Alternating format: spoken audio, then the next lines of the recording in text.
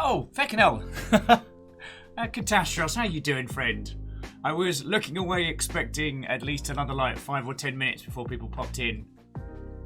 Today has been a wonderful round of, and then everyone sends Will a DM 3 minutes before going live. I just can't bloody talk to me on stream. It's bloody easier. I know it's gauche, but I used some of my my Starbucks gift cards today to turn it into coffee.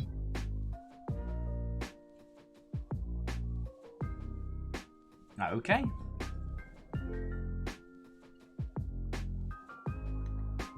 I question the legitimacy of hosts. I question your legitimacy. Sorry. As we play bot or not.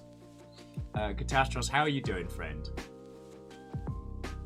Oh yeah, I turned my card into coffee. And honestly, I'm a little worried about how if the Tepig situation intensifies.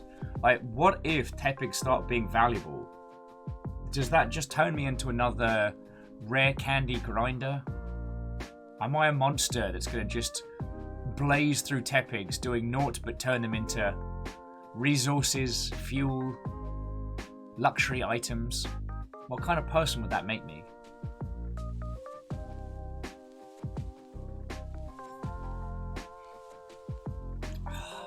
You know what?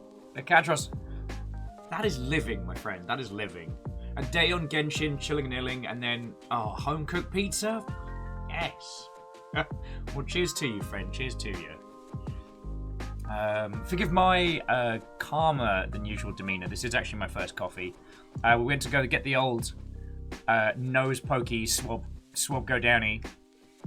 And, oh boy, the queue to get in was a beast.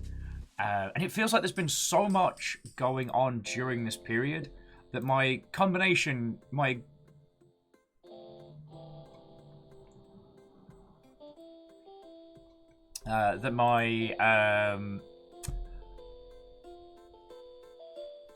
me start again on that one. Wow, I almost biffed it into the wall there conversationally. To Icarus York, Watto and good morning.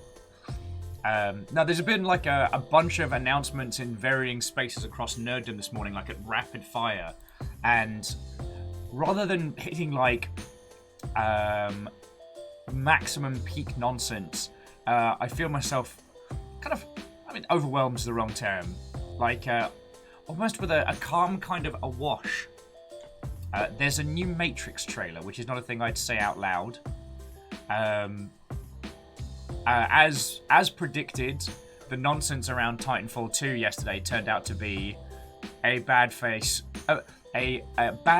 game of telephone. And the entire Super Smash Bros. Community is losing their heck as SpongeBob can wave dash.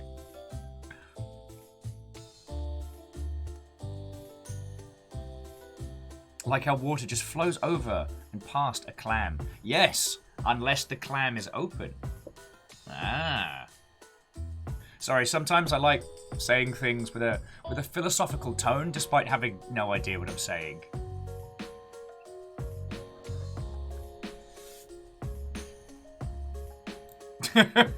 I know. Saying Smash Bros fans losing their minds isn't really a hot take.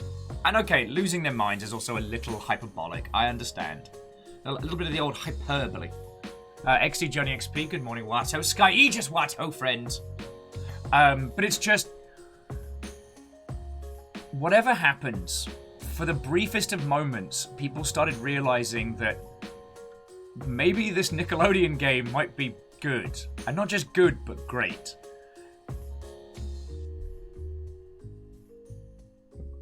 I mean, it's got Aang and Korra in. Patrick can throw down against Korra. I'm on board for that alone. But if it then has, solid mechanics that learns from a lot of the, Smash and Smash derivative titles, feckin' yo, sign me up.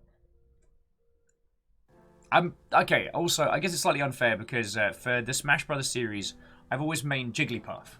Because if you lose as Jigglypuff, no one goes, meh, because you're playing Jigglypuff. And when you win as Jigglypuff, people go, wait, what?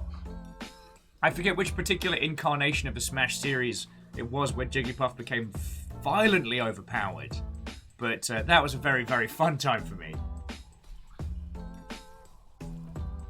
I see Jigglypuff and Dan Habinki operating the same space.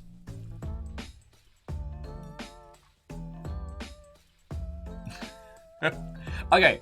Oh, and Sky, I did say hello when you came, and I hope I did. So, all right, Catastros, let me do a counter to you. Is it Smash fans losing their mind over the lack of Waluigi, or is it this bizarre cult of personality around the Waluigi steer, which is what I call him? No, I don't. I do not use that. But there's this weird Waluigi fandom that I do not understand, and they are rabid. Oh, Wolfcrad, what ho friend, coming in.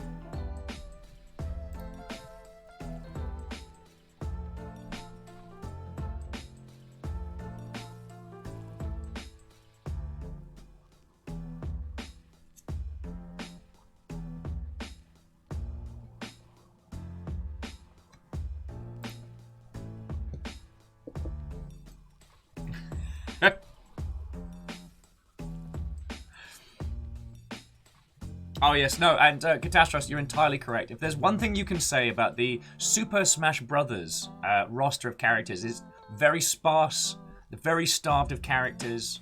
Like honestly, it's unfair how few characters that series gets.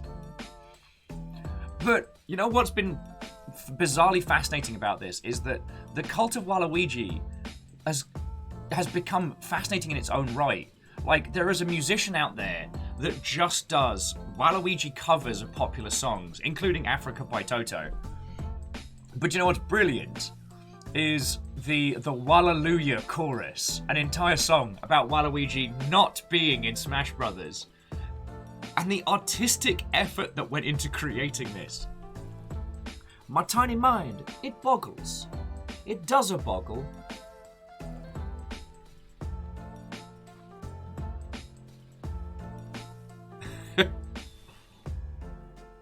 See, Catastros, you need to join me with an alcoholic or non-alcoholic beverage, but it has to be served in a very formal glass. And just join me on the hills, and we'll just swirl fancy drinks and watch the world burn. I guess I'm somewhat inoculated to roster burn because I've been into a lot of 2D fighting games, and back in the day. Introducing our newest character, Rando Calrissian.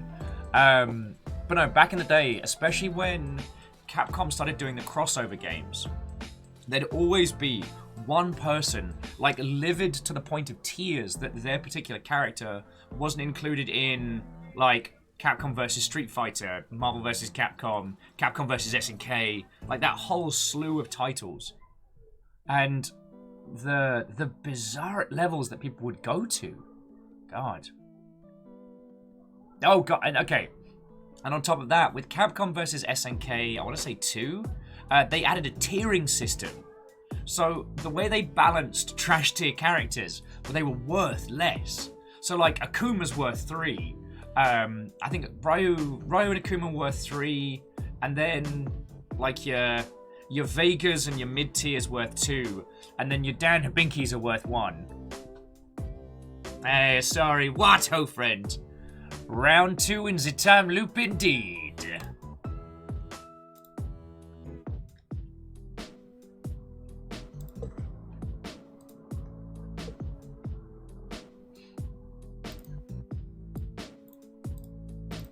Sorry, bear with me a second, friendos.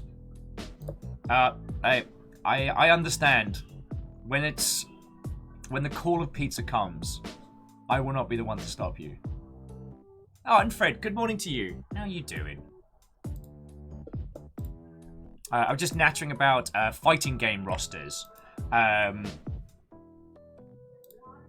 at the moment, we've got the Super Smash Brothers community getting very, very vocal over the fact that SpongeBob SquarePants can wave dash. There is a severe possibility that some of the very requested competitive features from the Smash community are going to make it into the Nickelodeon Brawler. And it's been fascinating to watch. Oh yes, and sorry. What ending do we get today? Now, ending 1 is the only... I'm not sure how we get that. But I think we've got to start experimenting with... playing with the elections today.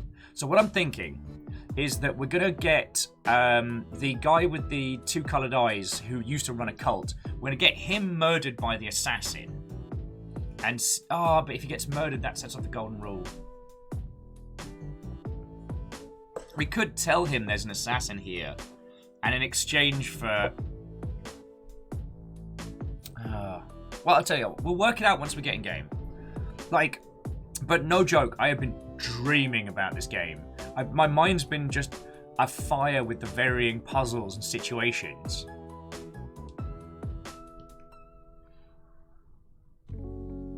J-Post, I think that... oh, no, definitely didn't hear that word.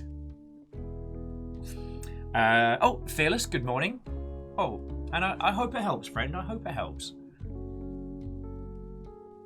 But, I mean, I know you already frequent it, but if you need it, you do have human maintenance.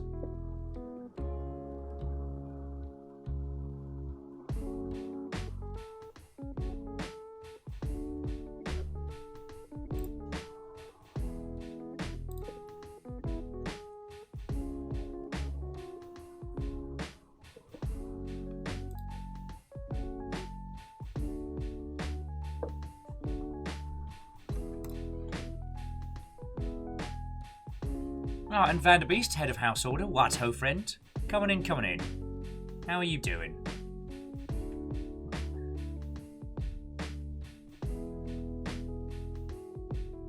You're like, sorry, you know what? You're right. If we tell the dude about the assassin, we can just stir the pot a few more times. I feel like I'm still feeling our way around it. Also, what we should do is try and steal the barkeep's key and then make a break for it. Like, do a couple of quick loops early on to get everyone in.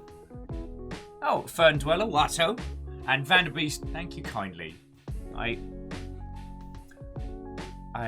know it's harder to shout the praises of House Order, but the amount that you and House Order put in throughout a month keeps me alive. Cannot say thank you enough, alright? Cheers to you.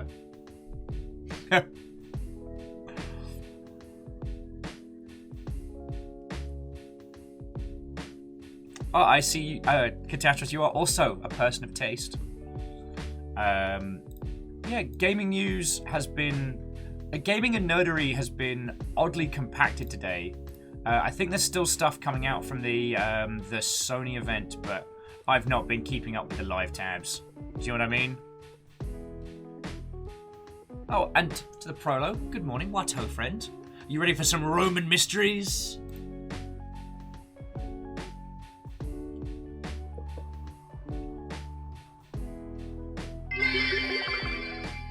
Have some bits in celebration of my birthday. Yo! Uncle T, you feckin' ledge. Happy birthday, mate. Happy birthday, friend. How are you doing? It feels a bit cheeky to use bits to inform me of your... I take it back. I take it back. You are a absolute bad word. No. No, I retract. I retract my well-wishing. Making me stand up on this, the day of my guinea pig's wedding.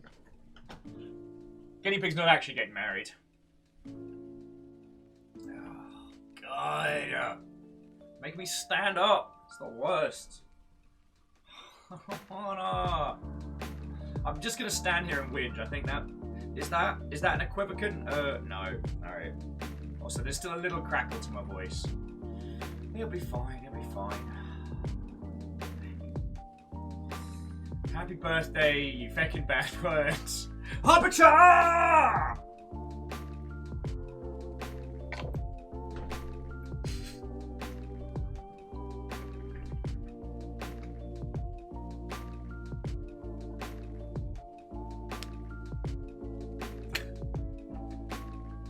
Oh, and Bacon Avenger, thank you for filling the pint glass. And for a Jarl Snipe. Now, who's coming in that I haven't said hi to? Night Valen. God, so sorry. So Star, Bacon Avenger, Night Valen. I think I said hi to Wolfcrad? Yeah, no, I did. Oh, Ehrman. I didn't say hi to Ehrman. What, ho, friends? Steppergen with the big splash. Well, definitely giving it a stir. But yeah, no. Uncle T, happy birthday, mate. Happy birthday. So yeah, there is plenty of video game stuff to talk about today. I will definitely want your thoughts and feels, friends, on going through the Forgotten City, because I fucking love it.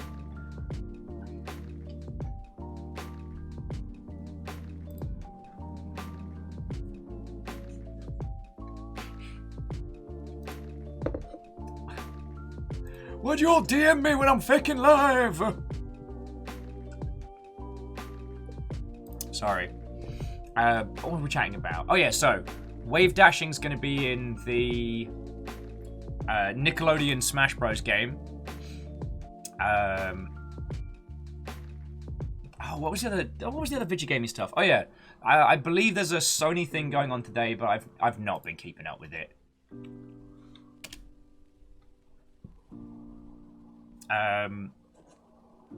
Been watching ridiculous giant robot fights, brother. Okay. Which particular flavor?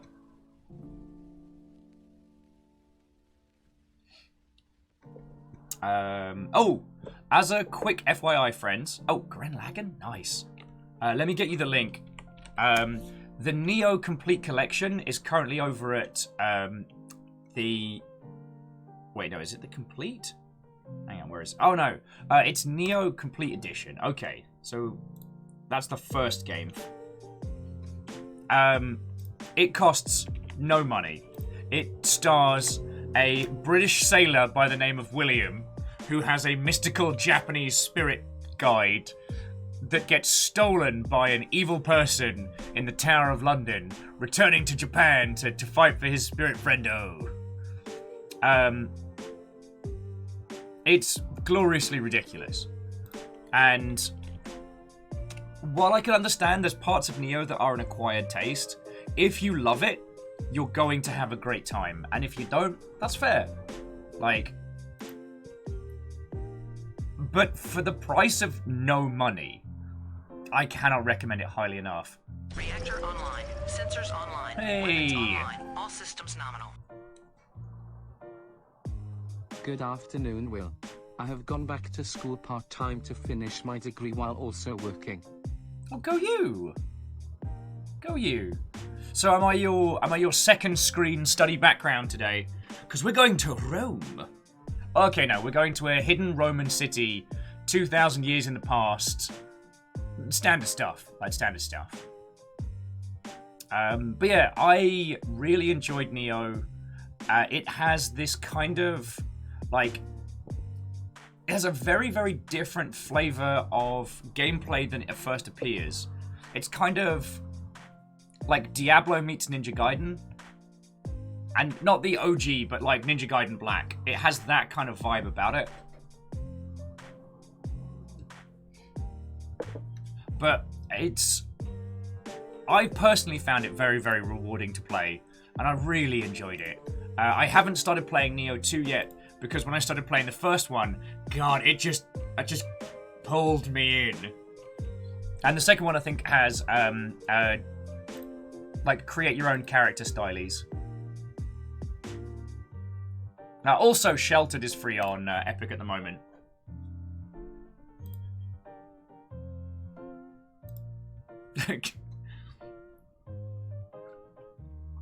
Numbers Asleep is amazing. Did you know that? No, I'm with Fred on this one. Like, I've a lot of people tell me the benefits of sleep, but I hear it can be pretty addictive. Like, it'd be real habit forming if you get too much of it.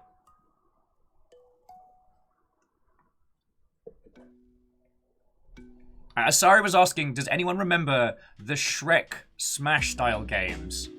God. Once more you speak the old word. God, I still remember the feckin' Onimusha. God, the Onimusha Smash game. It was trash, unfortunately, and was pretty much the start of the end. Oh, MDH, what ho, friend? I am doing lovely. Little tired, but that was just getting up early to have a cotton bud up the nose. Oh, Alnus, what ho, friend?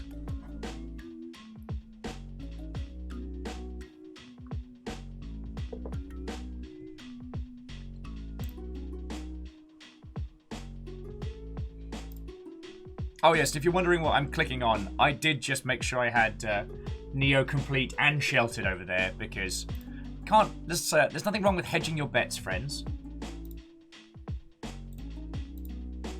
For no money.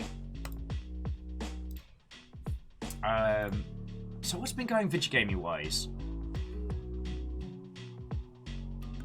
Oh, feckin' hell. Of course, now I've got all of your company, I'm going brain dead. The big one has been Tencent and NetEase are currently, their stock prices are currently plummeting, which doesn't sound like it's too much, but it doesn't sound like too big of a deal, but it is worth remembering that Tencent is one of the biggest investors in English language video games. Wants to sing? Oh, thank you, Fiona. It's doing me a host. I don't have too much on the specifics of the Chinese gaming crackdown that's currently in progress, but we're seeing real effects of it stock market side, which is going to affect a lot of, which might affect a lot of game companies. There's not too much to add to that. It's just that thing of, as quiet as they are, Tencent are one of the biggest forces in gaming in English language territories. And here's what's so messed up about it. It's like, Tencent is not a good company. No company at that size is good. But when it comes to like creative money, they're one of the best, because they invest cash and they don't meddle. Which, that's the dream of every creative, right? Oh, you want to make something good? Here's all the money to make it, and I'm not going to tell you anything about what I want from it. Just do what you were going to do, but I'm picking up the tab. Oh, to Miss Emmy, what ho, friend, come on in.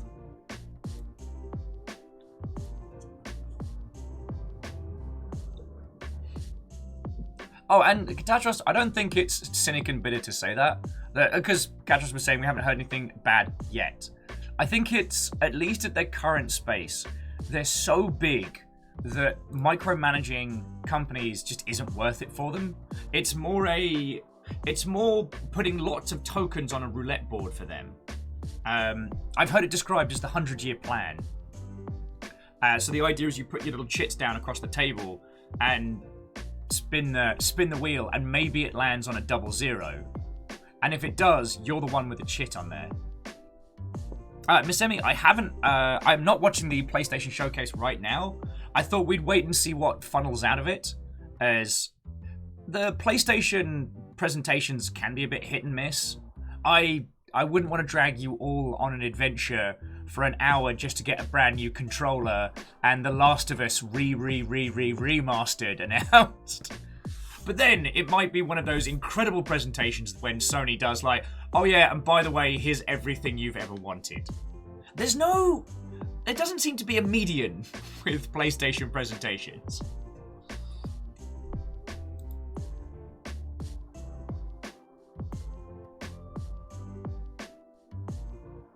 Oh, Fred was saying that in tabletop news, some Red Wing sites have put together a list of bad companies because those companies are against bigotry and hate. And some companies are fighting to get included.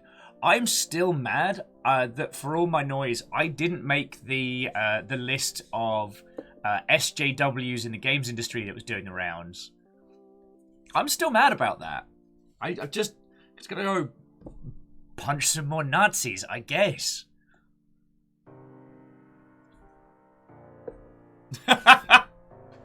Sorry, the definitely not Takesy Backsies Last of Us Reanimated Edition 2.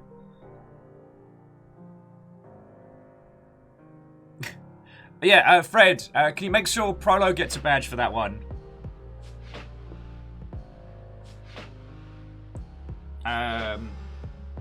Oh yeah, Miss Emmy, it's the absolutely very, very, very Last of Us. No more people after this. I joke. It's just we were talking about The Last of Us 2 yesterday and zombie games, so it's fresh on the brain.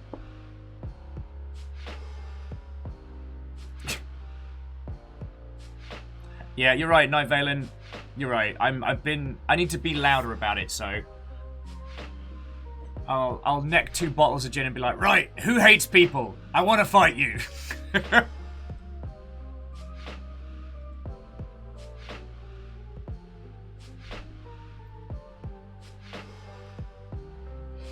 Oh, what else has been going on? Oh, I just found out that there was a Valheim animated trailer this morning, and it's real pretty.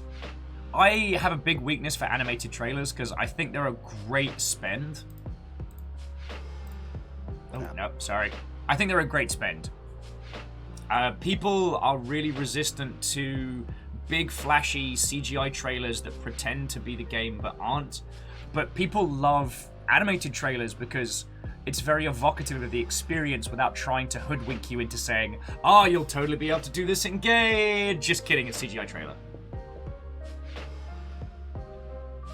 So, what was the other stuff? Oh, the Bug Snacks team have moved to 4-day work weeks. So if that becomes industry standard, so feckin' help me.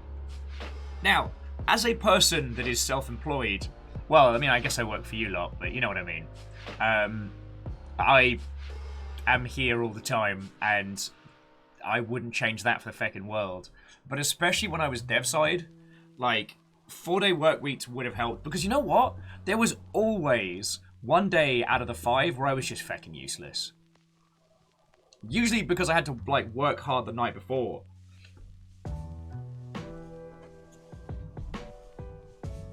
So that makes me real happy. Also, it did turn out that while there was a bug with Titanfall 2, the Titanfall 2 rumors that were going around yesterday were in bad faith. So I guess this is as a reminder to us all, wait until there are sources. With especially what's going on with Titanfall 2, there does seem to be this bad faith group that really want it to just die. And when the screen cap of the Discord post did the rounds yesterday, it was very much a, are we falling for this? Come on. Oh, Ami Masashi, what, ho friend? Yeah, Gadros, don't trust strangers on the internet.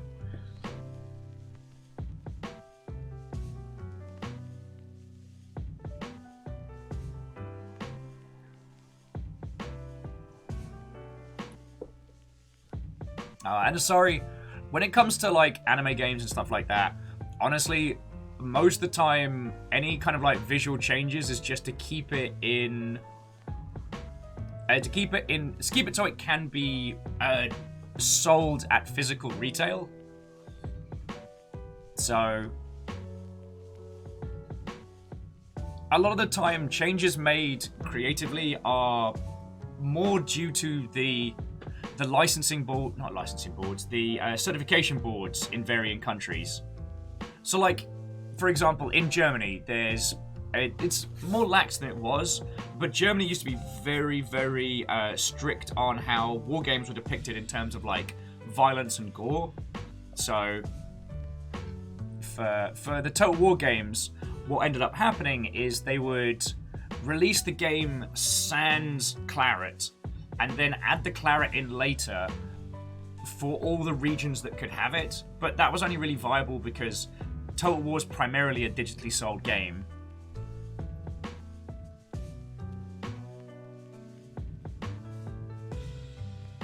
Oh, claret, blood, gore, etc. Oh.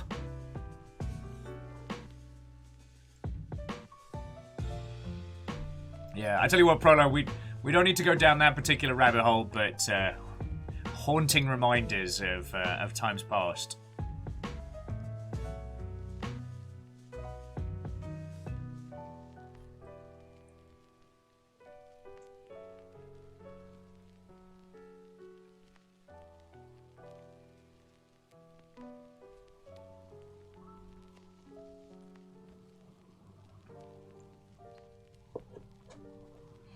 And Alnus, you're right. When it comes to technical vulnerabilities or like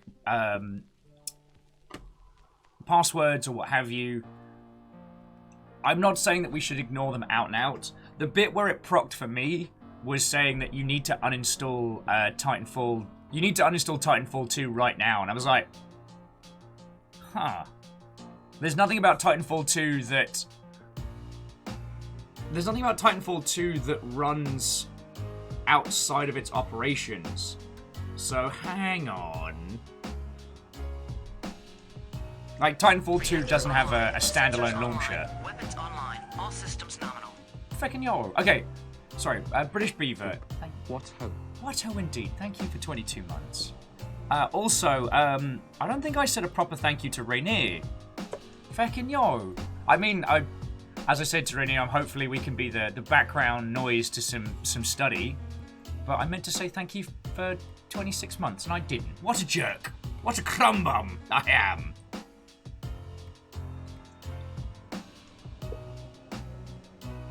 Iron Leonum, what ho, friend?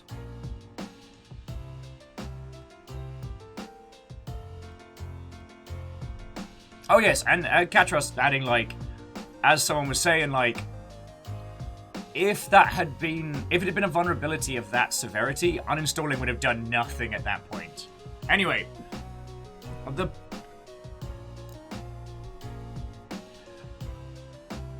as we are moving more and more and more into digital communities, as Discord becomes more of our like main communication platform, we just have to be aware that not everything people are sharing is in good faith. And while I don't understand why the Titanfall series is so vehemently under attack, it is. And misinformation campaigns are incredibly successful. More so in an age where just a screen-capped Discord post with lots of reactions can be considered a source.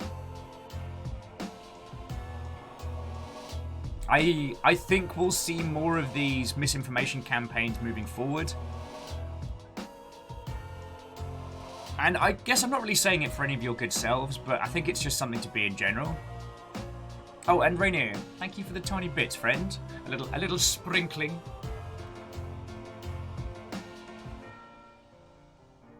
Reactor online. Sensors online. Weapons online. All systems nominal. Who wants to be told they're pretty? Too bad, you are. All of you, on screen and in chat. I will return to my eternal silence now. Farewell.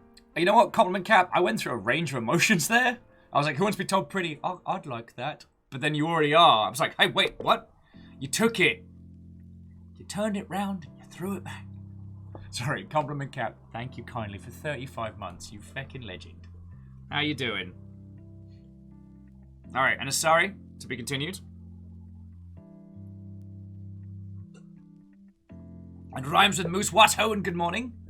On happier topics, thank you to everybody who hung out for a spot of Jambit last night. I don't know how long the Longship Destiny crew will continue to be trundling around space, but you know what? I'm real happy for it. Like, I feel like you can't always plan when these games like take hold in a little community.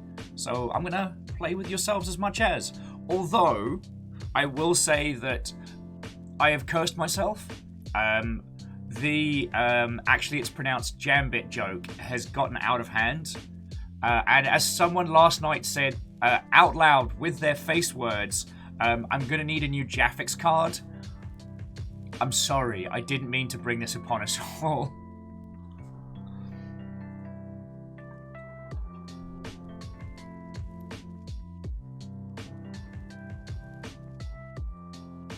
And Rainier, while I do agree with you, I'm going to wizard veto that topic, as I had to explain that whole saga to a bunch of people throughout the weekend.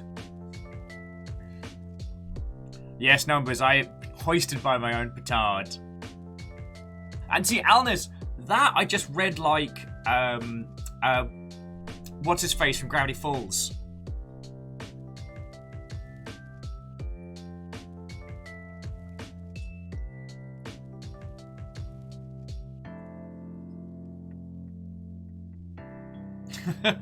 You know what, Colin McCap? That sounds feckin' lovely.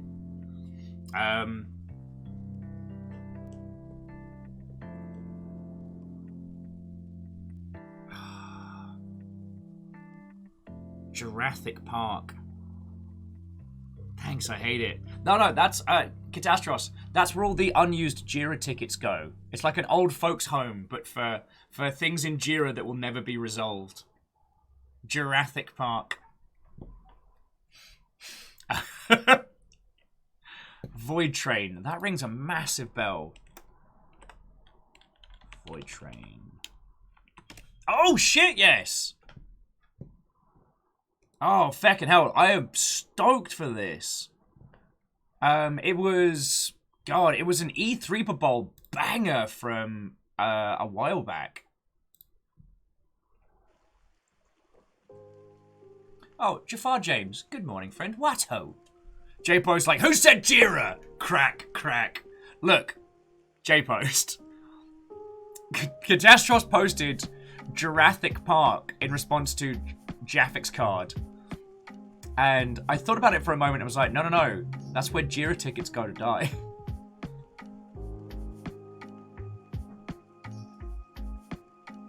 Oh, and numbers, you're entirely correct. Gravity Falls is incredible. And there's a tune on my current Spotify list that goes just about falling asleep in front of Gravity Falls. And I'm like, fuck me, that's relatable. So I've got to give it a rewatch at some point.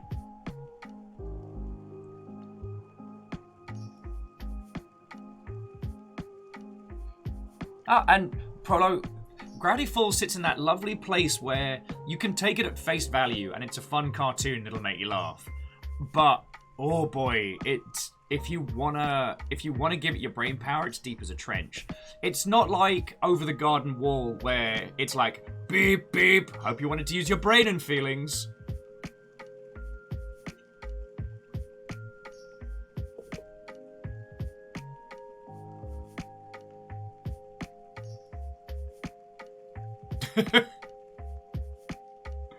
I couldn't possibly tell you where it ranks on the gayometer, as I still need to watch season 3 of Gravity Falls. I know. But it's definitely one of the greats. But yeah, so what was the question in regards to Void Train? Just have we seen it, or what is the keen? Because I'm very looking forward to it. Void Train is a surrealist roguelike.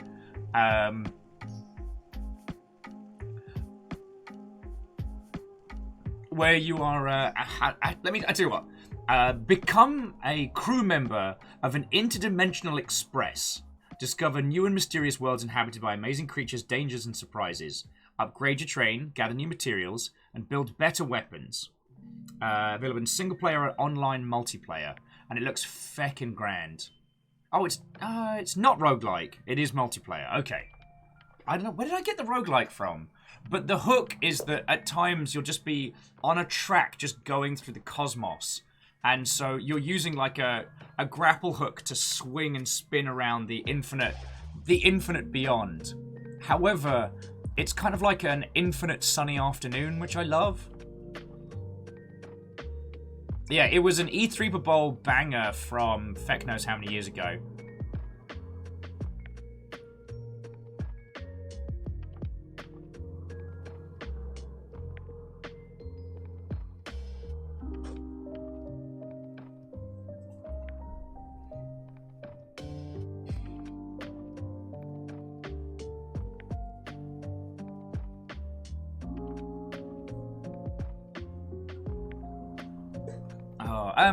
Did it?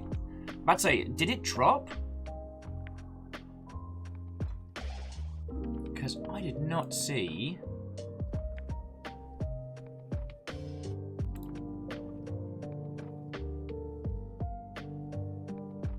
Oh, okay. So the early access build dropped on Epic. Right. Okay.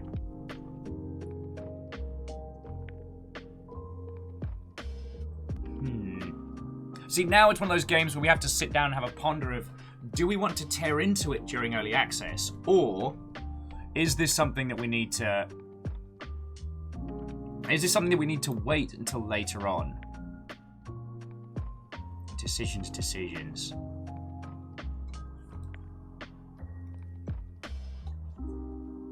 But, I mean, that's a discussion for us all. Like, with Subnautica Below Zero, considering how good the story was for original Subnautica, we made the decision that we were going to wait, see what happens, and then play it once it was story complete. Breathage, we played a little bit of, and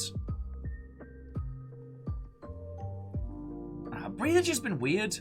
I've heard from people that there is some problematic stuff in it, but I can find no evidence.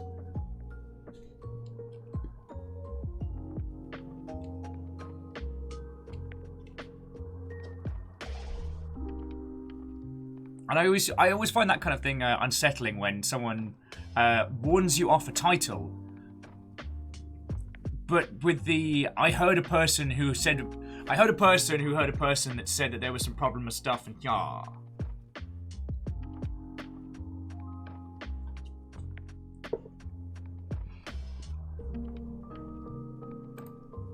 Okay, no, this is too chill. As I needed some calmer tunes behind my voice while we keep going.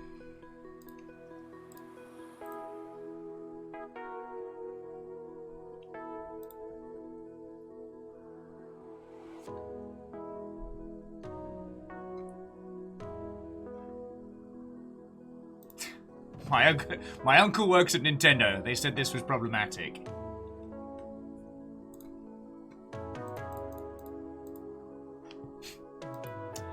Good old the infinite uncle of Nintendo.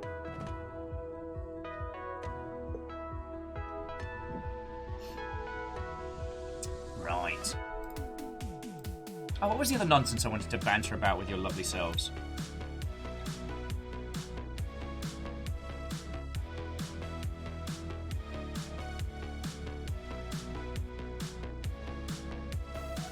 Oh, yes. The other thing that was very interesting was that last night Square Enix began hinting at a new card game, of which none of the good old Yoko Taro is on the lineup for.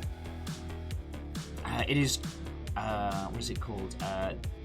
The Isle of Dragon Roars, a unique tabletop RPG video game built of cards. Now, I'm not sure what a Yoko Taro involved CCG looks like, but sign me the feck up.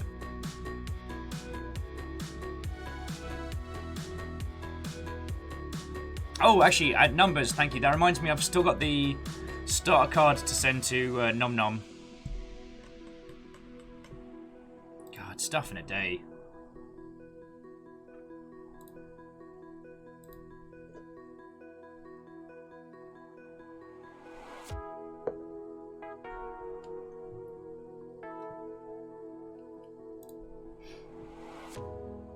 Stuff in a day.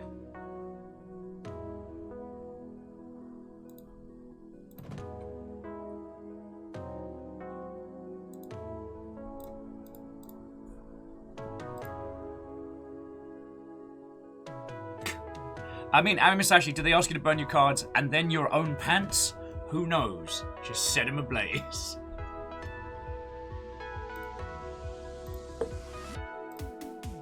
So I tell you what, I might keep the live writing feed from the Sony nonsense going on.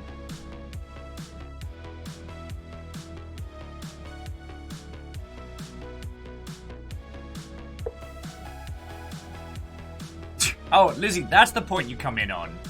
Yoko Taro is involved with a Square Enix video game RPG, and we were working out, like, what would his involvement into that project add?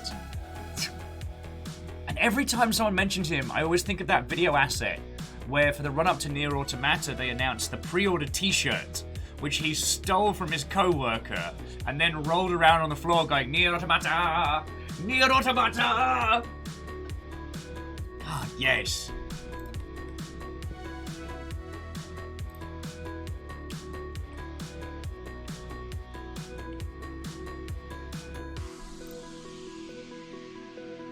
Oh yeah, no, that was a whole ass, not even a meme video, a legit sales video as part of the pre-order stuff for feckin', yeah, the run-up to Nier Automata.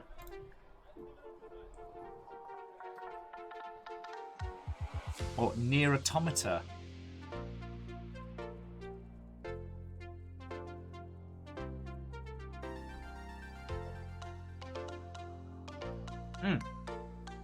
Kadros, thank you for finding that video.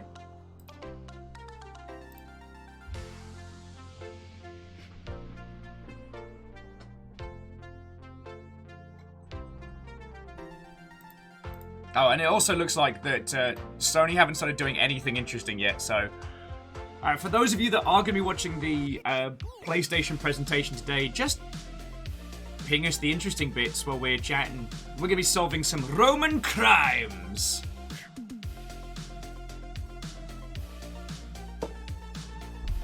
But no, seriously, I am so excited to get back into this because my brain's been on fire. Lizzie's like, wait, Sony does interesting things? Like I was saying at the beginning, like, someone was asking if we're going to be watching the Sony presentation today, and I was like, honestly, no, because, alright, there are some presentations that Sony do that are incredible. Like, remember the time they got, like, the full orchestra for the God of War stuff, and they had that incredible throat singing, like, oh, it was so feckin' good. But then also remember that one time that they kicked off a presentation with Banjo Man. It's just a man with a banjo. That's it. Oh, and Kestrel, Watto. How was first day back? Did you get some calm in the house? Did you get a chance to just have a snooze?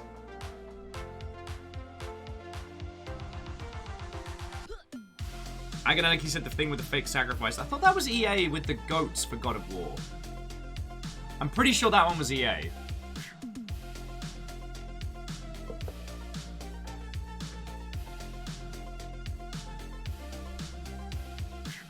Fen says that they don't even remember what was on E3 this year. Yeah, it was disconnected, but... Reactor online. Sensors online. Weapons online. All systems nominal. Hold that thought. Oop. Oop. There it is. Zelky, how are you doing, friend? What-ho? How goes it? How goes it? Feckin' y'all. Zelky, thank you for 26 months, you feckin' ledge.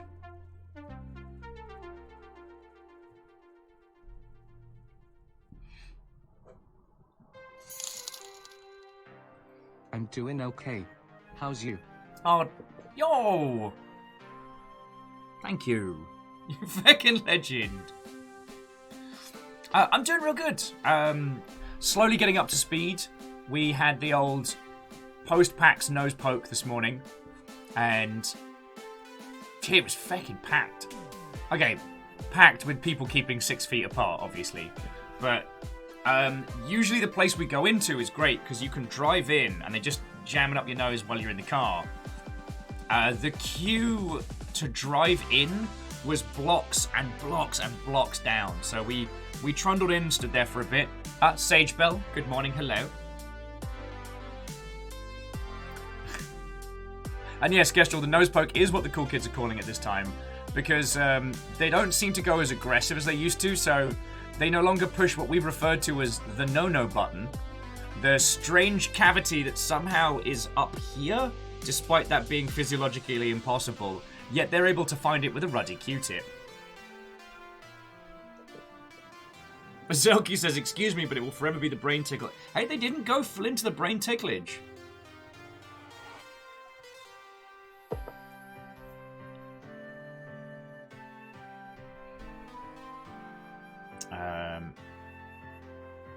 Or at least, okay, at least this one wasn't a mummification attempt.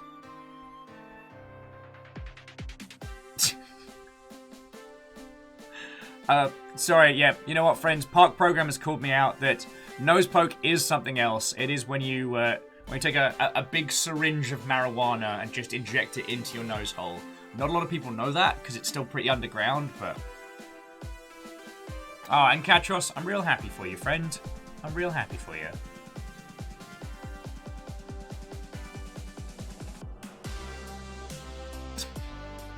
Hey, and Alan is saying, like, stop when you meet resistance.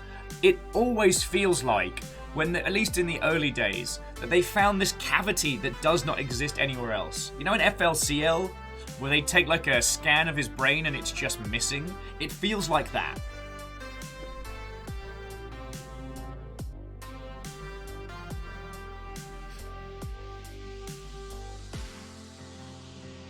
Oh... The Sage Bell, at that point, if you've had 3 tests in a week, yeah, I think you can do a review show at that stage. Like, start doing Yelp reviews of getting your nose swabbed. But yes, I will echo Fred's sentiment. It's lovely to hear that they were all negative.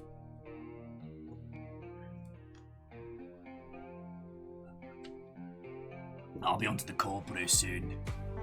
However, in a Vidget Gaming manner, we are going to be going back to the Forgotten City today. I think we'll be using one of the saves from the palace, because I think we need to carry that through to keep the golden bow. But what we're going to do is, instead of using the golden bow to go up into the hidden area, what we're going to do this time is we're going to use the golden bow for revenge on the jerk, and I want to steal the landlady's key. My goal is today to try and get the lovely bloke you meet at the beginning elected, and or try and find out more about the guy with the 2 coloured eyes. Maybe get into the big temple.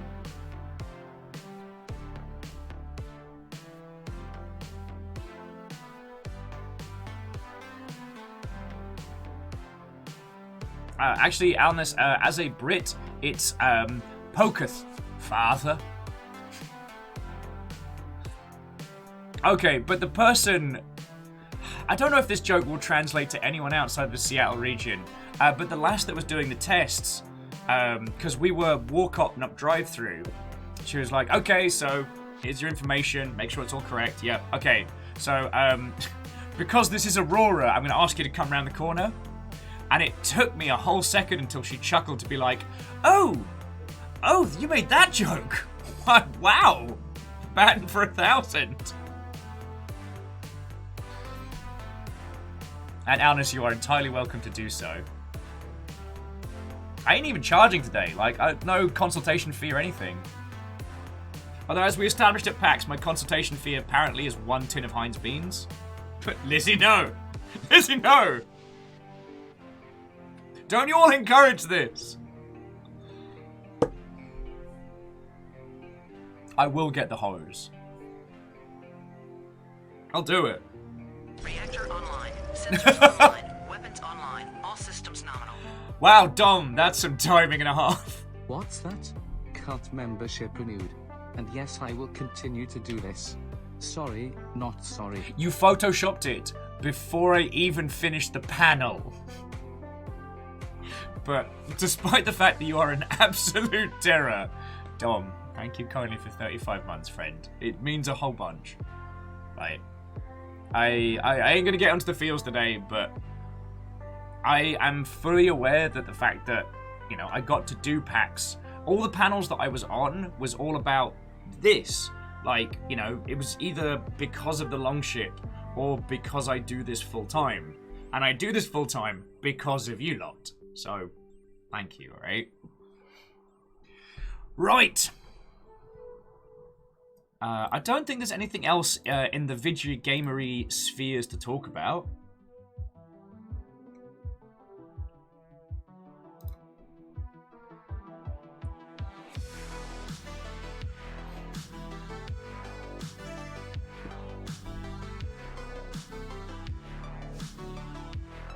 You have to forgive me, though, for scritching my nose for the rest of the day.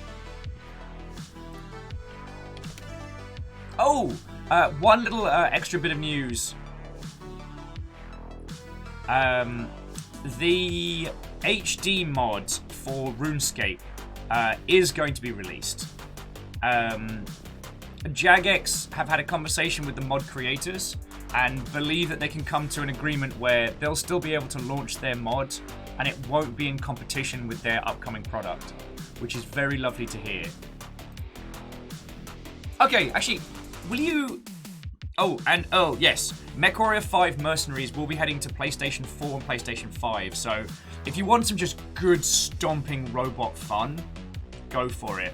The multiplayer is a little weird, and you do have to go through the asinine My Father's Sword introduction, but for the experience of being a battle mech and destroying stuff, it is currently the absolute pinnacle. But sorry, will you all indulge me a teeny tiny rant? Because Nintendo keeps getting dragged over the coals for shutting down fan projects. This has been happening a lot recently. And you know, we've talked about this a lot, that when it comes to protecting your game, your copyright, your IP, so long as you can say in a court of law that, you know, you have taken actionable steps to protect your stuff, you're fine. So if a tiny person in their shed makes a copy of your game, what did I come up with on the panel? Punch a Snowman in the Face Simulator. If they make a fan game of Punch a Snowman in the Face in their shed and don't tell anybody about it, you haven't lost the rights to your game because they made that, because there's no way you could know about that. But if someone like Kotaku or Polygon does a big article about that and it's searchable on Google, then it's searchable if it is in the public consciousness to such a degree that you can't ignore it, then you would have to take action and step in. And so there's been more than a few times where journos have written a big old piece about a Nintendo fan project that's unlicensed, or some modded version of a ROM for a Smash Brothers title, and then get very surprised. Very, very surprised when it gets shut down. But this has become discussed a lot. Nintendo is getting a reputation for this. However, Take-Two have been brutal. They have taken a chainsaw to all of the Grand Theft Auto modding communities. Even people modding games that are no longer available or are decades old now. Anything that's vaguely close to their stuff, they are obliterating. And not even just within their own titles, but people emulating their cars in other games are getting cease and desists. It is brutal. And no one's talking about it. And I know why no one's talking about it. It's because everyone's scared of Take-Two. Like, journalistically, you don't want to shit-talk them, because if they blacklist you, you done. But Nintendo don't care enough to blacklist people. So we're currently getting this narrative of Nintendo being these, like, ultimate bad words, when there's this hulking great big bastard behind them. Much, much worse. It was something that has been irking me, and whilst there has been reporting on Take-Two's very, very aggressive destruction of mod projects, there hasn't really been any... No one's been like, oh, wow, that's actually really kind of villainous. No one wants to do that kind of editorial or think piece, because Take-Two's PR departments are very on the ball. They'll see it, and they'll go, oh, you done goofed. But Nintendo don't care. Nintendo of America aren't in the business of telling people what to think. And also, as an aside, if you're going to host a tournament using a Nintendo product, don't put on the fucking website that you're going to be using a hacked ROM. Like, how did you think this was going to go? I can't believe that our hacked pirated version of Smash Brothers on an emulator tournament has been cancelled by Nintendo. How could they do this? We were charging tickets for an event. You know what? I can't even keep a straight face and do it. Anyway. Danador says, what's my take on Take-Two? They are quietly one of the big powerhouses. Even EA can't step to the amount of money that Take-Two makes. Rockstar, oh my god, the amount of money that Grand Theft Auto brings in, year on, year out.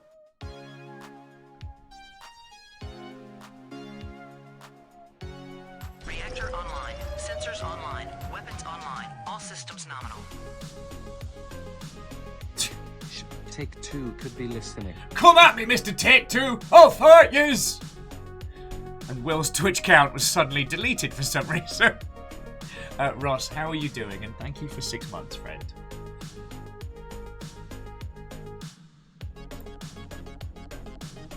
Oh, yes, speaking of being a monstrous shill and a sellout, there was actually a renewal of shouldippreordernow.com, the premier website for knowing whether or not you should pre-order a video game.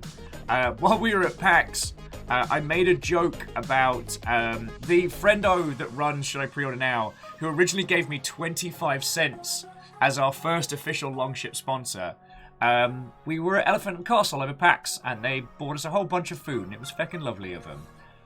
So yes, the sponsorship has been renewed. So friends, do you want to know whether or not you should pre-order a video game? Well, head to shouldippreordernow.com to find out more information. If you haven't seen it, just, shouldippreordernow.com.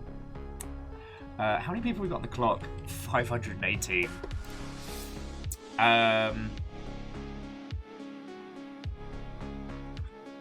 Night Valen says, KOTOR remake? Just happy face. And I do agree with Sadlin that the only way that they could have done that tournament during lockdown was using an emulator that has, decent netcode. I do understand that was one of their options, but as much as I am vehemently anti-piracy, I do not believe anyone in that community has pirated that title. I believe that they took to emulation as a way to continue what they would have done IRL. But it's just one of those things of just don't advertise it. You've got to do it quietly within the community.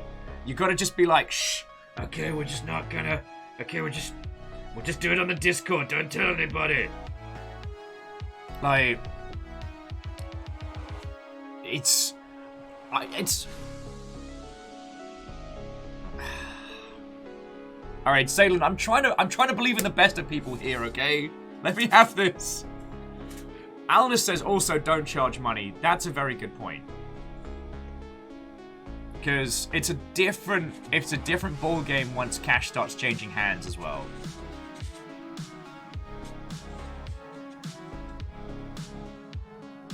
Oh, way cool. Earl, you did well. I need to get over my annoyance at Square for spoiling most of Season 2 in their E3 trailer before I got a chance to play Season 2, because I wanted to play it in one go and give it a once through. Yeah, as Fred says, once the cash starts changing hands, the company pretty much has to go after you. There's a certain point where the amount of eyeballs on your project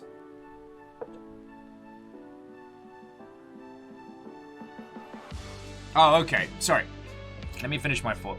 So, if there's a bunch of eyeballs on a fan project or on an event around a game which they do not have the license to use, a company can still turn a blind eye until cash starts changing hands. So here's the thing.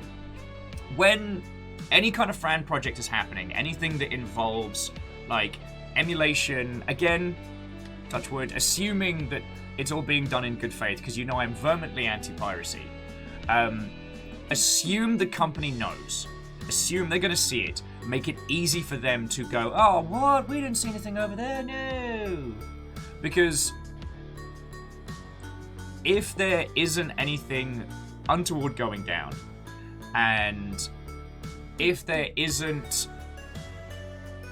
anything overly bad, the community managers, the PR people don't want to kill those events. They can't endorse them, but they probably quietly feckin' cheer for them. It's when they're put in a position where, because of the bullshittery of varying legal systems, they have to take action. I can assure you, nobody wants those tournaments dead. Nobody wants those fan games gone. But when it tips past a certain point, then it has to get legal. So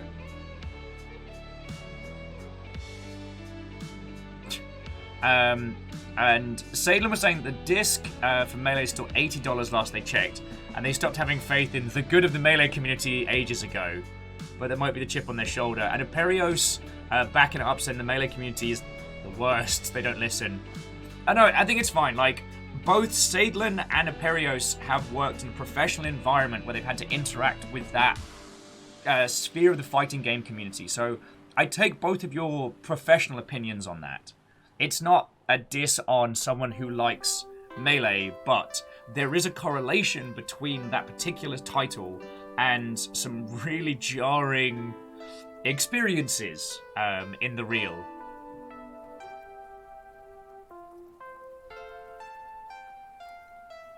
Salem was also adding that the problem they had was that attendees dropped by 90% in Classic Console at PAX when they wholesale banned the game. Yeah.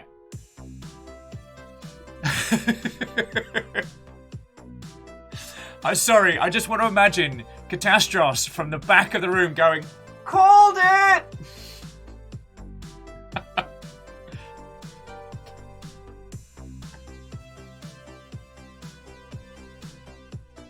So yeah. Like, go back to being cool, go back to being underground.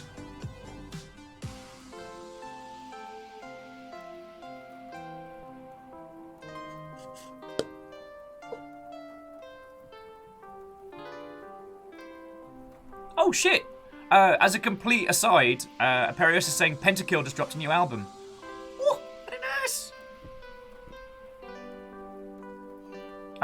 I will agree with Fred that it is a real challenge. They want to hold events and charge for those events because events do cost money. Now, there's ways to get around this.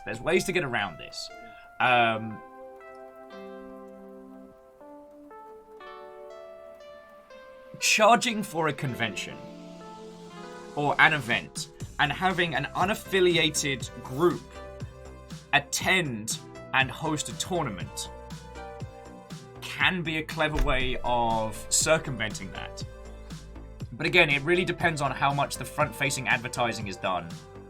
And you know what? There's still something kind of cool about having, like, underground tournaments. Now, I will say, Nintendo not understanding that their different titles have different fan bases has...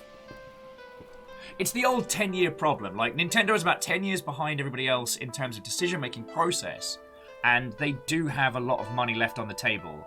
However, they did the same thing with mobile phone games and then made all the money.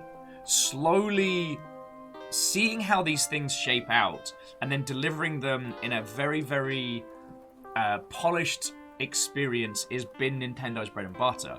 So we may see them re-engaging with the fighting game community with a re-release of just classic Melee or something along those lines with netcode and spicy flavors, but it'll be a while. Fight Club isn't real and it can't hurt you.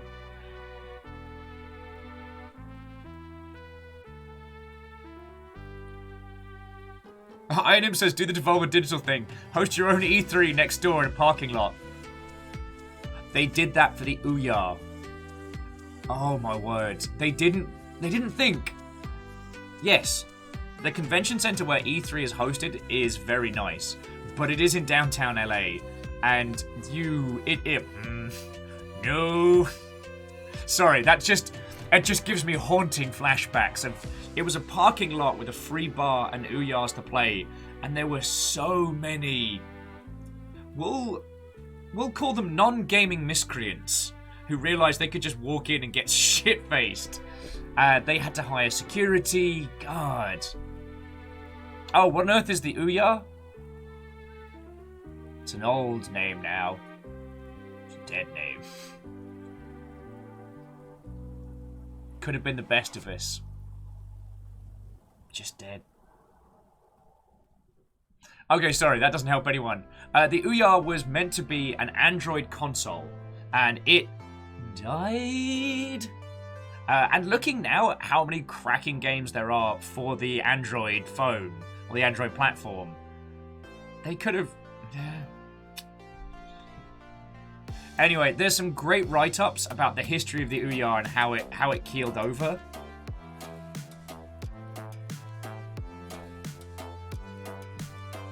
Essentially, Catastrophe, it was a decade before its time, and it was... There was a lot of behind-the-scenes nonsense on it as well. Like...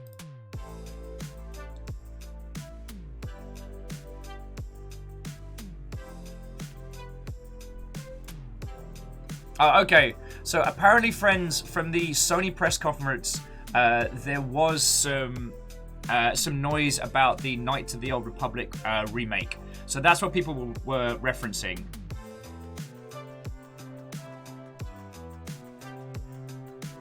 Anyway. So I tell you what, friends. I'm going to go grab myself a quick refill of the coffee. Then let's get in game. Go have a look at whatever it is they just put out for Knights of the Old Republic, because you're going to want to have a look. And that's okay. Oh, actually, and a very quick aside. Alnus, you are correct. Without the Ouya, we wouldn't have had Towerfall. And without Towerfall, we wouldn't have had Celeste. So, like, not everything about the Ouya was a failure. And some of its legacy will carry on. Alright. So, friendos, I'll be back in a second. And then we're going to crack into the Forgotten City. And we'll keep talking about whatever it is that Sony's got on the announce right now and everywhere else is going down. Because you know I love having a banter. Though hopefully it's not just re-releases that we have to get excited about. Oh, Aperio says they're showing Alan Wake Refresh right now. Alright, friends, go have a look. But please leave me up in a tab, because you know Mr. Twitch likes to see them numbers go up. If I don't make the numbers go up, Mr. Twitch is going to break my legs. I promised him. I said, Mr. Twitch, this time I promise I'll make the numbers go up. Sorry. I don't know where I'm going with this bit. I'll be back in a second, friends.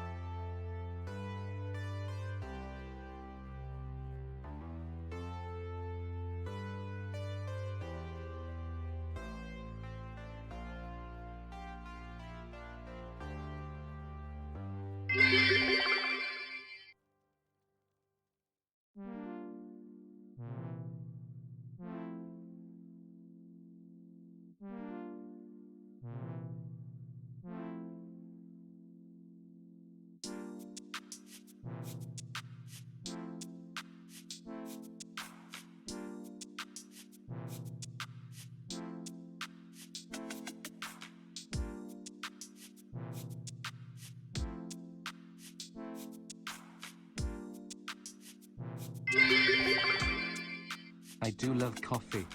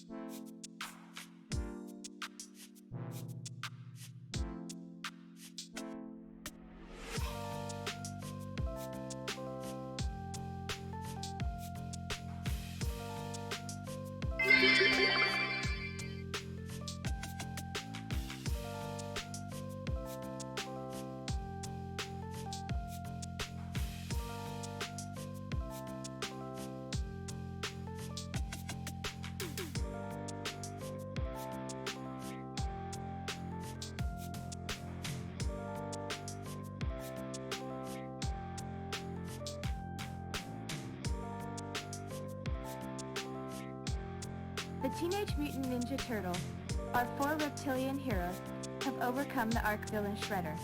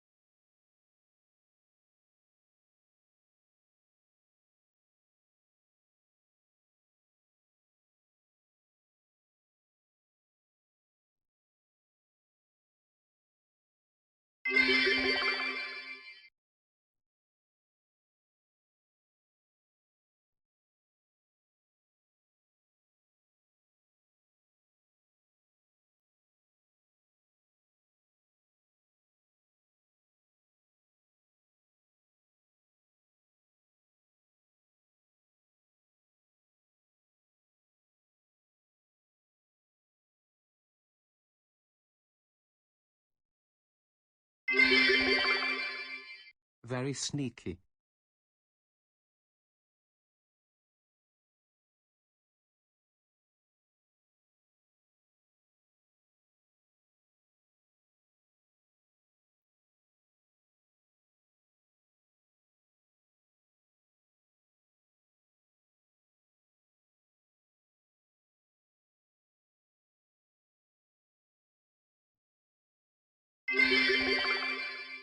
We are all terrors.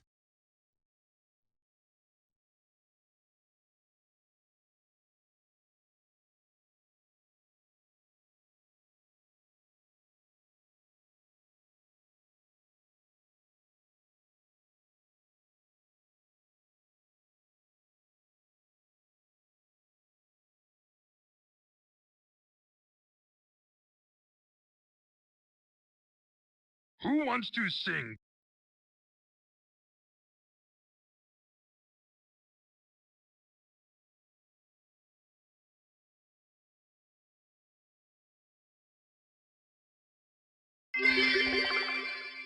Interdimensional stealth train.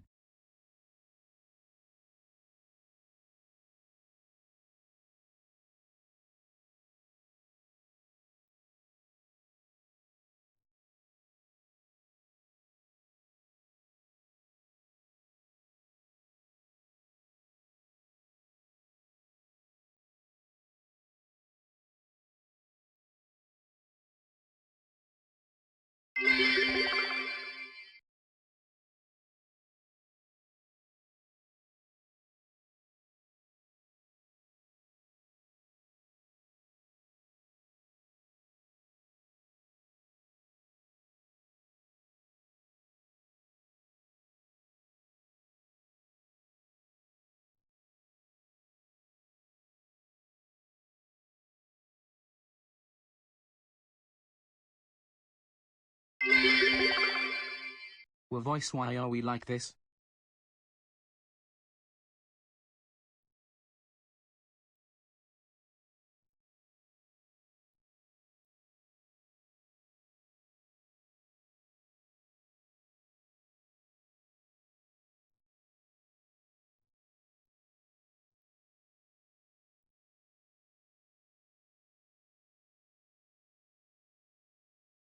The Teenage Mutant Ninja Turtles, our 4 reptilian heroes, have overcome the arch-villain Shredder.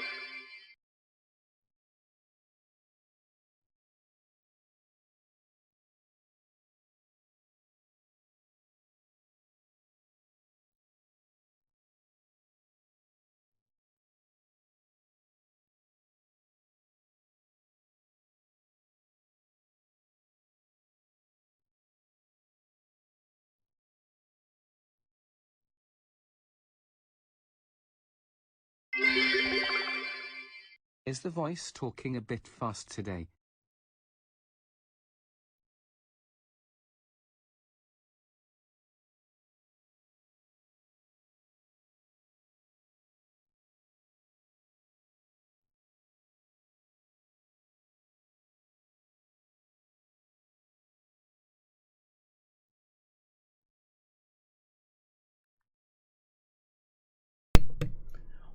What the heck? It was... Feckin' yo, what is going on? Nani the fuck?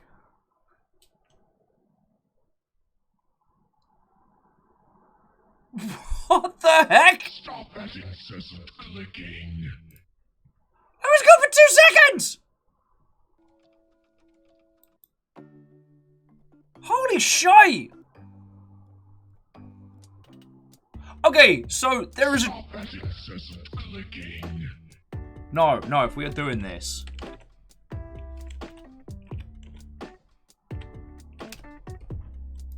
If we are doing this, and we are feckin' doing this, let's do this proper.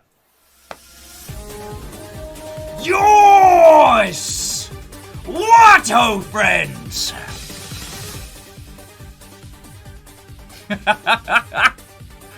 Feckin' yo!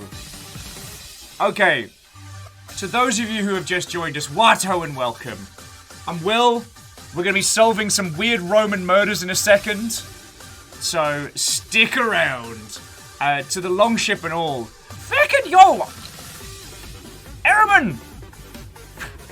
It even says Will voice, why you like this. Why are you like this? Airman with 1,000 bits, Bacon with 100, Aunas with 200, Sage with Stepperchin with 1,000! What the fuck? I mean, thank you, obviously. Spooky Ghosts, Sage Bell Ross, Feckin' Joe! Found a beast refilling the pint glass. Okay, so those of you just joined us, how's New World? Is it good to be back? Tell me your tales. Birdstick's like, I've got a dog.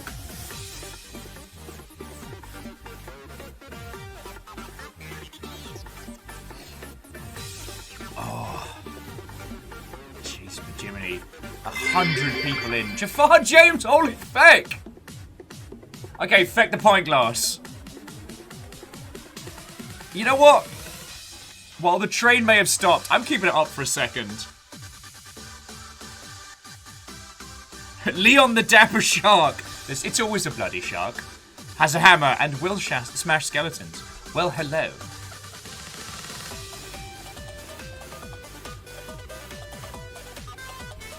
Oh, well. Numbers. It's... I don't expect anything, alright? The company is more than welcome.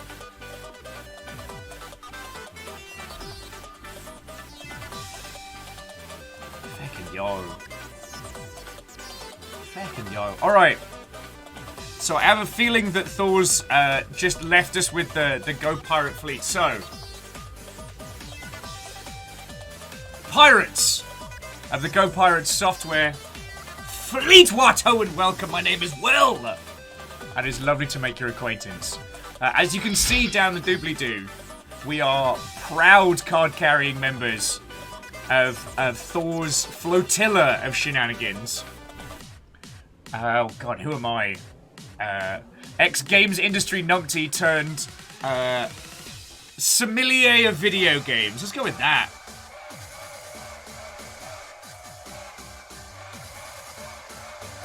Oh, Caffeine said that Thor did an accidental 7.5 hours in New World. Whoopsie doodle. Is he just getting up? Is Thor just getting up really early now?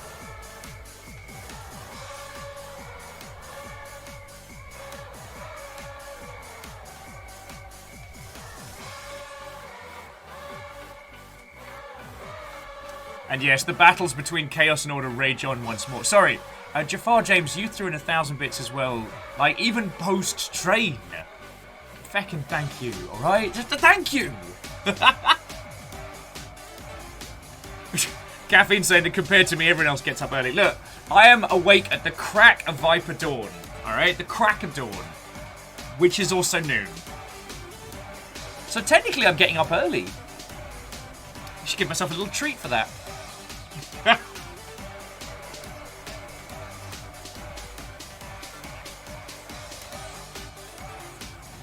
And yes, TSCTH, I did notice that Leon the Dapper Shark did just follow.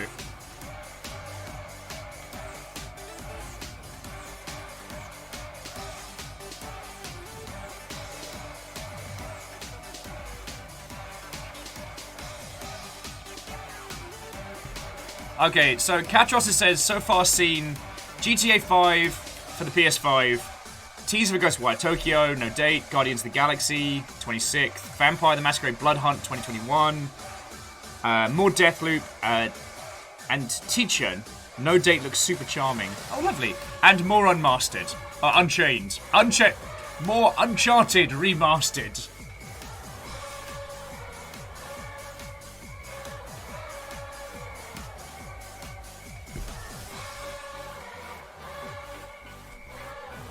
Okay, Vanderbeest's just calling me out, saying, seeing the sun come up before you go to bed doesn't count. Oh, my life. Oh, my life. Right. Again, those of you that came in from the Go Pirate show, Watto and welcome. It is lovely to make your acquaintance. If we haven't met, my name's Will. I used to work in video games for like 10 years. And honestly, like, thanks to Thor and a bunch of people, I now do this full time. To all of you from the Longship, like, before we get into, though... As everything all happened at once, for all the bits and stuff you threw in. Thank you so much. Like, you know, 1,000 bits is $10 to keeping the lights on here and keeping us going. We're very, very grateful for that, alright? So thank you. Oh, shite. Insomniac's going to make a game about Wolverine? Count me in. Count me in. Alright. Keep telling me stuff while I get the Forgotten City. I'm gonna get the game all up and started. And then let's go from there. Yep, Lizzie, it does go to keeping the nuggets alive.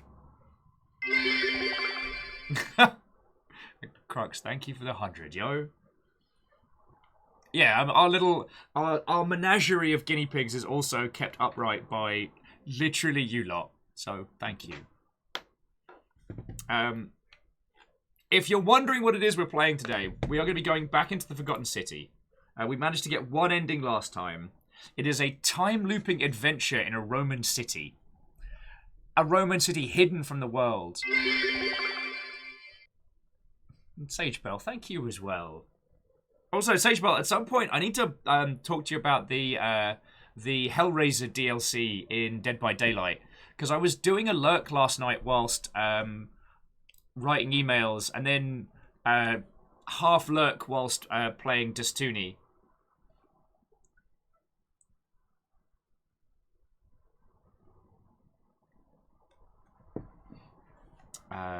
So yeah, I need to get your thoughts and feels on that one. But yeah, so how for those of you that were playing the New World New Beta, how was it? Whilst I get everything up and running.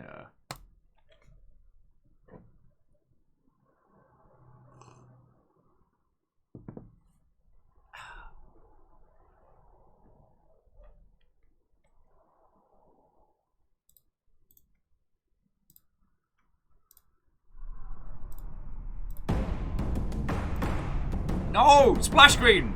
Don't be so loud! Oh, God. No, we're okay. Sagebell was saying on New Dead by Daylight, Pinhead is an interesting murder. And yes, Ark of the Conclave, we were playing Destiny last night. Honestly, the sheer amount of...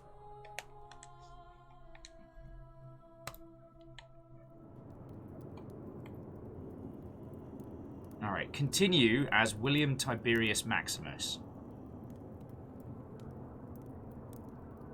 Okay, to get us all set up.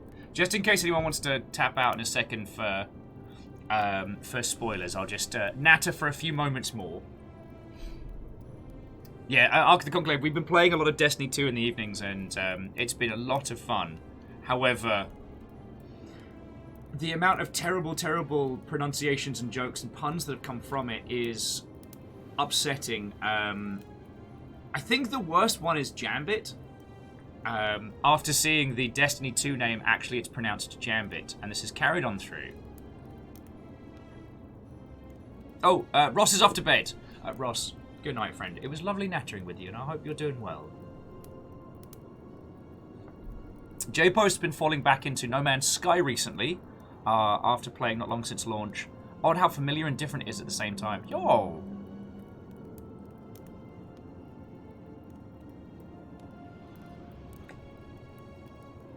Sagebot does love doing bad voice acting. Okay, that's one thing that I meant to ask you. What is the thing... All the negative reviews for Pinhead in Dead by Daylight, or they talk about one VO line either not being included or not being or being removed. What happened with that? Sorry, and jumping back, Moose remains proud of Jambooty, that being the loot that you get from Jambits. And yes, Compliment Cap, you could have died on your sword. You didn't have to pass on it's pronounced Jambit. You could have just left it there. You could have taken that hurt inside, kept it there, but you shared it with us. And now it's always Jambit. Okay, I'm going to try continue and see where that drops us, but if we need to load it up and go back through the palace, we can. I will say, for those of you that came in with the Go Pirate raid, this is the Forgotten City. It is a groundhog detective game where in a city of Romans, you try and find out who it is that will sin. And it's fascinating. It's utterly fascinating. I managed to get the second ending, not the first, and the goal will be to eventually get the fourth and final proper ending. So, from here on in, you're going to see stuff. We're going to get into the paint. If you have played through this game already, or if you played through the mod and know what's going to happen, please don't tell us what's going to. But if you're with me on this journey, make all the suggestions and ideas that you want. Either it works or it doesn't. And I'm entirely okay. We're playing this together, yo. We're playing this together. XD Johnny XP. No. We got the second ending. When you finish one of the endings, it shows you that there are 3 branching paths and a 4th final. So, out of, at least so far as we understand, 4 potential endings, we've gotten the second one. Yeah, we've got the second one. Almost flipped you bird there.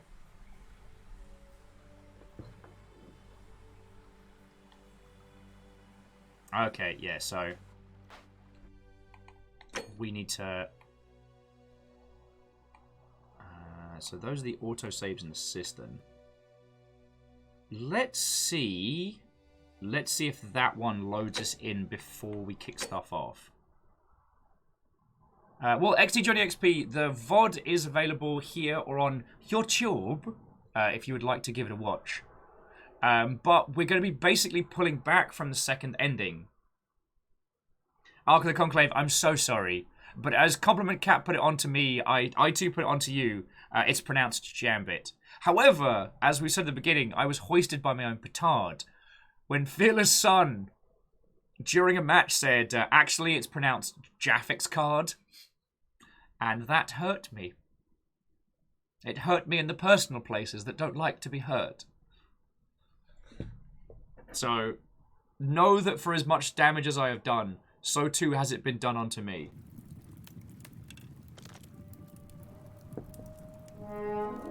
Hey! Raid after raid! Stooge what, ho friend? Coming in, coming in.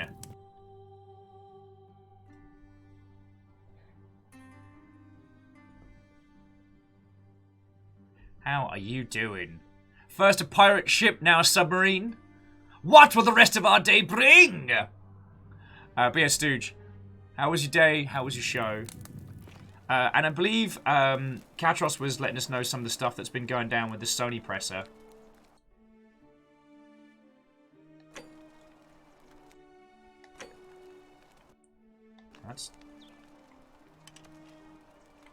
That's me flashlight. Oh no, I did the... Oh no, now everything's in 8-bit colour. Oh, I've only done and guffed it. Okay, back to default.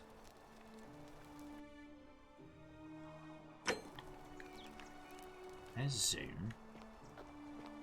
And that's run. Oh, there we go. Y was... Okay. No. I think that's where I draw the line. On that particular one, dear Prologue, that's the one where I'm like, no, I can't.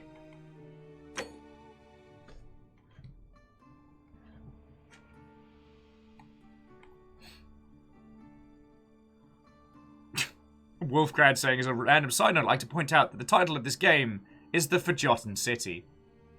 You're all terrors.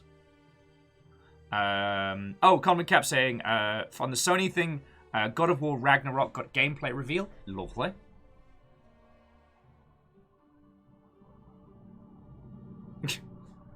Oh, that's a pain. Oh, Stooge, sorry you're having problems, yo. The thing that's not working on my end is my auto hosts aren't working. I kind of like video games. I really would. I don't. Please no. Please no. But J-Post, thank you kindly for the 200 bits. Alright, let's take stock of our inventory. We're going to go steal a key and then... No, I knew a James. I knew a James who is still a demonstrous piece of shit. And who I would prefer no reminders of on the constant.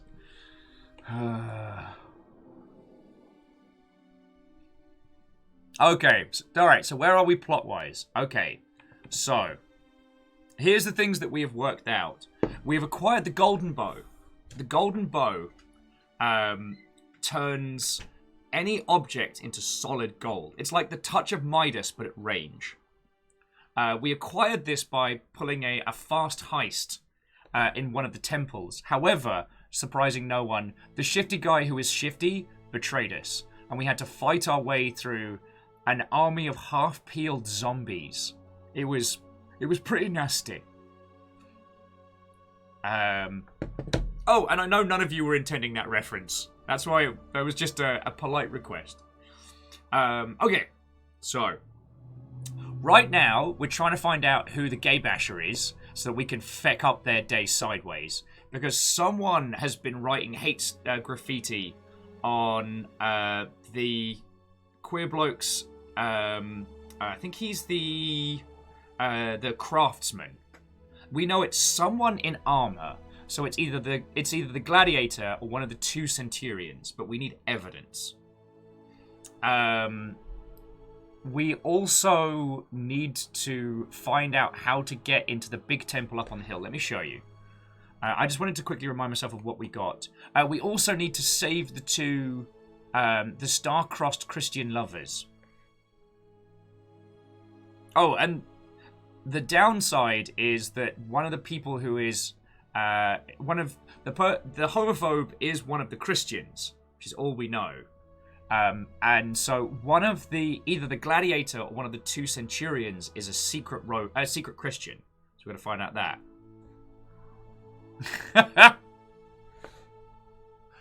Okay, Prologue, that is wonderful. That is wonderful. So here's what we've gotten so far. We are flush with cash. We've got our trusty flashlight, an inscribed stone tablet from the guy who came before us, zip line with handle, a bottle of wine, possibly the last bottle of wine in the city, a letter from Sentius. Oh. Be quiet, numpty, because they apparently already announced Knights of the Old Republic remake for PS5. It was just a short cutscene, but it's a thing. You know what? I'm entirely okay with being shushed for that. That is a big deal. Katros, thank you for the 200 as well. That was $2 to inform the crowd of this. You know what? That was $2 well spent. And Captain Stephanie Barnes, head of House Valkyrie, what ho, friend. No, I'm entirely okay with that. Have they announced it for multi-format, or is it just for PS5? Alright, we're up to 62 arrows. And each of these arrows turn someone or something into gold. I don't think we've tested yet to see if turning someone to gold counts as a sin. Oh, we got the key to Mayvilius's villa, 2 loaves of bread, the resin that will save the poisoned star-crossed lovers, the gold bow, the bounty notice, for the guy who's pretending to be the fancy bloke, and the key to the palace doors. That gets us in and out. Oh, and the chest of the Shrine of Apollo. Alright. And these are currently our main goals. So we've got the point of origin, which was create a time paradox, which we did succeed in. Then we have, like, the golden rule. Find out who's most likely to break it. And go from there.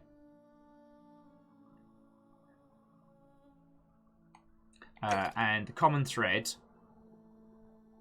which is we need to talk to all the residents and find out what resulted in everyone showing up here. And then these are our leads. So we've got the Dying Gasp. These reset, but we did manage to acquire the resin, so we good. Pandora's Box. Find out why Livia is acting so strangely. Perhaps the priestess might be able to help her. The Virtuous Man. Find out how to get Gallerius Elected Magistrate. Now, this is one that I think might be part of our, like, canonical through. Gallerius is the lovely bloke who greets you at the beginning, who just had the worst life ever, but is still a really chipper person. And Captain Steph, I said, hello, hello. Watto and welcome. I mean, I talked for like 2.5 hours. I wasn't slacking on my banter. Oh, and Prologue, nor should you. No mercy required. But we do need to find out who it is. Figure out how to get to the upper cistern. We know how to do that now. Dustel's key might also be a good one. Give me his key for getting released from prison. I mean, we can get to his treasure. Figure out how to stop Ulpus from killing himself. Well, we're going to work on that one, but we need to save Centilia. What we might need to do for some of the later stuff is go find Centilia and then loop back, which is a bit evil, but there we go.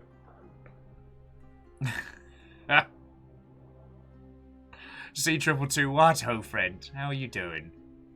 Sorry I haven't been blepping at you proper. I've been trying to organise stuff and things. We got our nose poked, and like right up until kicking off Go Live, in 5 minutes before live, everyone's like, you know what I should do? I should send Will a DM with something that absolutely needs to get handled right now. And I'm like, come on! You're all morning. I was standing in a bloody queue. But I saw your stuff and things.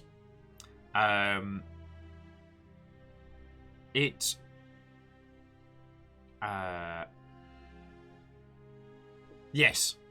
Yes. Don't have an answer to that one. Oh, yes, and here we go. So this is the Sinner. This is the one that I want to work on first, now that we have the bow.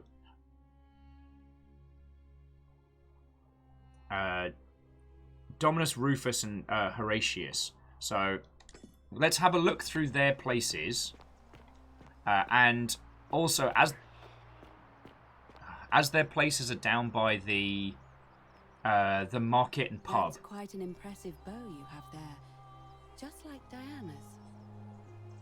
It is very like Diana's. Ave again. Did you find what you need? I might start asking people if they know of a way out of here as well. I don't, I'm afraid. It seems to me we're exiled here until the gods judge us, one way or another. Now, does anyone need a recap of what happened in the second ending? Because we still haven't gotten the first. But what's the status of the election? It must be completed by dusk, just the same as any other official business. It'll be between Sentius, the incumbent, and Malleolus, the challenger. Why do you ask? Okay, who's allowed to vote? What's your role? And I'd like to nominate Gallerius. All of the male citizens who are willing and able to attend, unless they're running, of course. Can I vote then? Well, you're not a citizen yet, so no, I'm afraid not. Darn it! Any consolation, there are other ways to... Oh, also, how are the audio levels, friends? Such as... Using whatever gifts the gods gave you. Nothing untoward, of course. Can I nominate another candidate? You can, assuming they're eligible and willing to accept the nomination. What's your role? I'm responsible for announcing it and making sure the procedures are followed. So yeah, you can hear what she's saying and everything, right? I've got the subtitles. The subtitles pretty chunky, but I can increase them if needs be. Okay, so Katros was saying that on KOTOR it looks like just PS5 for now. Okay. I can't imagine that one won't get a PC launch, but you never know. I mean, a remaster of KOTOR would be a reason to buy a PlayStation 5. Because, like, currently for me it doesn't serve the rule of 3, which is I do not buy a console unless it has 3 titles that I cannot get on any other platform that are available exclusively to that. That's the biter for me. Like, either that or on some rare occasions, the console has to be worth... As in, the title has to be worth the price of a console. So, like, I did buy a GameCube for Phantasy Star Online, and I knew I would play it that much.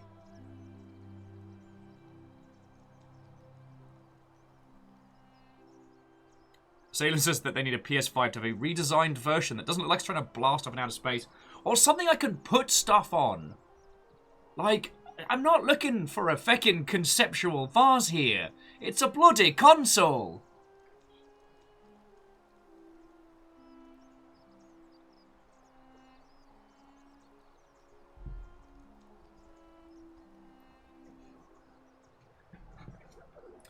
Castro says they don't understand why God of War was so popular. I can tell you with the old ones, it was a counter to kind of like the Capcom Japanese style hack and slash, which was very, very popular for a time. Kind of like Devil May Cry and its children were essentially a genre unto themselves. And while there were a few other third-person hack and slash titles, God of War really nailed the solid visceral combat and came at it from a very, very different angle. Plus, it felt very, very grown up.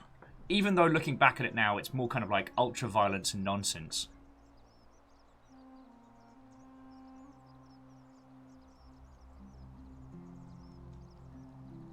Catastrophe says, Ratchet & Clank, the new one, KOTOR and Spider-Man 2 and 3 are the covered. Ratchet & Clank's a lovely throwback to a previous time for myself, but it is something that once I have played it, I will probably never return to it. Although I could imagine myself playing Knights of the Old Republic again and again, because I played it again and again. Alright.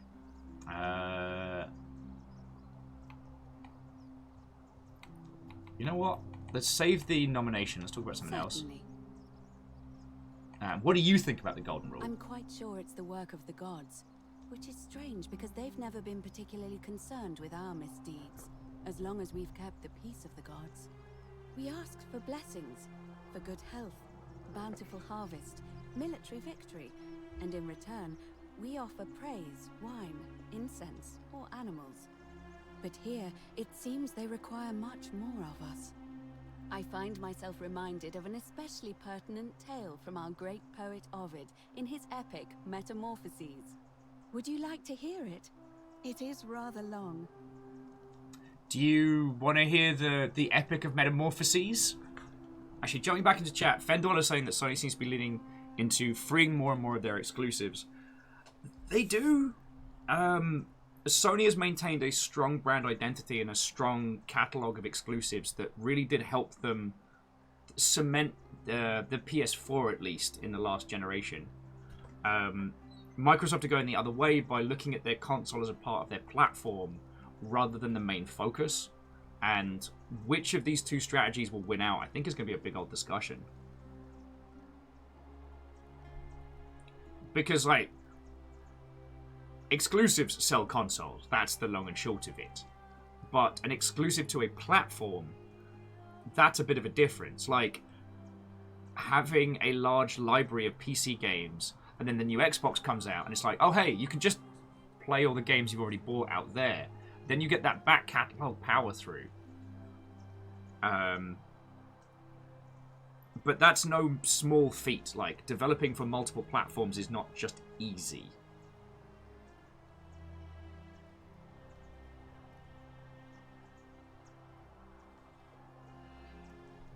Asari wants to hear it. Does anyone else? Is anyone else okay if we go for it? The tale of Metamorphoses. Is it just me and Asari that want to hang with the poets? Okay, Fern Dweller's in Israel. All right, cool. Let's do this. Wonderful. And it goes like this. Ooh. Borsis and Philemon were an old married couple living a humble life in a small town. One night, the town gets a visit from a couple of vagrants. Le gasp. They go from door to door, asking for a place to stay the night. Of course, being vagrants, they're turned away sharply from house after house, 1,000 in all, until finally they come to the little cottage where Borsis and Philemon lived. Now, the kind old couple had very little to offer, but nevertheless, they invite these strangers into their house and offer them food, wine, and a place to stay. Immediately, the guests make themselves at home. They begin gulping down the old couple's wine, so much so that Borsis, the old lady, begins to worry they're going to run out. And then she notices something strange. Her wine pitcher keeps refilling itself, as if by magic, realizing only a select few possess such powers. Says to her husband, Philemon, "I think these men are gods in disguise." Immediately, the couple begins apologizing for offering such coarse wine, and the vagrants metamorphosize and reveal themselves to be Jupiter, the king of the gods, and Mercury, the trickster god. They confide they didn't mind the meager offerings. They were just pleased that someone in the town offered them hospitality. Then Jupiter says to them, "You have passed our test, but everyone else in this city failed, so we are going to destroy this place and everyone in it, except you." Oh shit! Grant a wish. So old Borsis and Philemon escape up into the mountains safely, and they receive their wish, which is for eternity together. Aww. Meanwhile, Jupiter carries through with his threat and wipes that city off the map. Some say the moral of that story is that we must all honor the sacred rituals of guest friendship, the reciprocal obligations owed between hosts and guests. But I like to think it's that we should always show compassion for those less fortunate than ourselves. Hear, hear. We should always show compassion for those less fortunate than ourselves. But if the gods say they're going to wipe out the town, just go to the mountains. Just fuck that noise. I do like the, I agree, or the other response is, or perhaps it's that the gods might kill you at any moment for failing their test, and they don't even have to tell you what the rules are.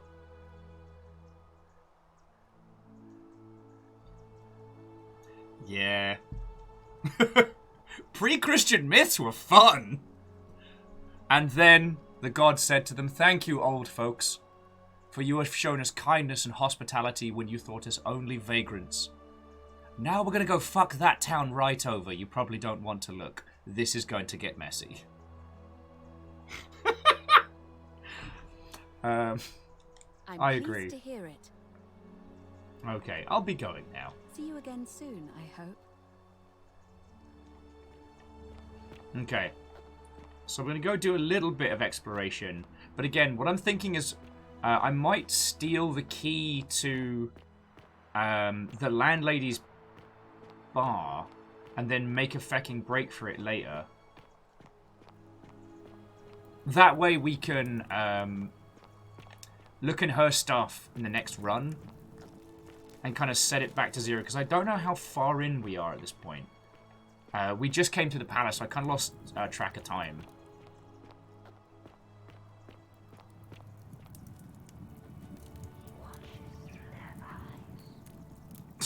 Graphite says, the second one reminds him too much of the UK government. They wouldn't slum it with a bunch of old people. I mean, Prologue, I've got a bow that turns people to gold. Cannot catch the drops of water, and the tree you grasp at eludes you. Don't be too hard on yourself. From what I hear, nobody saw it coming. Anyway, I thought Translate the you Stoics graffiti. weren't supposed to worry about things you can't control. Okay, inspect the dice tower. I keep thinking, what if there is something I can do? No, it's Denari. Inspect the gladiator shield. Sounds like you're torturing yourself. Leave that for the gods. Try to relax. Okay, I don't see anything in here that would be like... Tomorrow's a new day. Oh, check up I here. suppose you're right. So XD Johnny XP says, do we know what the rules are now? We know... I mean, our goal is still going to be to try and... Hang on, let me pause it for a sec. Our goal is still going to be to try and save everybody and get out. We know that theft, harming another directly, or killing, absolutely breaks the golden rule. Here's what doesn't. Obfuscation of the rules. So... If you give up ownership by speaking aloud of something and I take it, that's not theft. If I orchestrate a situation where you die, where someone dies, I shouldn't use the you. So if I send someone into a cave that I know is going to collapse and they die, that does not break the golden rule, and suicide does not break the golden rule either. As pertained by the star-crossed lovers. So... Okay, the fact that he kind of decorated his house with golden people is a bit weird. Incomplete note. Aha! This is your final warning. So now we know who threatened Virgil. Alright, persuade Rufus. Persuade Rufus to stop threatening. Well, and there we have it. An ancient Roman... TTP. Tokuno, you timed that very well. What, friend? How goes it? Ah, look. Carving of a fish. I will say, for something that's trying to accurately model Roman society, there is actually fewer carvings of knobs than I would have expected. Ooh, a note from Calabash. Told Creature about the dreams I've been having, and she said I might help. Divine meaning. Happened again last night. The man by the river is always there, his face shrouded in shadow from that particular headdress. Once again, he introduces himself as Ketri and told me he dragged me from the river. He seemed to smirk as he said his name. Curiouser and curiouser.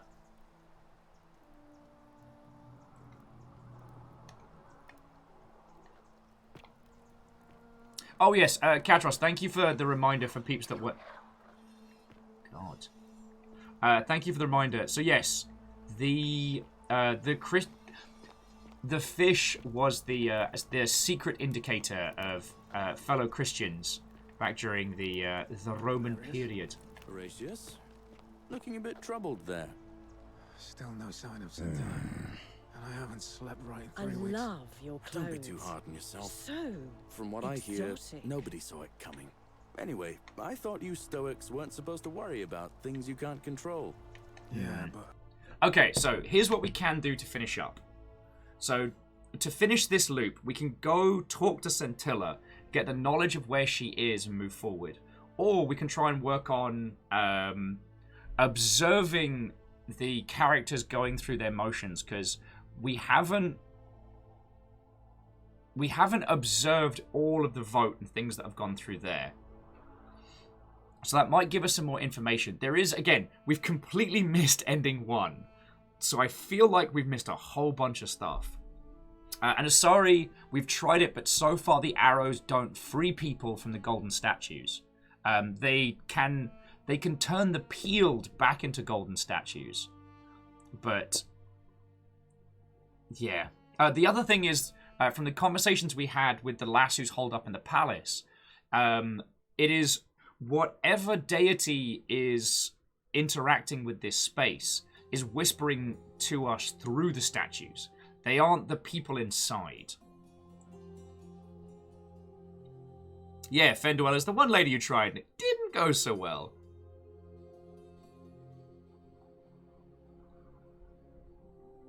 Oh, and Lizzie, thank you for... We can do a little bit of learning today. If there's anything that you don't understand or I haven't explained, please ask, because I have been obsessing about this game since we last played it. So if I start zipping forward on ideas, it's because, like I said, I've been obsessing on this. Or we can confront Mr. McBadword and find out why he's doing the thing. What if there is something I can do? What if she's out there somewhere suffering, waiting to be found? She is. Sounds like you're torturing yourself. Leave that for the gods. Try to relax. Get some rest. Tomorrow's a new day. Catastrophe is saying we should poke the bad man and see what happens. Okay. I'll take a suggestion. Hey up, Grumbles! Hey up, Grumbles! Oh, any idea where I'd find a Roman plaque? No idea what you're talking about. Oh, thanks for not helping. I think you're lying. I think you're an imbecile if you think that's going to work on me. Alright. Oh, wow, he is not like me. I have nothing to say to you, kaput mad. Oh! Mr. McHate the Gaze doesn't want to talk to it. Isn't that a big, long bow? Mr. McBadword.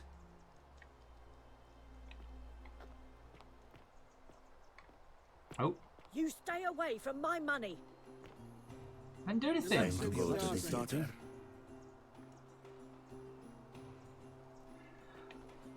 Okay, so he's mad at us because I called him a liar. I think we'll have to do some more research on him. Maybe in this next loop. Let's let this lot get to Vort. I might steal her key. Deistus, what are you doing? No, you know what? We need a fresh loop. We need a fresh loop. We can follow, like, the election line through and everything, but right now, I feel like I'm trying to play catch-up. Moose says the vote we shoot him. I can do that. I do want to get the key to her chest.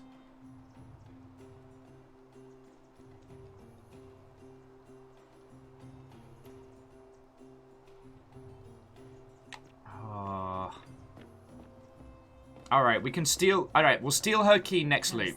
Also, Jackie Fox, nice. His triple head and lets out his Alright. So, while we still need to find out what's going down, I'm going to shoot Badword. Oh. Oh. Citizens, we have a quorate body of voters gathered here to elect the city's... He's got to go. He's got to go. Candidates are Sextus Sentius Imperiosus and Marcus Malleolus Gurgi. As agreed, we shall... It doesn't... Oh, no, it does. Many shall suffer for the sins of the one. Sorry! Not sorry.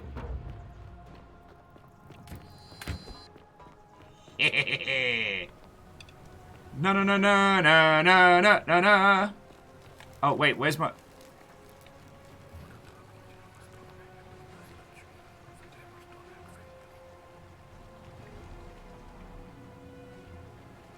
Oh, magistrate's intent. No items. Alright. Alright. Peace out!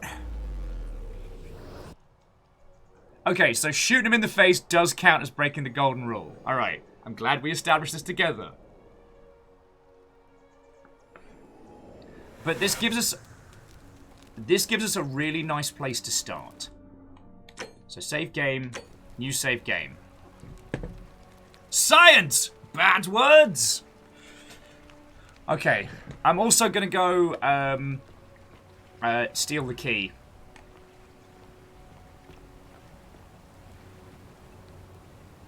Salve, friend. Mind telling me who you are? I'm William Tiberius Maximus. I need you to take. I need you to take care of some things urgently. Oh, sounds serious. I'm listening. I need you to stop Fabia entering the empty shrine and tell the new arrival he'll find what he's looking for there. Wait, what? Alright, let me see. Stop Fabia going in, but send the new arrival to the empty shrine. Understood. That's it. Now go as fast as you can. I'll go, but once I'm done, I'll need you to tell me how you know all of this. What did we just start? Darn it! I just wanted to steal a key! Oh, yeah. Wow, isn't that a big long... You stay away from my money! And it's time for... theft! Out of my way! The many shall suffer Ah! the sins of the one. Nicked your shit!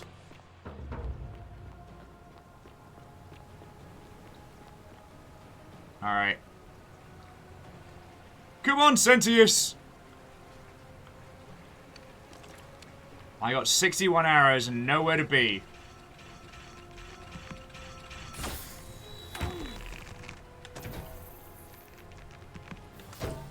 Oh, they are immune to this. Ah, crud vapors! I'm not gonna make it! Oh no! Hoisted by my own petard!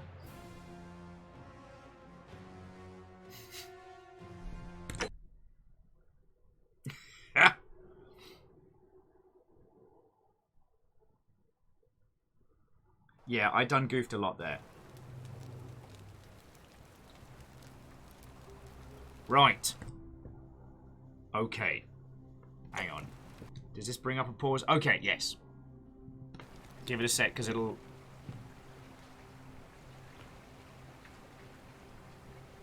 Oh, no! Salve, friend. Mind telling me who you are and what you're doing with that bow on your back? William Siberius. Had this conversation before. Your name is Gallerius. Golden rule. No problem. See you later. You're great. You're a good guy. You're a good guy. We're gonna get you out of this. Okay. Okay.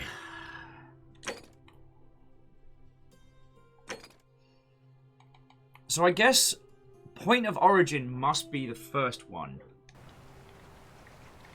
Or we get information about Scintilla and then go from there? There's so many threads that we can follow. I'm a little bit overwhelmed right now, so I'm just going to chat to you lot for a bit and get my brain back in order. Mayor of Albuquerque, Watto, how goes it? Okay, so Torcuno. This is the Forgotten City, and the premise is not simple, but it's glorious. Originally based on a Skyrim mod, this is a standalone game, where you are thrust into an ancient Roman city, 2,000 years in the past.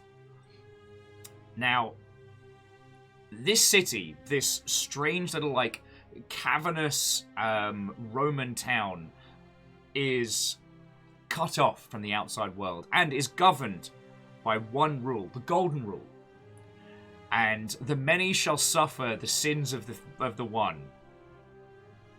The idea is, everyone in this town is governed by the Golden Rule, which states that if you steal, if you hurt or kill anyone else, that everyone will be punished by being turned into solid gold. This isn't even the first group of people that have been dropped in this. The Conclave says will. you want to know the first bad end? Well, okay, Ark of the Conclave. Question with another question. Did I avoid it by playing right? Or did I avoid it because the longship helped work out the puzzles? And is this something that I should go back and sort? Or should I just continue... Would you advise me just continuing solving puzzles? Because the ending we got, ending 2, was a good ending. Like, we did good. Ish. But yeah, so Tokuno, it's a time loop mystery puzzle solving game. It's a blend of... Go! House Valkyrie! Fecking yes! Captain Stephanie Barnes, thank you kindly. And gifting a sub to Ark, no less. That's very fecking kind of you, thank you. Yeah, House Carl's been terrifying at the moment. So Twitch has got a back-end feature now where you can set a goal for, like, background subs or, for, like, I think it's sub points, not subs. And I've considered using it, but I wouldn't want you lot to think that I'm just trying to wrench subscriptions out of you. There is a current bet that if we ever hit 1,000 on this total, I have to do a whole stream in stupid voice. Okay, Ark of the Covenant says... A Covenant. It's the music, I swear. Ark of the Conclave says... Actually, I'm going to boost the play a little bit. Ark of the Conclave says we should just skip the first bad ending. We can go back and get it if I desperately need to get all Chivos. Okay, yeah. So, okay. In the leads, we know... Figure out how to... Okay, persuade Rufius to stop threatening Virgil. Alright. So, let's go talk to Rufius. Fortune smile on you, brother. Sisyphus, attack or pursue the stone that always returns. Okay, so let's deal with this feckin' bad word first. And go from there. Hang on. No, not run. We want to follow... Oh, track highlighted quest. So we'll go talk to Grumbles.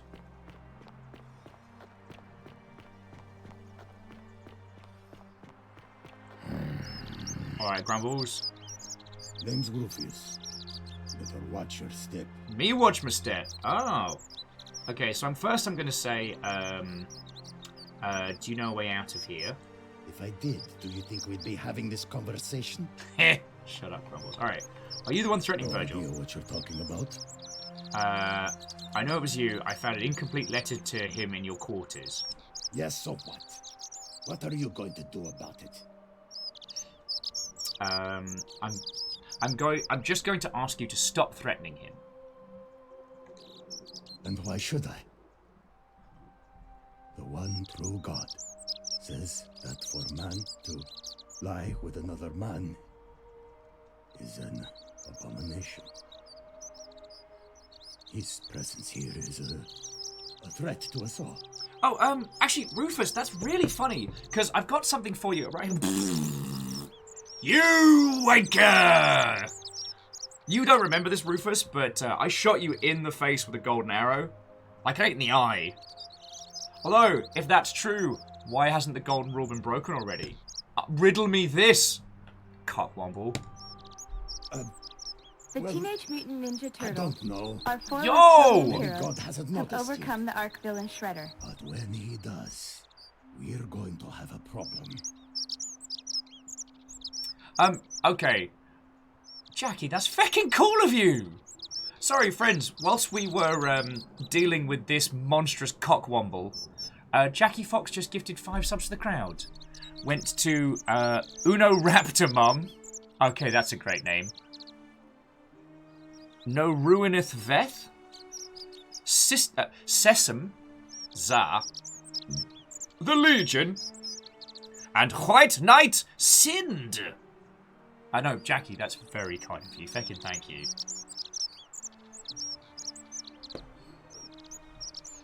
Alright, it seems your agitation is a bigger threat than Virgil's personal affairs?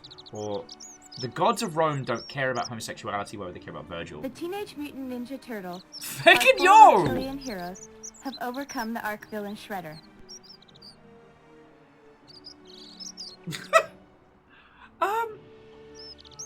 J-Post also threw in 5. Nitsu the Great, Omicron, big as a house, and the official salamander, along with Alarm Frog. Okay, I need official salamander and Alarm Frog to be best friends, because I need a cartoon about them both. J-Post, that's very kind of you. Feckin' thank you.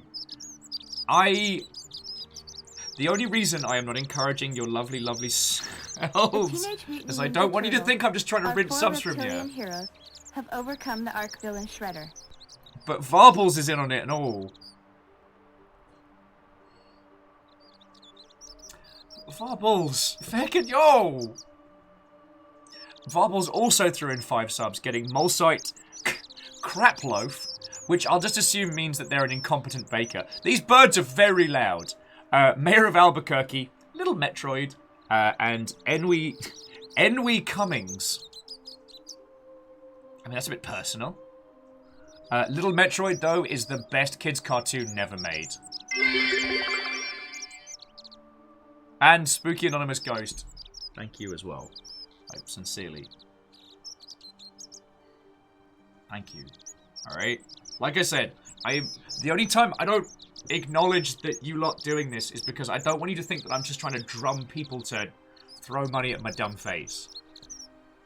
I'm exceptionally grateful, alright? Okay.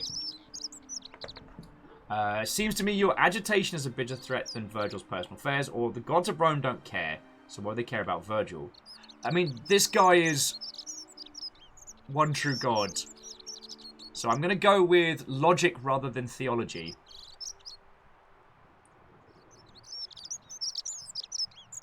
Alright.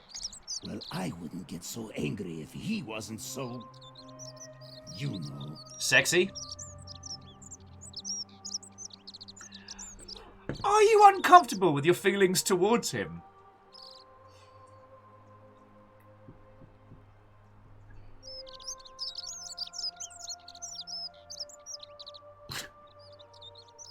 And Captain Steph, I will always be grateful. Alright?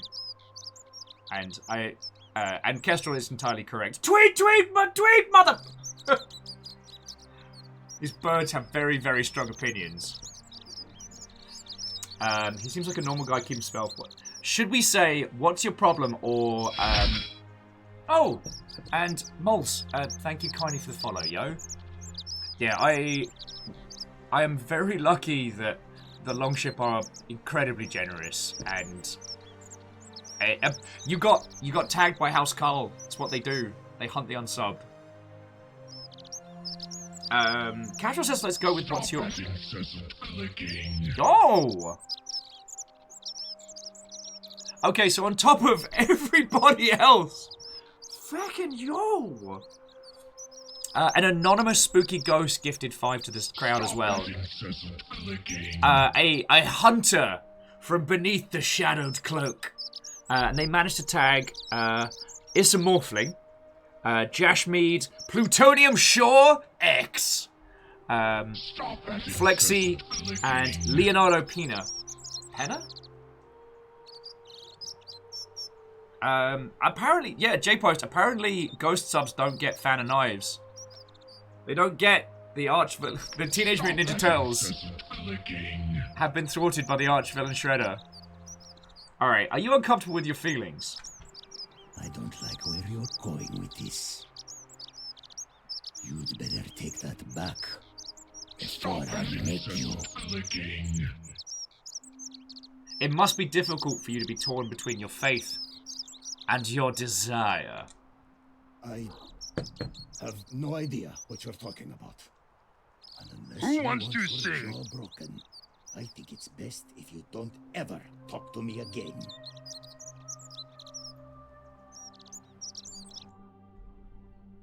Yo! Fucking, what is going on? The Teenage Mutant Ninja Turtles, our 4 reptilian heroes, have overcome the arch villain Shredder. So on the one hand, on top of the spooky anonymous ghost, Sage Bell also started gifting subs out to the crowd. Fucking hell. And managed to hit Myla Minoki, Lex Lumikoth, Solid 7, Dusty Picks, but also managed to tag Leon the Dapper Shark, propelling Leon into the position of Jarl. And now we all get to see that Leon was in fact as dapper as they claimed to be.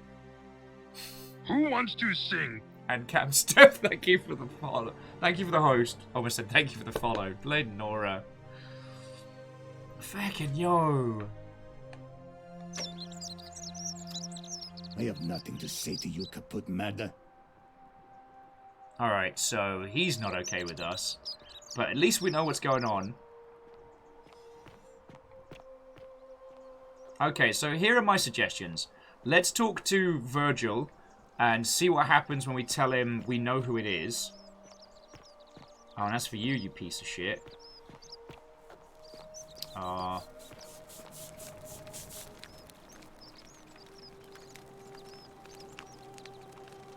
Shock. Oh, you haha. Salve, and welcome to a little community. My name's impossible to pronounce for most people, so you can just call me Virgil. I thought we knew Virgil's story. Well, I'm an architect.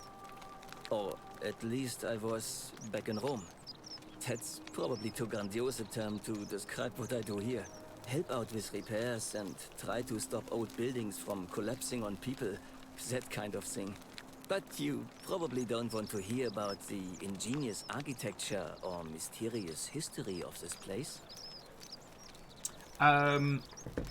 This gentleman's supposed to be from the... Oh, if I remember correctly, he's from a town that's essentially the crossroads between, like, the Germanic regions of Europe, the Frankian regions of Europe, and one other. And so his accent is essentially like a French-Germanic hybrid.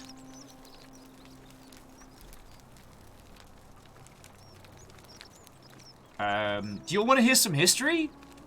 Like, I'm still processing the sheer number of subs that just happened. That we just leapt... Like, I think the friendo count is behind, because that was like 21, 25? City history, let's go! Yeah, tell me the stuff. Oh, I'm glad you asked. Some of these shrines, they're constructed hundreds of years ago. Which means Romans have been arriving here for at least that long. But there's one thing that puzzles me. The oldest shrine in this avenue isn't Roman at all. It's Greek. Isn't it common for Romans to copy Greek art and architecture? Well, yes, that could be the reason. Or it could mean that there were Greeks living and worshipping here before the Romans arrived. Which begs the interesting question, who really built this place? And could it be far older than any of us imagine?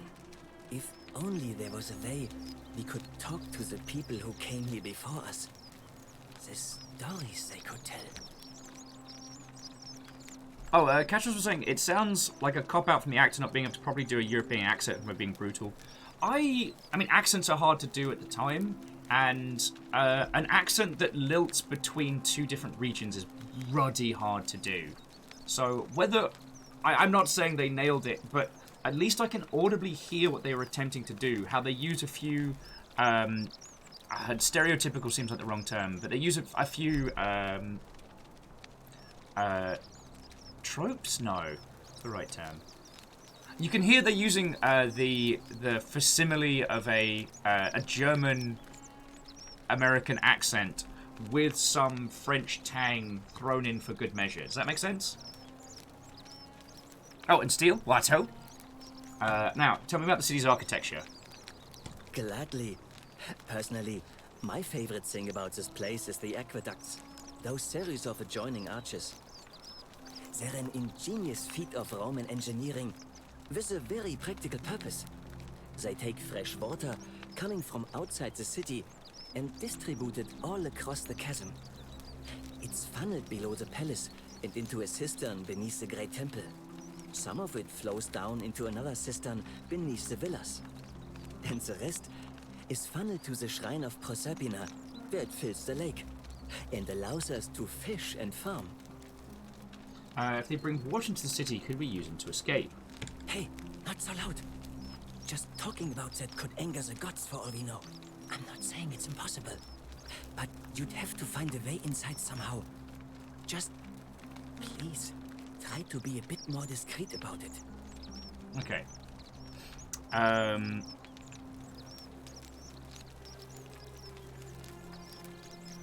Oh yeah, and Sage Bill, I think the friendo counter is behind. Bear with me 2 seconds. I can give you an accurate number. It is currently 641. There are currently 641 individuals. That's a big number. That's not a small number. That's a very big number. Alright, tell me about the temple up on the bluff. You mean the Great Temple? This one's a bit of a mystery. Given the way it's positioned so prominently, looking down on us, it's clear that whoever built it felt it was the most important temple in the city. Unfortunately, someone else went out of their way to keep its purpose a mystery. You see, usually a temple is dedicated to a particular god, like Proserpina or Diana or Apollo. Usually, that god is obvious. But in this case, it's unknown. There's an obelisk out the front, which probably used to bear the name of this unknown god. But it appears some barbarian defaced it. Okay. And of course we can't get inside because it's locked up tighter than the Temple of Saturn in Rome. And that contains the treasury. So we're all left wondering, which god is that temple dedicated to? And could it be the one responsible for the Golden Rule? Unless somebody figures out a way inside, I suppose we'll never know. Okay. So jumping back in, Katros was asking, is Virgil meant to be from modern times? Well, the hand wavium on this is they're all speaking Latin. And from their perspective, we're speaking Latin as well, just with a really weird accent. So, yeah, the hand wavium in this is that there's some kind of mystical translation happening.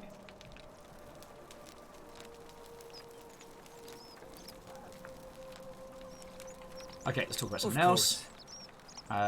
Do you know a way out of here? You wouldn't believe how often the new ones ask that question. But I tell you the same thing I tell everyone else. There are much worse places to live out your days. You might have a few sleepless nights thinking about the Golden Rule. But once you get used to the fear, knowing that a single slip-up could cost you everything, it's not too bad. Nothing new to me, anyway. What do you mean? Oh, I just mean I grew up in the Batavi tribe, far to the north in Novio Magus, and learned to expect a bit of hostility. They weren't nearly as tolerant as the Romans. I don't know specifically where that is in Europe, and that makes me a bad person. Golden Rule. Some people say it's divine, the work of a god, but I'm not so sure. It just seems so flawed to me. Like it's distinctly human. I mean, once you've been here long enough, you'll notice people doing things that just seem so wrong to you. But this so-called god doesn't seem to care, which means one of two things. Either you don't know the difference between right and wrong, or this unknown god doesn't. And I'm pretty sure I know the difference. Do you? I think so, yeah. Good. Then I hope you'll agree that there are only two ways of dealing with unfair rulers. The first is to leave. The second is to remove the ruler from power.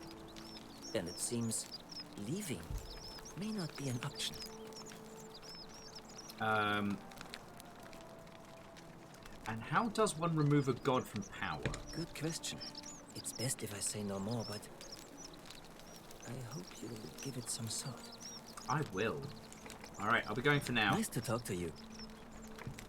Okay. So we know it's Rufius being a homophobe, and we're pretty sure it's because he's got the hots.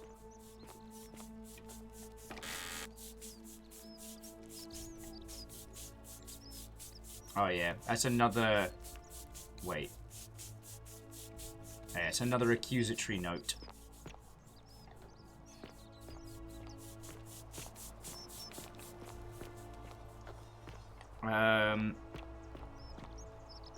So Novio Magus...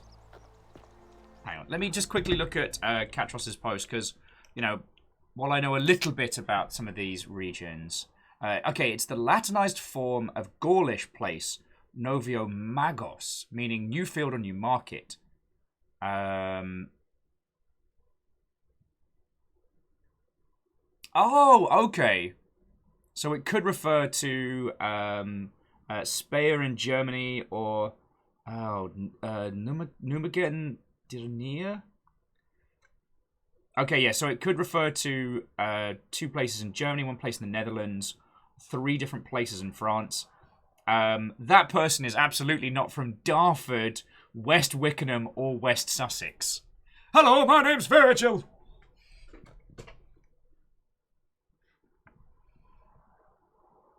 Okay, but that is fascinating. That is fucking fascinating. We're learning today. We actually started as the scholar, just so that we could get some of this knowledge.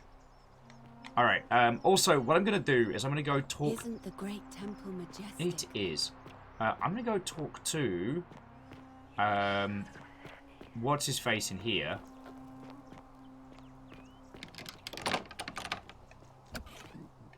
And just let him know that the assassin's coming, because I don't think we've told him that. I am delighted and... Melius. Domitius doesn't usually let anyone in here without a hefty tribute, so you must have been desperate to see me. Well, what do you want? So you're Quintus. Sorry, any idea where I can find a Roman plaque? Look, if I had a Roman plaque in my possession, I'd be happy to sell it to you, but I don't, so I can't. Okay, fair enough. So you're Quintius. And Steel, it's a curse of time zones. Marcus Malleolus Gurgis. You seem to have confused me with someone else. You have 1 green eye and 1 blue eye, just like the description from this execution order from Emperor Nero. You mean my heterochromia? I am guilty of nothing more than having different colored eyes. And I'm hardly the only person with the condition. Alexander the Great had it too, as it happens. Shh, Fred, don't rat me out! It's simply the way the gods have chosen to mark a natural-born ruler. Nothing more. Oh, piss off. Apparently, Quintius also suffers from delusions of grandeur. Well, I am not suffering from any delusions, as today's election will firmly establish. Oh, I've got to remember that. You're suffering from delusions of grandeur. Oh, I assure you, they are not delusions. I can't prove it's you yet, but I will. Unlikely, because it simply isn't true. Now, was there something else you wanted? Nope. Oh, do you have a way out of here? I'm afraid not. I'm going to go talk to the assassin and be like, nah, he's down the road. I'll lead you there. And then we'll book it through. All right, I'll be going now. I trust you can see yourself out. Also, we never found out why his wife's so upset. I feel like that's useful info.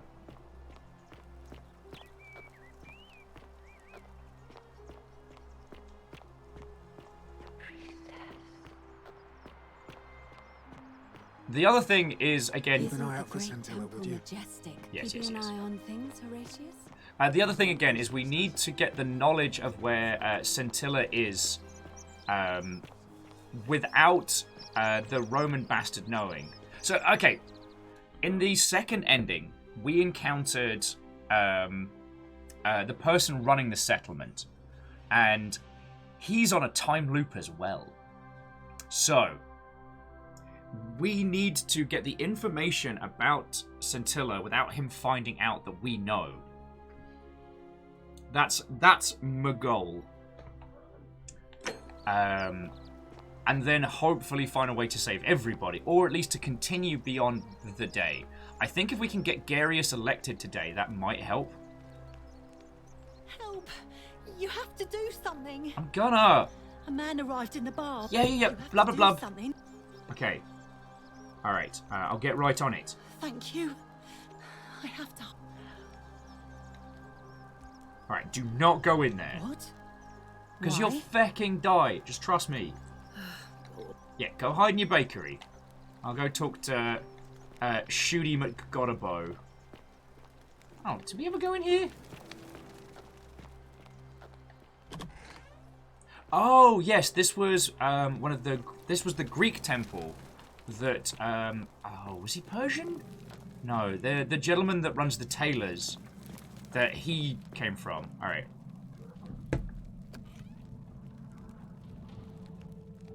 Stop right there. I'm looking for Tiberius Quinctius Crispus, otherwise known as Quinctius. Do you know where he is? Yep.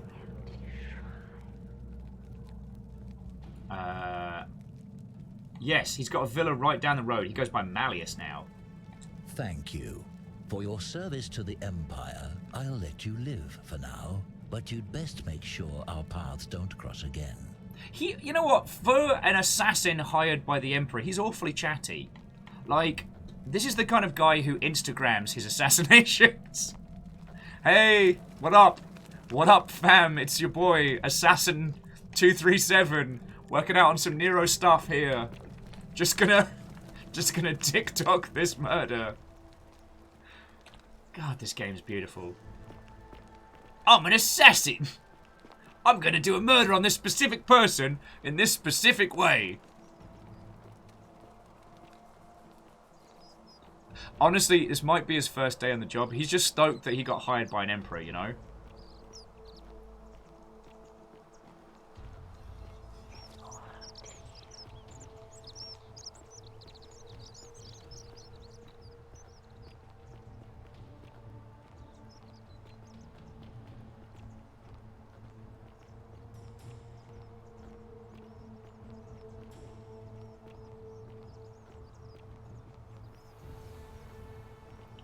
I kill people discreetly for money! Oh, God.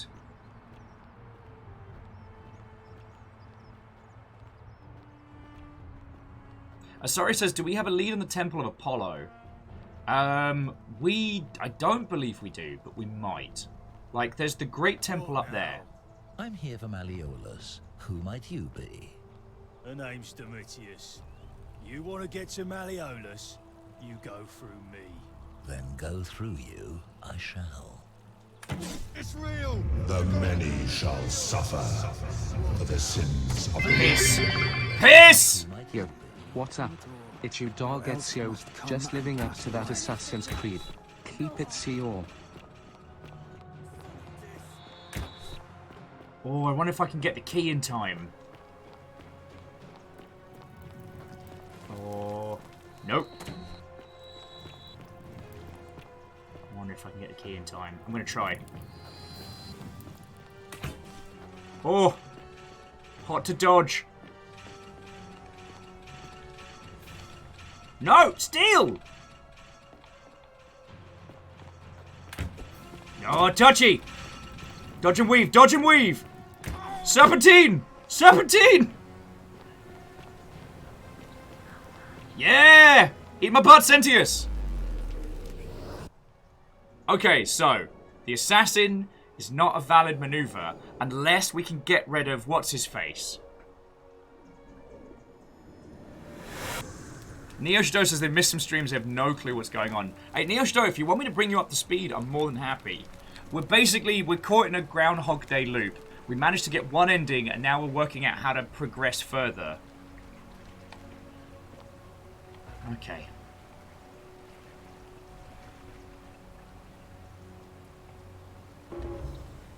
Okay.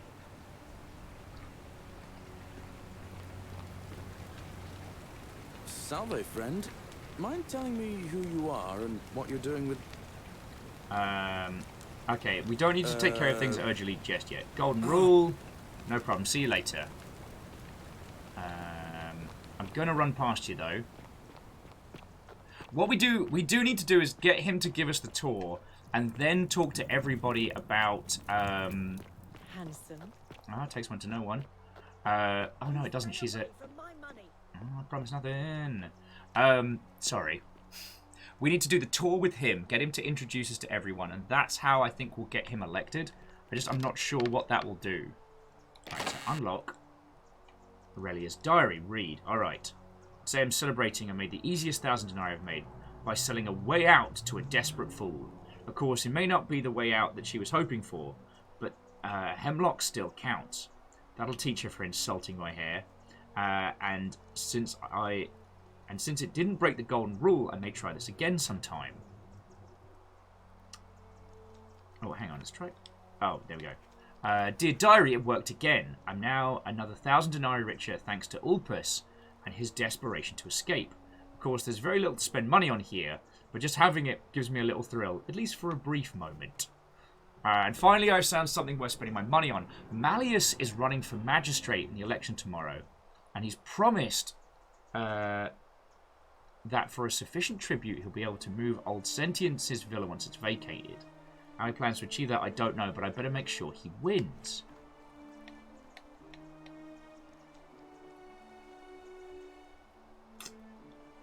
Bugger. We need to nick that. Alright, we can nick that later. We've still got the key.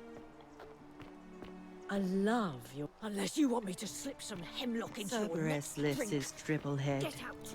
and lets out his three. Everyone's having a natter. Okay. So what we need is the assassin to have a conversation with Quintus, but we need beefcake arms out the way. So how do we do that?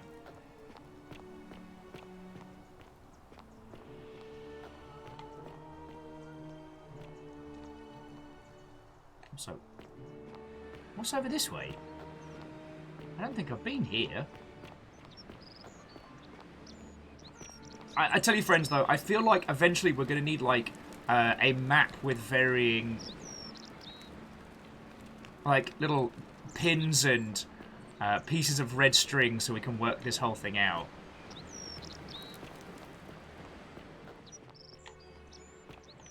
Oh, okay, so that's not a path, that's just a back way through. Okay, sorry, getting distracted.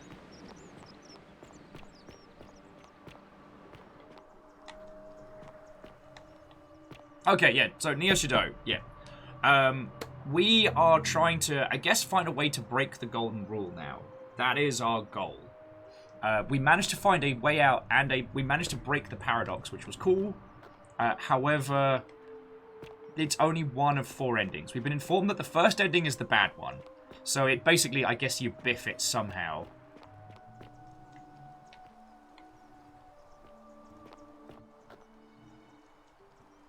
Oh, excuse me. Now we're essentially working on how we can progress things from here. How come you're allowed a weapon and I'm not? Preference. Malleolus isn't receiving visitors at the moment, it being election day. Okay. I need to speak with Ulpus. He's not here. Where is he? Dunno. The little cap at murder escaped earlier this morning while I was taking Yulia to the clinic. He can't have gone far, but if you find him, tell him the punishment he gets for coming back on his own won't be as bad as if I have to go looking for him.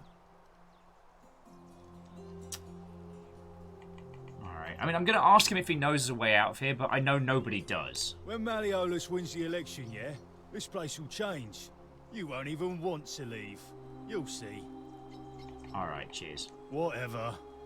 Just remember. Oh, shush your beefcake arms.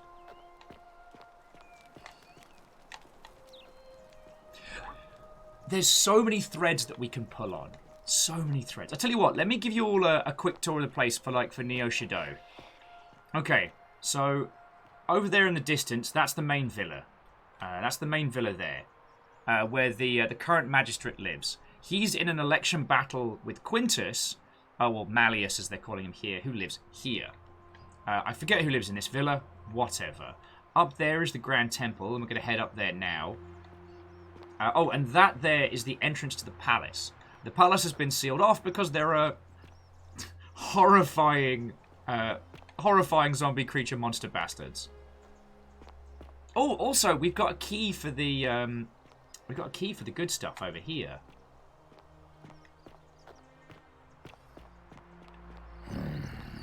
All right, Grumbos. You know what? I don't want to talk to his homophobic tuchus right now. So we'll head up past the palace. Oh, okay. So steal. The golden rule is very specific. You cannot steal from others. You are not allowed to harm or kill others. And so far, those have been the only rules that we've found.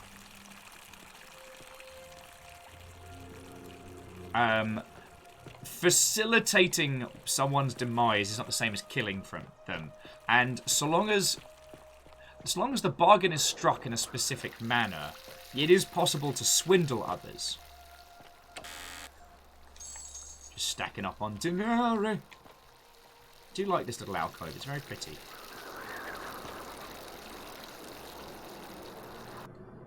And did we use up one of our... I forget, did we use up one of our plaques? We did. Okay, so the trick with the plaques is that we'll need to acquire all 3 of them and then use all 3 of them at once. Oh, and Steel, you can do a cheeky murder, but it breaks the golden rule, and then everyone is punished. Once the golden rule is broken, we have to get out. If we can manage that... If we can manage that, then we can loop back around. But if we don't, it's a game over screen. And we have to load the last save. Hello. Was ist das? Okay, well we don't have the key to get through. So yeah, at the moment I feel like I'm doing a lot of information gathering. Unfortunately, we'll have to do... this guy's going to do a swan dive in a second. But I can't... Oh! Okay, I needed to check the plaques. So sorry we've got to do this again. I'm Octavia. Welcome to life under the golden But rule. I assure you, we're going to save him and the other lass. How are you faring so far? You know what? I'm fine, thanks. Ah, another stoic, perhaps. We all need something to help us through times like these. We've all been where you are now. I remember when I first arrived. I used to lay awake at night contemplating the big questions. Why am I here? Is there a way out? What is the golden rule, and who or what is responsible for it? I still don't have any of the answers, I'm afraid. I don't think anybody does. But I'm happy to share with you what I've learned. Thank you. Okay, I'm looking for a Roman plaque that was removed from the obelisk. Even if I had seen it, and I'm not saying I have, I couldn't in good conscience give it to you. That's all I'll say. Oh, you know stuff. Perhaps the magistrate would like to know about your beliefs. What you're doing is disgusting, and it's not going to work. Shame on you. Ah, pish and nonsense.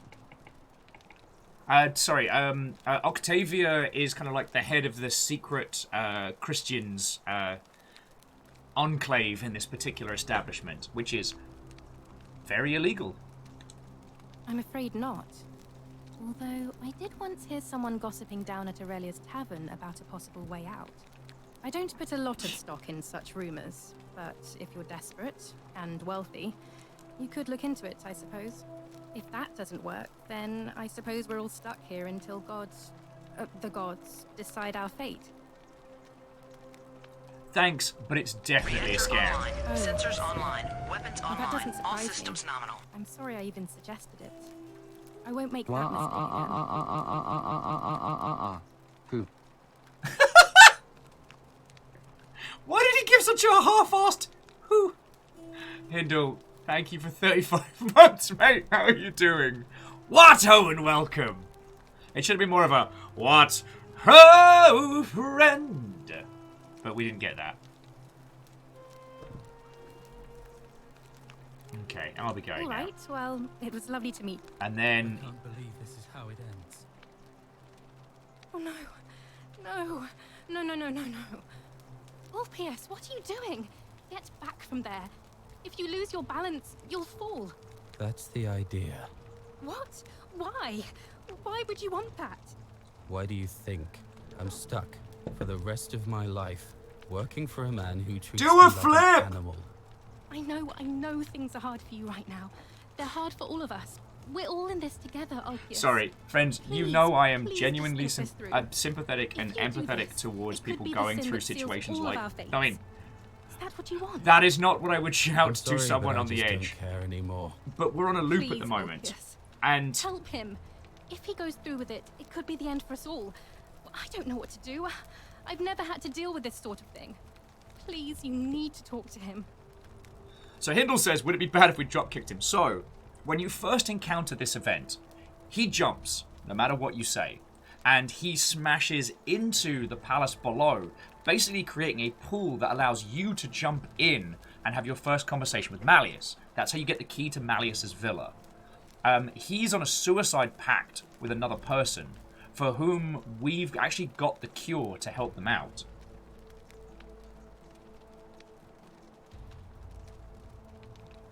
Oh, and Catra's saying, like, you have no real empathy, do you, Octavia? No. Well, okay.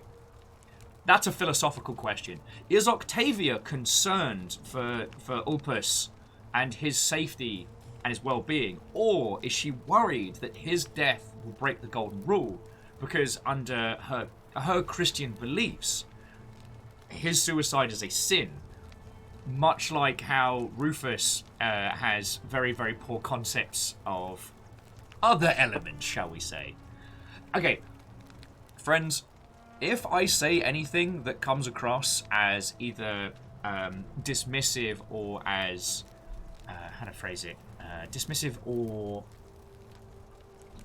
contrary to things we have said prior, it is difficult navigating the historical... the history of Christian and Roman beliefs and how they clashed and then how one ended up being taken and kind of elevated up. I guess what I'm saying is I don't mean to dismiss and I don't mean to sound as blasé as I'm being. As a general, I guess, disclaimer. Anyway, good luck with that. I'm out of here. Your life's in danger just as much as mine. Are you really just going to walk away and leave me with this? Let me see. Yes, I can't help you. I see. Well, if we survive, I'll remember this. I am out. Wherever you are, Scintilla, my love, I'm sorry. Ulpius, no! Dab on the way down!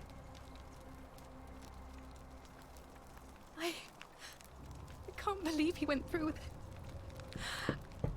Oh, Lord. Feckin' wee! Alright. What happens now? I'll have to let everyone know what happened. And I guess Malleolus will have to clean up the mess in his villa. It's of his own making, after all.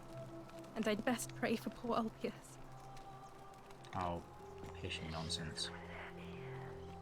Okay, so here's the important thing. One of the missing pieces is still here. So we inserted this piece in an earlier loop and it stayed. So whatever's behind the Great Temple might be above and beyond. Alright, how can we pass the test if we don't know the rules? Also, I just want to quickly check behind. Nah, nothing, nothing. Nothing will come from nothing, you know what they say.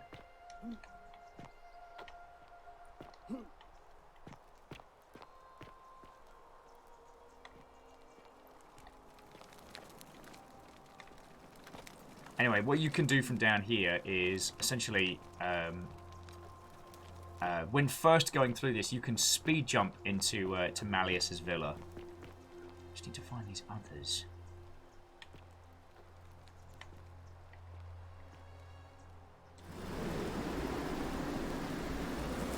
Feckin' wee! Ooh! been here before. Hey, Chia. What, ho, friend? Oh, sorry. I think I was more apologising for being a little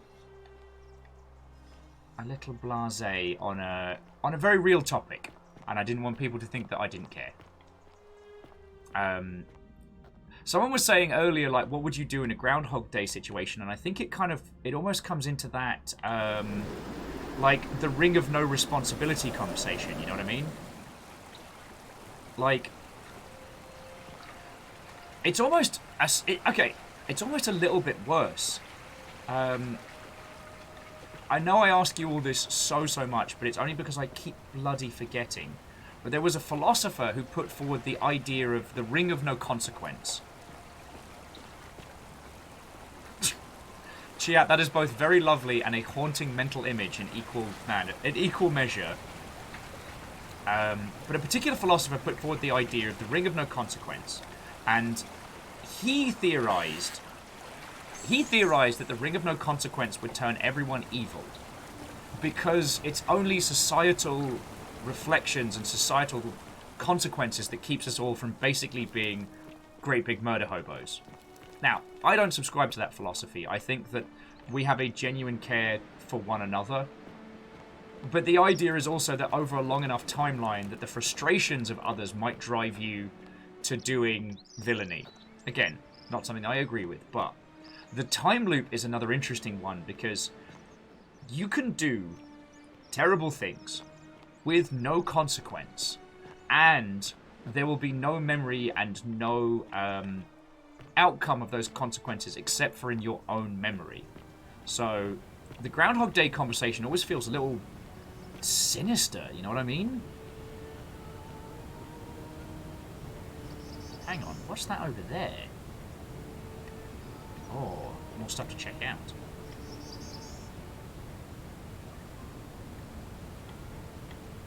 So Catastrophe says they know for a fact they try and get out ASAP because in a time loop nothing matters. Oh, and Steel, sleep well and have a lovely rest of your evening. A goose! A goose! I can talk to the goose! Game of the year. Game of the year. Game of the year. Although the goose is also following the golden rule, so friends, if a goose can be peaceful, so too. Hello, goat. Ah, wellity, wellity, wellity. A bunch of goose eggs. Do you know what we could have? Golden goose eggs.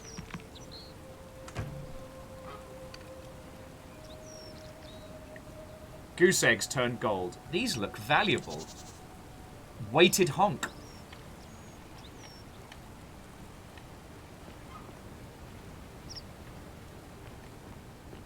Weighted honk.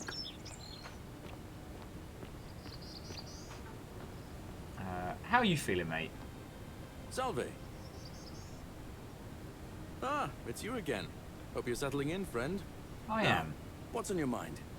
Judgmental honk. Have you ever thought of running for magistrate yourself? I've bounced the idea around once or twice, mainly as a way of getting Dooley set free. God knows Sentius is never going to do it. But from what I hear, Malleolus has the election stitched up. Nobody's going to take him on and win.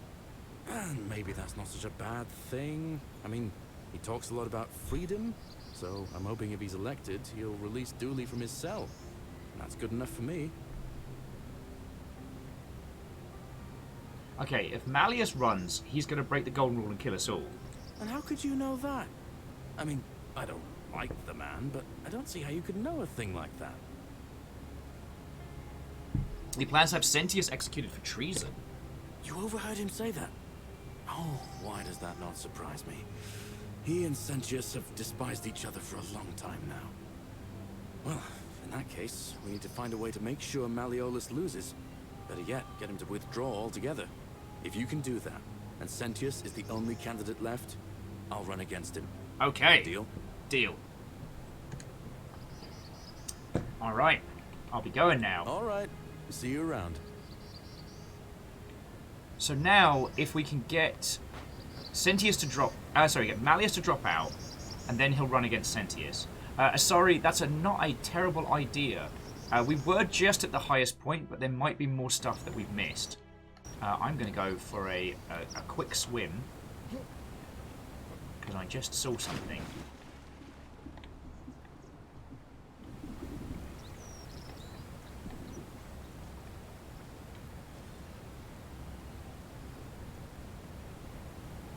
Go for a long shot.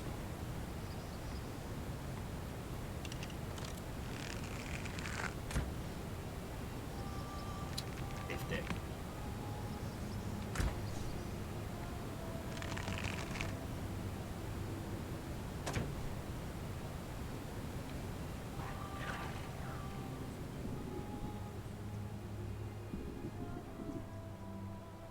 No, I already got the my dumbass already got the shot.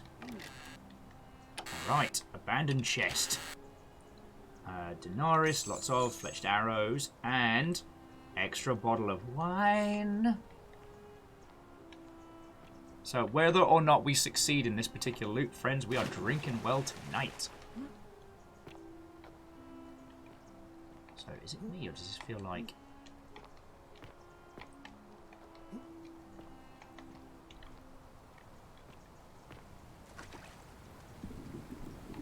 Oh, okay, there's more places we can go. Sorry. MDH says, can we shoot ourselves in the foot? Thought just occurred to me. We haven't ricocheted an arrow into our own arse yet, but that could be very entertaining.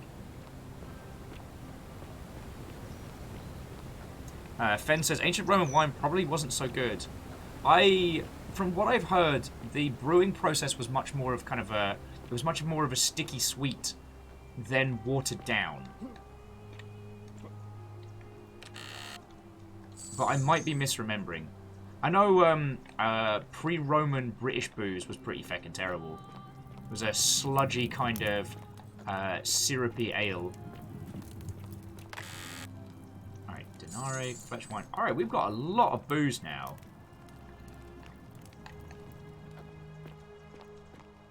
Chiat says they hate taste of wine. I used to.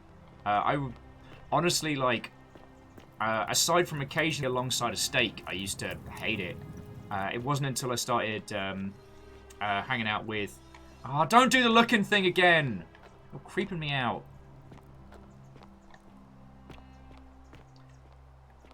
C222 is asking if anyone ever watched the Kugetsut video on what if the Midas touch was real. I did not. You, Tantalus, cannot catch the drops of water, and the tree you grasp at eludes you. Yeah. Poem by Gallerius. Oh, Gallerius is in love with Scintilla. Ixion turns. Yeah. We searched Virgil's chest and everything. Little model arena. Oh, so Beaked Leader, we're from current times. We passed out, we woke up alongside the River Tiber and then went into this particular... Oh! This is a public service announcement. God of War Ragnarok has a new gameplay trailer. Oh my word! It looks too glorious for words.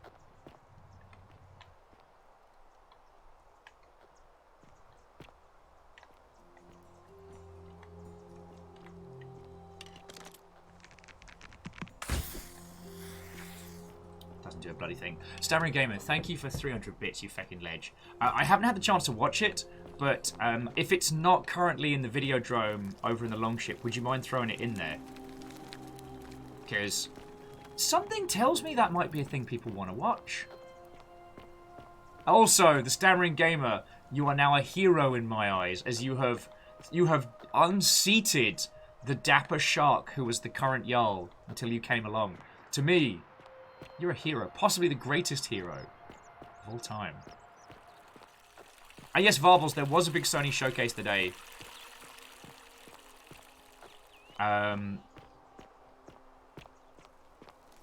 Heck yeah, the Knights of the Old Republic remaster. Apparently we actually got to see some proper stuff on it. And I'm very, very excited with that. Wait, why does it keep saying there's something I can... Oh, it's an ink jar. I'm trying to remember whose house this is. Would this be Scintilla's house? Oh, so Octavia's house. Alright, note to Octavia. An anonymous friend to Octavia. May the Lord and bless keep you. Okay, so that was the... Okay, so Octavia's not the lead of, like, the Christian underground. Which, sadly, is not as cool as the seminal works of Sonic Underground.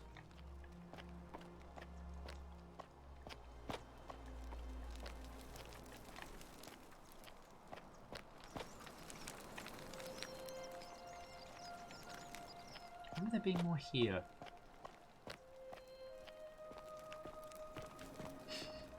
And, Chiat, I don't think anyone will fight you on saying that Knights of the Old Republic is a good game. I mean, you know me. I love ambitious games. I love interesting games. And for the time, it was brilliant. And Catastros, I honestly think, like, had it been given more time at launch, Knights of the Old Republic 2 would have absolutely been the gangbuster. If you go back and replay it now with... You're not thinking about going into the system, Oh, Dominus, piss off! I know what I'm doing! Alright, look, I know about your creature, but don't worry about me. Well, it's your... I wasn't, but I am now. Both.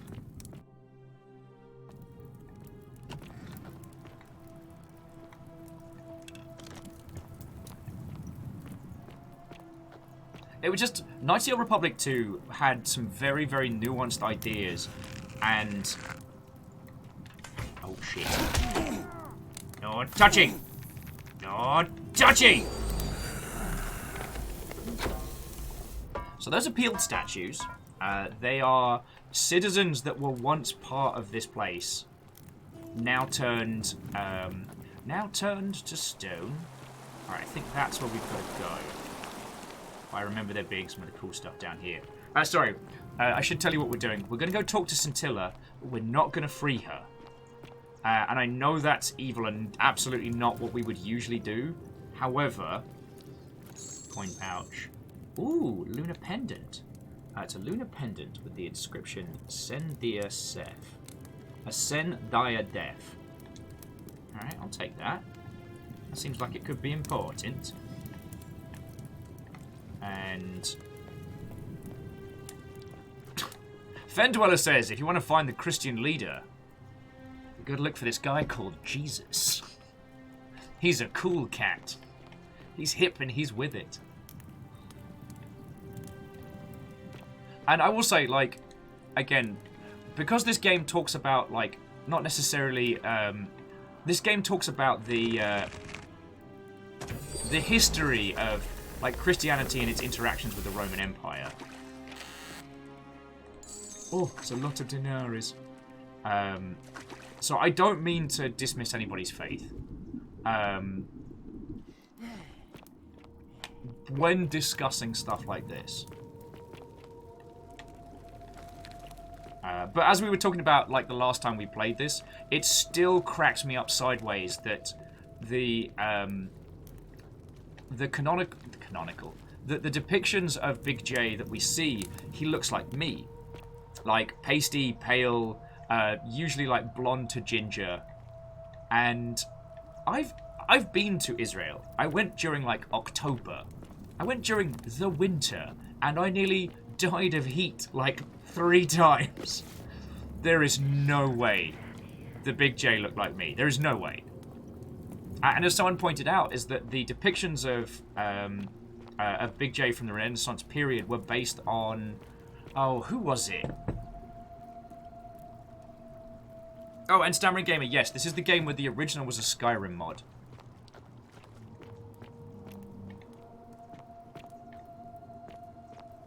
Well, I mean, the bit where it gets really fascinating historically is when it was adopted as the primary religion of Rome. That's where stuff starts getting fascinating.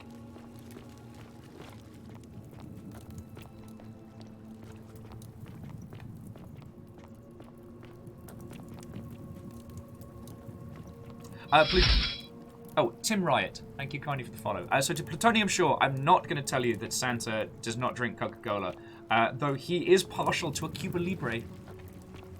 Like...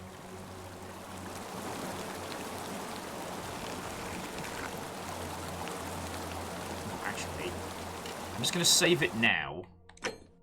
So we've got another save, and then let's head up, talk to Scintilla, get that information.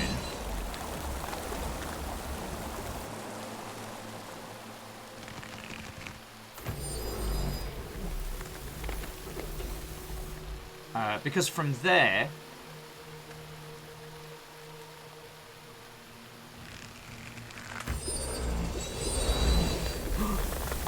Oh, peoples! Okay. Not dead. Because from there we have the knowledge of Scintilla. But if Septus never finds out that we know about Scintilla, that gives us a massive advantage. Should have sprinted.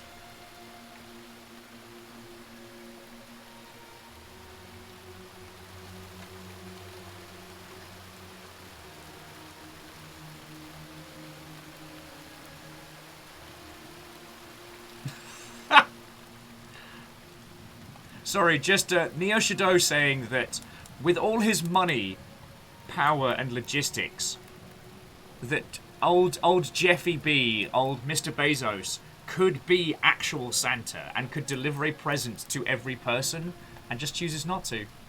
Shenanigans. Jeffrey Bezos. Jeffrey Bezos. Alright. So this is one of those good news, bad news. You. Who are you? Did he send you? Williamus Tiberius Maximus, and nobody sent me. You're here. That's like... You have to help me save. That should be how I introduce my opinions on the internet. I'm Williamus Tiberius Maximus, and no one asked for me. Alright, so what's going on? I'm Scintilla. I found a way out through the Gate of Horn, but it's locked. So I told him about it, and instead of helping me escape, he locked me up. He wants to keep us all here forever, or until we're turned to gold. He's a monster. You have to let me go so we can kill him and take his key.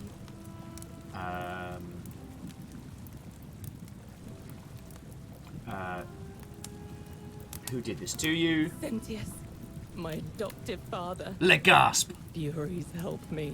I'll castrate and crucify him. What will you do if I release you? I'm going to take that key from around his neck, even if it means cutting his throat to get it. I'm done caring about the golden rule. I just want out. And we are not the escape one together. the world needs, but the one the world deserves. Yeah, that makes me sound bad. Also, Bacon, thank you for the 200. Yeah. I will say, one of the highlights at PAX was Stringer Please, or Laura, did a bunch of PAX comedy banners, which include social distance skanking and PAX Weiss, and the brilliant takeaway menu of hot takes, and it was so good. It was so good. Spicy hot takes delivered fresh and fresh and unsolicited. All right, what about the others? There won't be enough time. Just you and me. What do you say? I say no. I'm sorry, but if I let you go, everyone else is going to die. What? No. You can't just leave me here. How can you be so heartless? Tip, this will prioritize a new quest showing its objective markers only.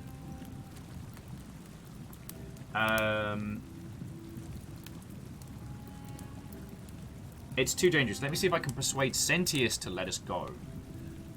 Now I'm not going to do that, because Sentius also keeps his memories from each loop. But, yeah. Now we'll have the knowledge of where Scintilla is, and that's powerful. Or is it?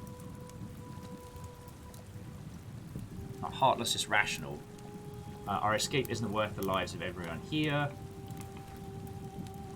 Oh. What do you think, friends? Because the thing is, what we did last time we got to this situation is we freed her. And she comes up behind Sentius with a knife. It's fucking brilliant. And that's how we got the second ending. That resulted in us being freed via time paradox. And when we wake up on the banks of the Tiber, when we wake up outside the temple, Scintilla has left us a thank you tablet. We meet the person who brought us in. Bastards rebuild what mothers punish. That one was so good. Actually, if you'll give me 2 seconds, let me pull up another few ones. Mainly because dropping these into chat, spicy and unsolicited, does feel like peak chaos. And whether you lot brought it out of me or whether it was always in, I will say, like, my chaos gremlin levels have increased since I got to know you all. Okay, so here's some family favorites on the spicy takes menu. Cats, the 2019 movie, was good, actually. Dogs are toddlers for people who hate kids.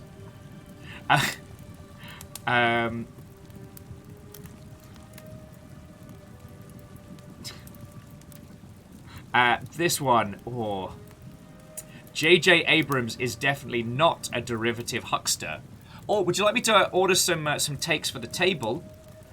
Both cheese and bacon are overrated. Pumpkin spice lattes are humanity's zenith. And no one cares if you get dessert. There's a whole sea of these. I threw them up on Discord if you want to have a look in the cons and meats place. I don't know why I have to do hand gestures to remember things now. Oh, and Zaylin, thank you for the 200, mate. Okay, so what are we going with? It's too dangerous, let me see if I can persuade him.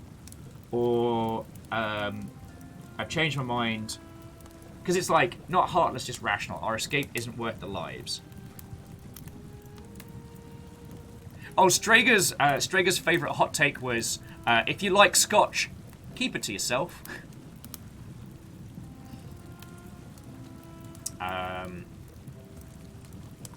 Yeah, I'm gonna go persuade him to let you go. It's no use. You'll never persuade him of anything.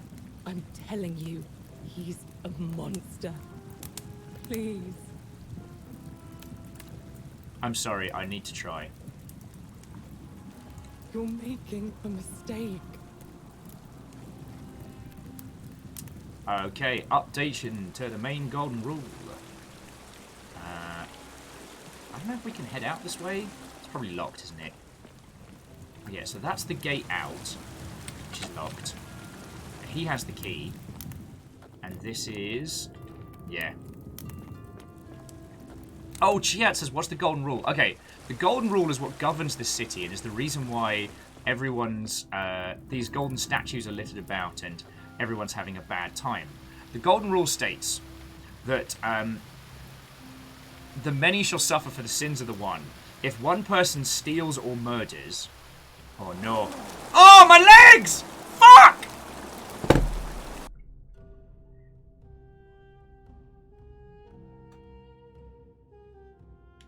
Continue from last save. Alright, I'll speed run through that dialogue. I needed those legs! Oh.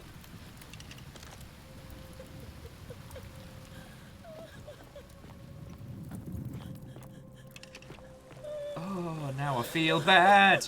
Hey, JP, what's up, friend? What-ho? You. Who are you? So, Katros, Did he send I you? did the conversation here, kind of continuing dialogue options, but I biffed the jump back down the well, crunched both my legs on the side. Do you know you're here? I kept butter, we know. Who did this to you? Butter. How's broken the rule? Is there a way out? What if I release you? What about the others? Sorry, but if I let you go, everyone else dies. What? It's too dangerous. Let me go see if I can persuade him. I'm sorry, I need to try. Okay.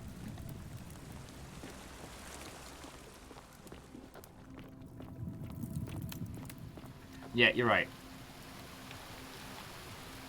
Instead of... Let's climb down rather than up. This game proving once again that ladders and jumps are far easier in concept than in delivery when it comes to the Witcher games. Anyway, we now have the knowledge of where Satilla is being kept. Okay, I was saying with the rulers, right. So the rule's very simple. If you hurt someone, if you steal from them, but skeletons don't count. If you do that, it results in the statues coming to life and killing everyone by turning them into gold statues.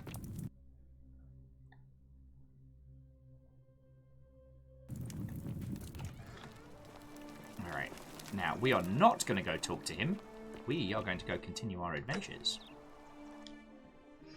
So it's the idea is if one person sins, everyone is punished. It's there's kind of like a big old fable vibe to this.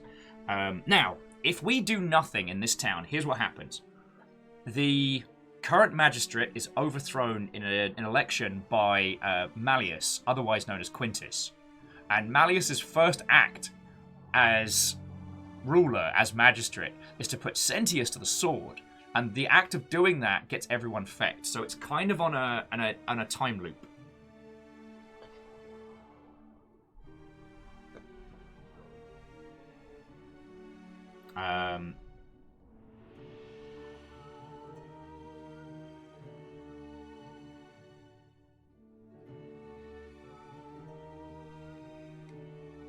But at this point, our character doesn't know that Sentius is aware of the loop.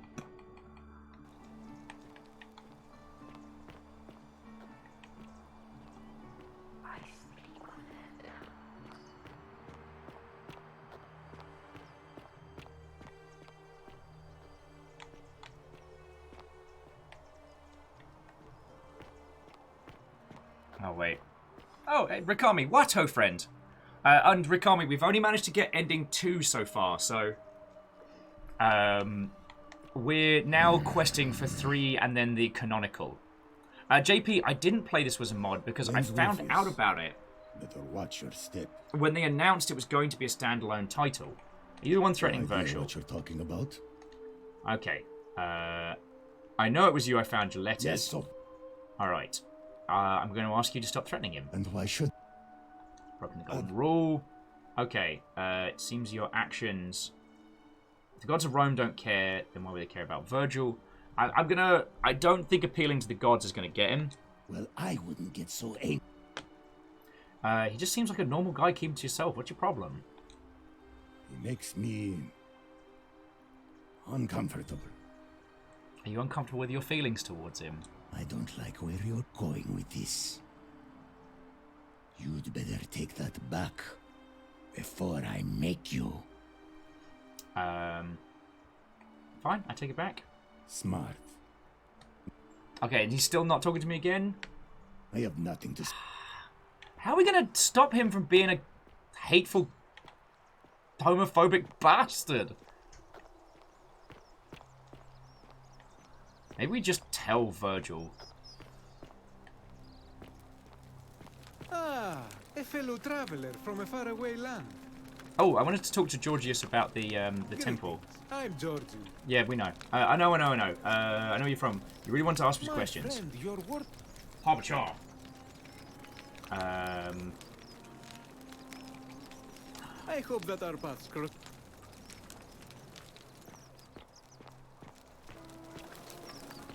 Alright, let's chat to Virgil. Sometimes I stare at the great temple on the bluff, and I think, a new face. Salve. Alright, I'll be going now. Nice to talk. Nothing new, darn it.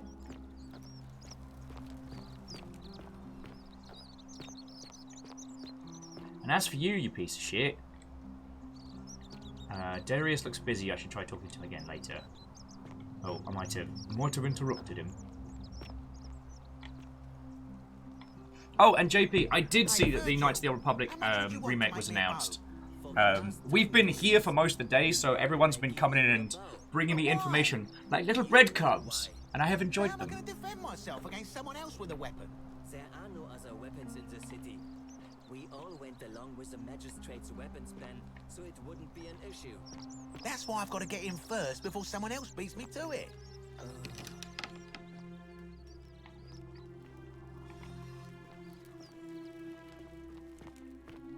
Alright, now we can talk to him. Hello there, friend. May I say, that is a glorious bow you're carrying. Aspia's making it. Okay. Do you mind if I ask where you acquired it?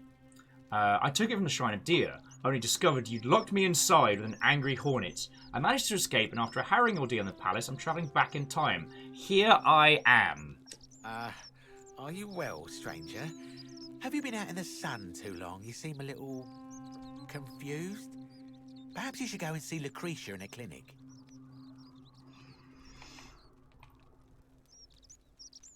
Hindle's like, is that Patch's voice actor? Is it? Because we described him as faux Patches because he's a bastard.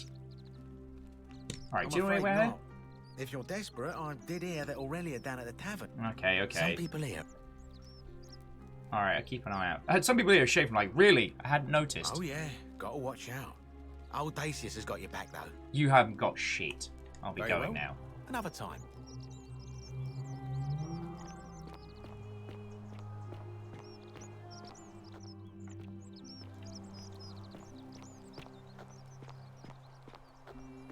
Yeah, and JP, I don't know about yourself, but I'm very excited for it.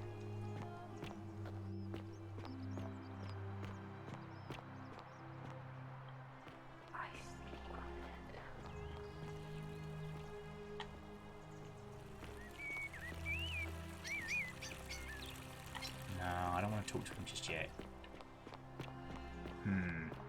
I kind of thought the knowledge that knowing where Scintilla is would open up a few more paths. Okay, so Hindle's saying it's not Patches, but he has been in Divinity and Pillars 2. Yeah. I mean, there's only, like, there aren't too many really good voice actors operating.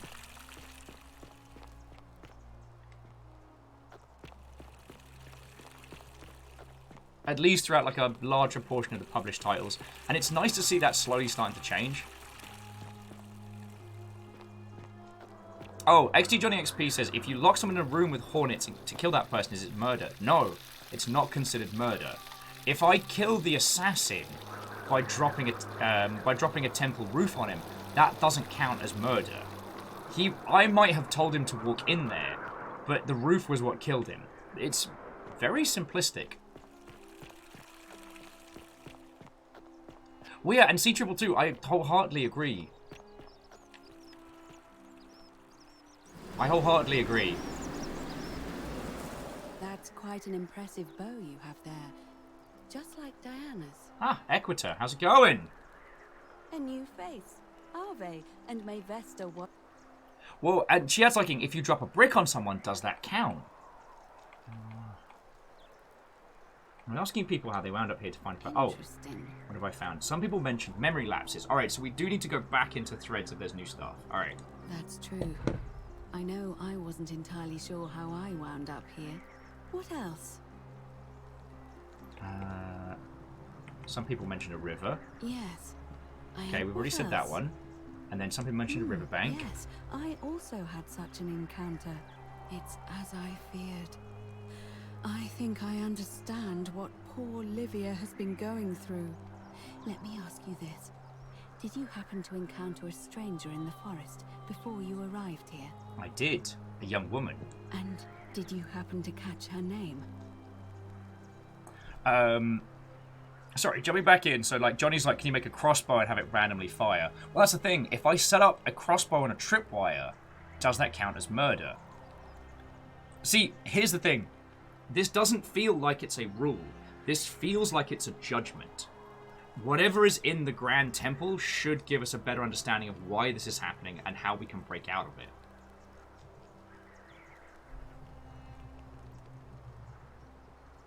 Okay, and JP did say that the Knights of the Old Republic remake will be coming to PC. It's just Sony got the announcement.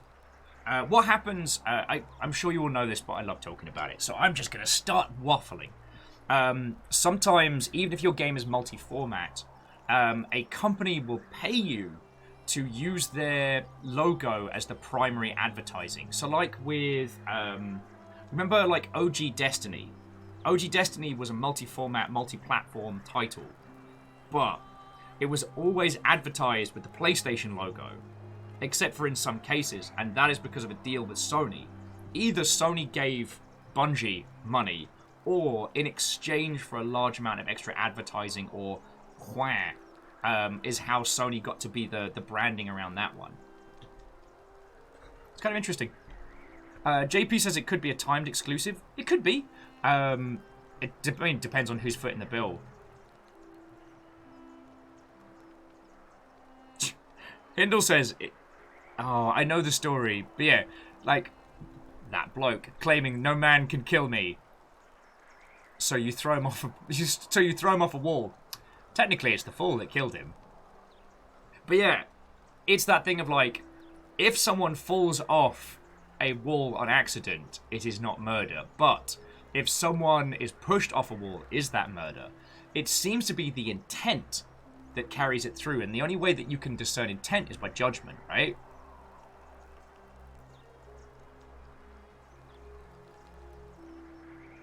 Oh, Starring was also mentioning Uncharted 4 and The Lost Legacy is coming to PC as well. That's cool.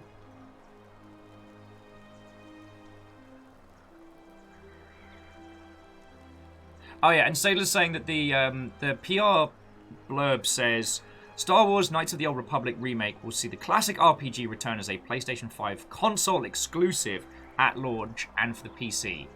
It could be that it could be that basically it's not going to be on Switch or Xbox, but will be on PC, or it's a timed exclusive and coming to PC later, and they don't want to piss off the people who, like ourselves, have played Knights of the Old Republic again and again. Asari was asking, what's the Greek goddess of judgment? I don't know. And I think that particular person, the god, god or goddess of judgment, was one of the ones that they changed. Anyway, do you have to catch the name? Karen. I see. And was this Karen, by any chance, wearing a hood? Yep, she was wearing a hoodie. How could you have known that? Because I've seen her before. There's something I think you should see. I think you'd better follow me to the baths. It's not safe. There's an assassin just arrived. What? How could you know that? And why are you talking to me instead of doing something about it? Please, go and stop him, and come back to me once we're no longer in danger. Alright, I gotta go stop a murder! Pamf! Rolling around at the speed of sound. But yeah, so those of you asking, so like, I'm about to get this guy crushed with my intent, and it doesn't break the golden rule. Something. A man arrived. Yeah, I know. Fabia. Fabia, stop talking. I'll get right on it. Thank you. Okay, I know. Okay, do not go in there. What? Just trust me. Alright, I'll find you in the bakery. No worries. Excuse me! Murder assassin! You can hear my voice has still got a bit of crackle to it.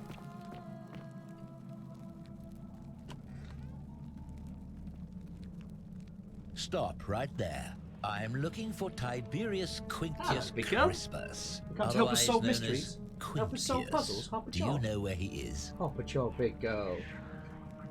Oh no! Oh, friendos, I'm afraid you're going to have to excuse me for a second, as River has just been very sick. Hold that thought, friends. Hold that thought. I'm just going to leave you with some crispy...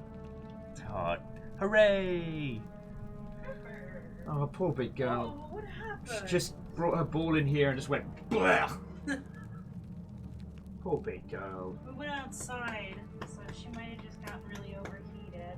Oh, no worries. I don't mind clearing it up if you want to talk to these peeps. I can get it cleaned up. Oh, I wasn't leaving it for you. Oh, poor big girl. You feeling poorly? You feeling poorly? Well, if any of you want to go grab a cup or a coffee, I'll be back in just a sec.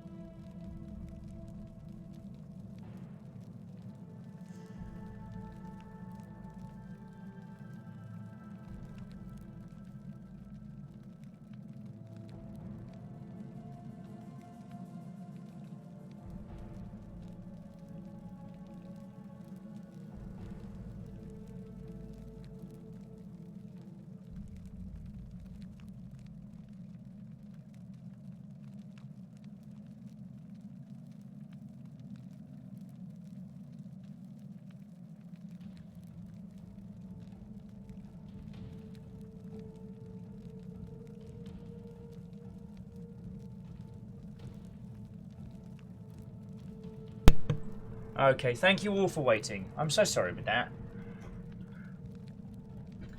Fiona reckons that, yeah, River just got overheated today. So, she's out. We've got the aircon. We've got to buy the aircon. And it's nothing we can't clear up. I'm sorry if there's any additional background. I've just got the fan in the window going just to get some circulation through here for Febreze fumes. Yes, and Kestrel, she's going to get all of the love and attention. Ah, Ben, you legend, wherefore art thou port center? For doth thou art here.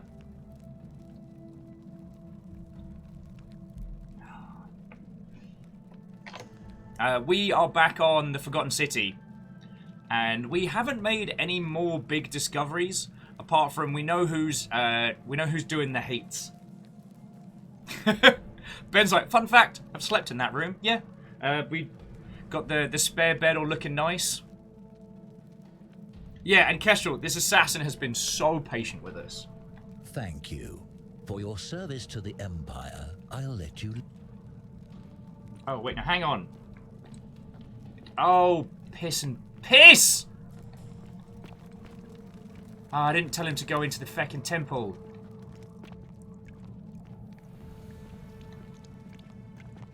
But yeah, so Ben, how you been? How has your post-PAX recovery been, friend? I'm sorry that all our communication has pretty much just been about G-Unit. Oh, sorry, G-Force. Ah, I biffed it up.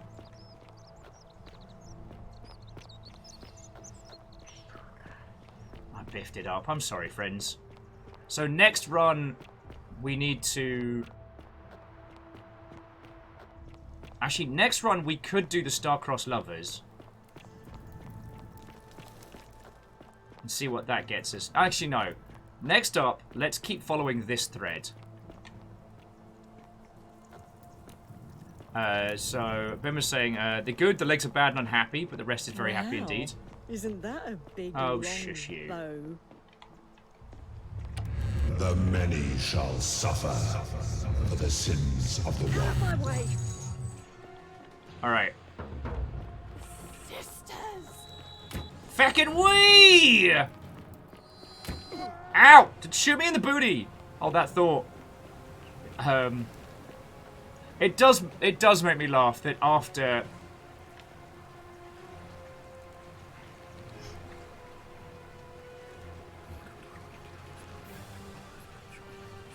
Oh. Okay, phew! Got a quick dodge in there with some Doctor Who moves. Sorry, it does make me laugh that one of the things that we got talking about the day Ben flew out was about how he's left canes at varying people's houses across the world. And as he got out the car at his terminal, I was like, where's your cane? So now we have a fancy purple cane in the house. And Ben, they whisper the same thing ad infinitum.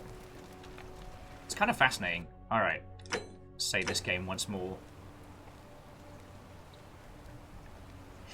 Okay. So let's go disrupt the... Let's go disrupt the assassin and go from there. Mind telling me who you are and what you're doing with that bow on your back? Okay, so what was it? I forget what is that we need him to take care of urgently. Was it the assassin?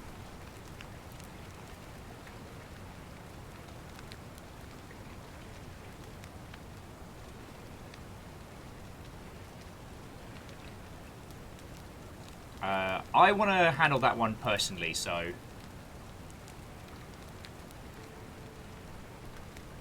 Actually, let's let him try it this time round. We can always make a run for it. All right, need to take care of some things urgently. Oh, sounds serious. I'm listening.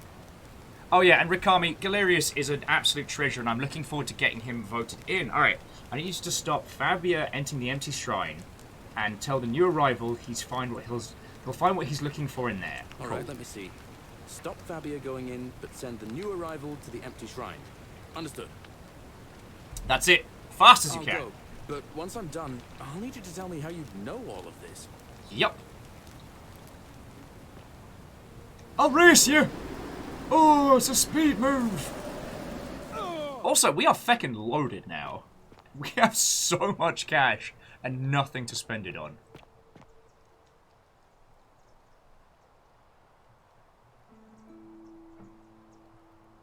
Okay, Fiona, that's a great idea. Because we can attach it so that Ben can use it next time, but it'll look... sorry. Fiona's been building essentially an art gallery in our living room. Usually of dumb shit Will does. But I guess this is... With Ben and I having essentially the same style of humor, I think it counts. Also, I had a genuine sad moment. So I used my Starbucks card today for a little bit of a treat, and we decided to get a coffee after getting our nose chonkered. And I was trying to decide if I wanted to get a sandwich, and I did the old, oh, I'm gonna get a panini. It's panini. It's the future. I've tasted it. Which is a quote from Phoenix Nights, a short-lived and thoroughly bizarre comedy show, and I realised that no, Fiona doesn't know it. I'm just back to making references to myself. I got really used to having the company. Alright, so there's Gallerius doing his job. Salve. Salve your asshole, you bastard. Sadly, Chiat, getting your nose chonkered for cocaine. Salve again, friend. I went and did as you asked, and... it worked. Just arrived here and you already know everyone and exactly what's about to happen to them. Sorry, Garius, what's that? I couldn't hear you over the fact that I just killed a man. Okay. Dirty pig. This is our home.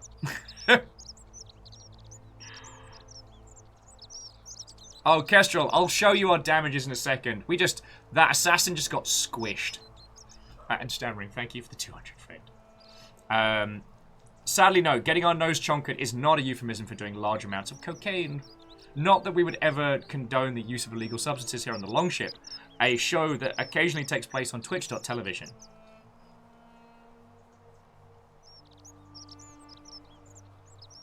Alright, so I'm reliving the same day over and over again. You're toying with me, right? Wait, you're not kidding, are you? That's the only way you could have known. You're a bit like... oh, what was his name? Sisyphus. Yeah, that's the one. Old King Sisyphus. Sisyphus? Wasn't he the guy that, you know, from the downstairs? Oh, that's syphilis. Sorry. I'm so sorry. Alright, how so? Sisyphus was a Greek king a long time ago. For daring to think he could outsmart the gods, he was given a terrible punishment. He was forced to push a great boulder up to the top of a hill. Only, just as it reached the top, it would roll all the way back down to the bottom, forcing him to start over and over and over again, for all eternity. Just like you. Actually, now that I think about it, there are a bunch of old stories about the gods punishing people by making them do the same futile task over and over. Tantalus was made to grasp at fruit on a tree he could never quite reach. The Pleiades had to keep fetching water in a sieve. Oh, and Ixion was strapped to a wheel going round and round forever. But on the bright side, at least you're not stuck in the underworld like they all were. Anyway, I don't know which god. We've seen person reaching for an apple. We've seen person on a wheel. Have we seen person with a sieve? I'll tell you what. I'll keep doing whatever I can to help you. And you just focus on finding a way to break the cycle you're in. You're a good man, Gallerius. Galerius. Oh, that's kind of you to say. Now, I'm going to keep your secret. Although, it's not as if I'll remember this next time we talk anyway, right? Oh, and if our conversations ever start to annoy you, just tell me you're busy. I know when I'm not wanted. May fortune smile on you, friend. And you. Okay, you know what? May fortune smile on you is a great way to end a conversation. I might start using that. Okay, so, this was what happened to the assassin. He got Chunky Swish gone dead. For the last time, Daisy, I'm not making you a bow. Why? You know why. I'm going to defend myself against someone else with a weapon. There are no other weapons in... Oh yeah, our inventory must be pretty solid, because we've got the Got a load of keys, golden goose eggs, the lunar pendant. I feel like this has got something very important going on. The city. We all went along with the magistrate's weapons ban, so it wouldn't be an issue. That's why I want to get in first. Right. So the assassin is dead. Oh yeah, now we need to talk to the priestess, who should be down here.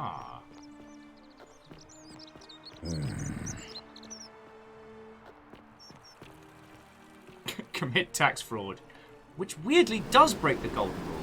Aperture! Ah, oh, damn it! I wanted to do dynamic entry again. That's quite an impressive bow you have there, just like Diana's. Commit tax fraud. Bootleg some Nintendos. Let's do this. A new face, Ave, and may Vesta watch over you. I'm Equitia. Oh, so JP's saying, hang on, if weapons are banned, what if someone's next with hand-to-hand? So weapons aren't banned by the golden rule. The magistrates banned weapons to stop people breaking the golden rule. But if you throw hands on someone with the intent to cause them harm, that would break the golden rule. Okay, so I'm thinking about how people wound up here, and I'm trying to find a pattern. Interesting. I'm not sure why you're telling me, but you've come to the right person. Did you find a pattern then? What have you noticed? Okay, so yeah, some people in the river. I understand. Okay, yeah, What else? Equita, stay with me here. That's true. Okay, What yeah, no, else? memory lapses, and count to the riverbank. It's... Yep, young woman. Did you have... Her name was Karen. We made many jokes about it. I see. Karen And was wearing a hood. Was this Karen? Which is a hoodie, but Because yes. I've seen... Alright, But I'll meet you at the don't follow baths. too closely. We can't have people thinking we're bathing together.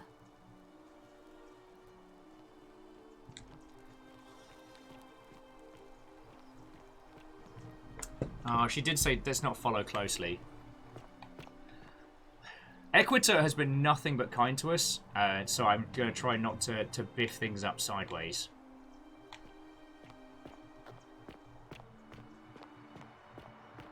So JP says, I'm starting to think of all the ways you can skirt those loose rules. Well, exactly. What it turns out is the woman in the pub has been poisoning people. So she's been putting hemlock in drinks and letting people drink it. And that hasn't broken the golden rule. Ah, and just Sharky, what, ho friend? Okay, as Sharky's just gotten here, you know I don't want to talk any of you out hanging out here. This game is very good. If you think you're going to play it in like the next like week or two, pick up a copy, get stuck into it. Because we're going to be playing this like once a week, like we have done with other like long play titles or like with other puzzle games. Oh, Fen says she wasn't poisoning people. Well, we've read her diary where it talks about feeding people hemlock and getting away with it.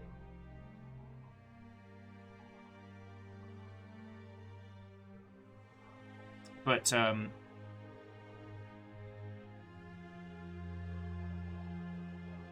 okay, and she had... okay. I'm down with you just joining us on this adventure. Like, again, we managed to get one ending, but in terms of the actual story and how far in we are, probably about like a quart, if that. Anyway, so I do recommend this game, and again, I don't want to scare anybody off. It's just I don't want to ruin the experience for you. But if you're down for playing this with us, feckin' join us. I'm happy to hear like suggestions, thoughts, ideas. So long as you've not played through this, as long as you don't know what's going to happen, like feckin' yo.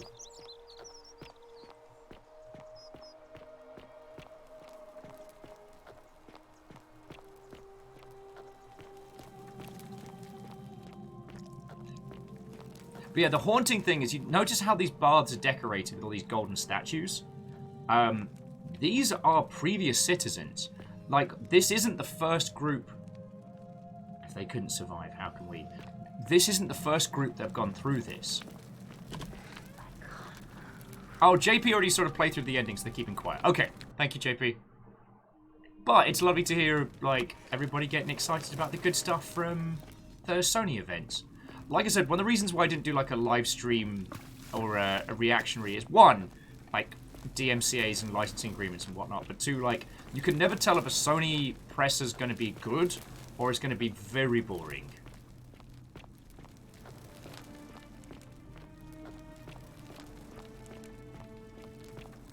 She had said if it loops, though, why are the gold folk around? Why didn't they reset? Ah, we're the ones looping. The city itself doesn't loop. That's just for us. Alright, Equita, what do you got? Alright, you're here. You were asking how I knew the young woman you met by the river was wearing a hood. Here, look down at the bottom of the baths. It's a little hard to make out in this light. If only we could see. Oh, what a marvelous lamp. But do you see it? Somebody waking up by a river in a forest to find a hooded figure with a coin. It's just as you described it, only your pronunciation is a little off. The name you heard wasn't Karen. It was C-H-A-R-O-N, as in Charon, the ferryman of the dead. Charon, who, in exchange for the right coin, helps the souls of the newly deceased cross the Styx, the river that separates the land of the living from the land of the dead. When I dragged you out of the river, I thought you were never gonna wake up. I checked your pockets for ID, but all I found was some loose change. That 1 denarii. Feels like I've spent my whole life in a dead-end job with an endless commute. Sorry if I sounded cagey, it's just that I don't always get the best reactions when I introduce myself. My name's Karen. There are a bunch of old stories about the gods punishing people by making them do the same futile task over and over. But on the bright side, at least you're not stuck in the underworld like they all were. I'm so sorry, my friend. I'm so sorry. I take it you know what this means. We're going to Disneyland! Okay, we're not going to Disneyland. It turns out this place is in fact the underworld. Fuck! Never gonna go to Disneyland! It's the worst! They got Star Wars there now! It's the worst, Karen! No. It also means that that's why people have gone through this so many times. Oh, and EXO, along with Waho, the idea of Insomniac doing a Wolverine game does sound rad. Like, they've done such a good job with Spidey.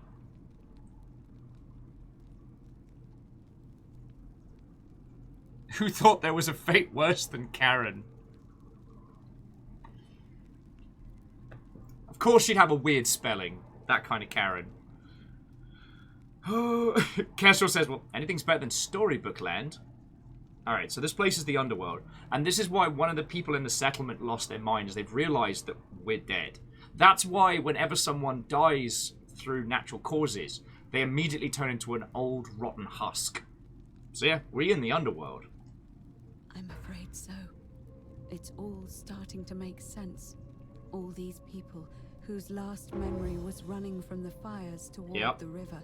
It seems none of them escaped with their lives after all. Perhaps we should be grateful they don't remember their final moments. Yeah, that's for the best. It also tells us that the Golden Rule is the work of Pluto, the god of the underworld, and why his epithet has always been Father of Riches. I know it's a lot to take in, and you look as if you have questions, so I'll try to answer them if I can. Of course he's miffed because we stopped calling him a planet. Okay, but this is feckin' cool. I had inklings, but for me, like I said, it was the guy that swan dived through the fecking pool. And when we got down there, his body was like crispy, burnt, old bad. And I'm like, I'm pretty sure he should be a jammy, very bleeding smudge, but there we go. Laughs in Neil deGrasse Tyson. Okay, so we dead? That was my first thought too. In the old stories, the underworld was where the souls of the deceased were taken. But it was also possible for the living to reach it without dying, if they were particularly fearless. So I'm afraid I don't know. Did someone say undead Viking party? I immediately go back to that Oglaf panel of a bunch of skeletons just partying it up on a longship. As I did mention the undeath clause.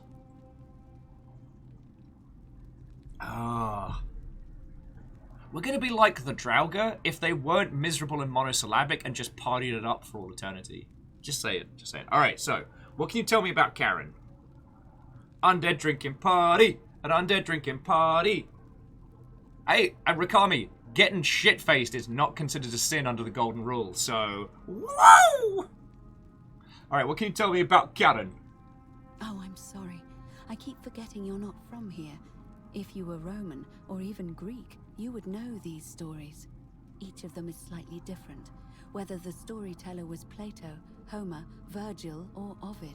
This involved the souls of the dead, Gordon meeting a Bennett. grim Yes, ferryman named Chen. Charon on Everyone. the bank of a river. Everybody's dead, It was said Dave. that he He's helped dead, the new Dave. arrival cross, Everybody is dead. only if they could Everybody pay him is with a dead, coin, Dave. an obol. That's why it was once our custom to bury our loved ones with a coin in their mouths. Charon's obol, we called it. Of course, an obol was a kind of Greek coin, because we inherited this knowledge from the Greeks. What? Even Aristotle? Everyone's dead. Everyone's dead, Dave. Dave, everyone is dead. What about Caesar? No, I don't think you're hearing me here, Dave. Everyone's dead.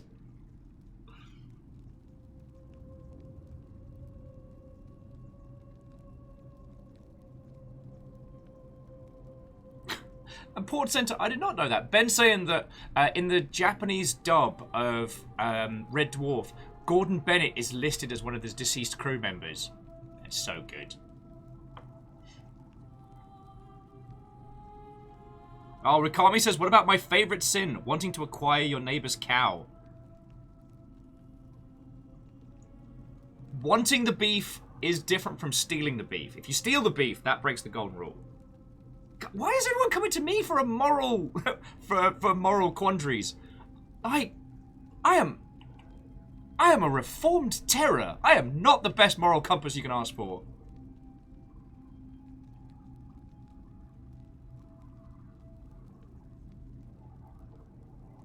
Okay, so Port Center, please tell me nothing, but was the Rick and Morty season finale as good as everybody said? Oh, Chiat's saying the finale was awesome. Okay, I'll try and get on that.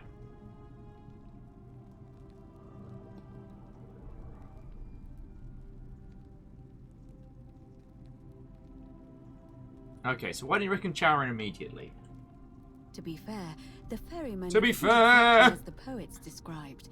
And he, she, they seem to appear to different people in different guises. You say you saw a young woman named Karen with a hood. And I once heard Kabash mention a stranger in a ram headdress named Kerti. And Rufius described meeting a stranger named Kumut Tabal wearing an eagle headdress. But whatever form this stranger took, they were always wearing a hood of some sort, and their name always began with a K sound. I suspect the only way you'll solve this riddle is if your paths cross again. Okay, so in this second ending, Karen offers to feckin' row us back to civilization. Oh, Captain Steph says, where can I watch Gandams? Right. Netflix, Crunchyroll, there's some stuff on YouTube, and I think those are the main ones.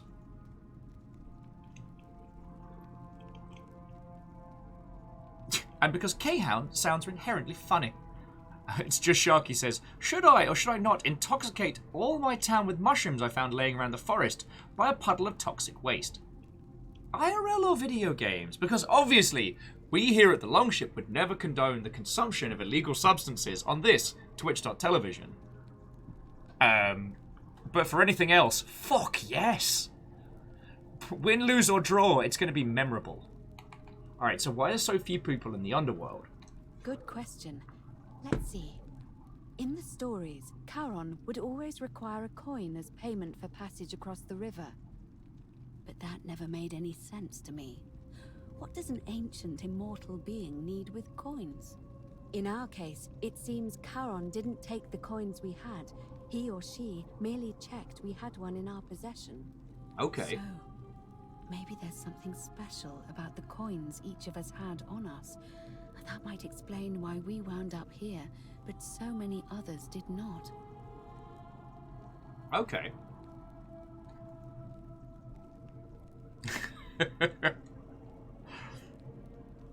Rikami says all you need is Gundam build fighters, and that's on YouTube. you know what? Maybe it's just because we've all been through the shite in the last like couple years, right? And even though the Great Panini is not finished, in my heart of hearts, like I'm definitely feeling a lot happier, a lot better as we're moving forward. More people get vaccinated, but I definitely have more time for shows that just go for unbridled joy. So like Rikami's, I guess, semi-joking about the series Gundam Build Fighters and Gundam Build Divers, which are, and I shit you not, Gundam anime shows about the model kits and building them and battling them. And it seems like the most paper-thin, bastard tier, like, show as marketing. Like, the show is about the toys. The show is about the model kits, right? Like, it should be called Sell Me Toys. And yet, I've watched both seasons of Build Divers, and they end up being genuine, heartfelt shows that make me care about it. Katatros is like, wait, did you just say the Great Panini? I did. Kenley made that joke all throughout our panel, and it got stuck in my head. Rikami said, not Build Divers, is so dumb, it's amazing. Thing is, Build Fighters is so genuine. It is stupid. You know, it's about people that take their models and kind of log them into like a VR duel battle or something. But what ends up happening is they talk a lot about like why people make these models, what gets them in, what matters to the different people, and then it talks a lot about like essentially the digital found family that you can find, at least in Divers, in video games. And you know what? Like, by the end of it, it genuinely matters. There's a whole thing in the main premise of the second season of Build Divers is a group of kind of like varying like burnouts end up teaming up on a random mission together. And each of them kind of have their own reasons as to why they've burnt out in this game or why they've washed out on it. And they get entered into like almost like a private quest chain. And as they start to experience it, they realize that it's like essentially like a permadeath quest line. Like they can get destroyed, but the NPCs that they're dealing with, if they die, they're gone. And so they start they start having an emotional attachment to these characters because the impact that they have on them matters. And then later on, well, there's more to it. Rikami says they don't even make Gunpla models and they still love it. Yeah, and so, like, I know that was a joke, but if you want something that's just genuine and wholesome and nice, like, I recommend it. I really recommend it.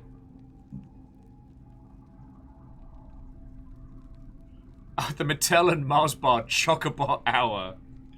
God, that's what it should be, and the fact that it's good still shocks me.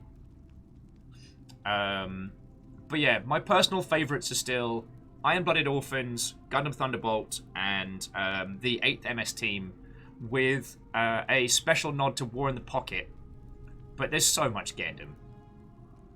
Okay, Catastros, I hope you get glorious sleeps, and as always, thank you for hanging out, friend.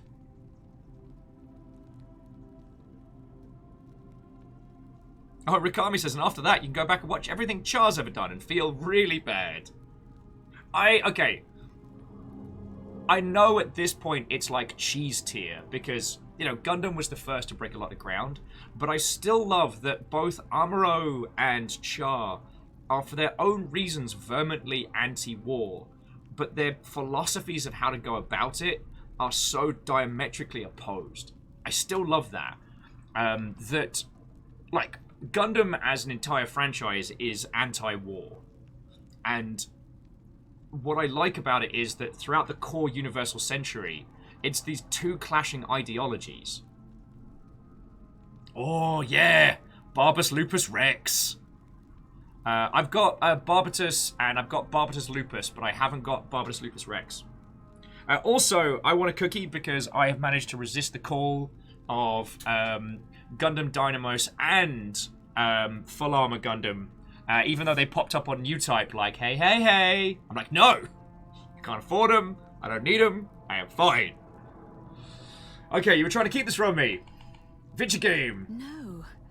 I mean, I had my suspicions, especially after Livia's ramblings, but I would never have figured it out without your help.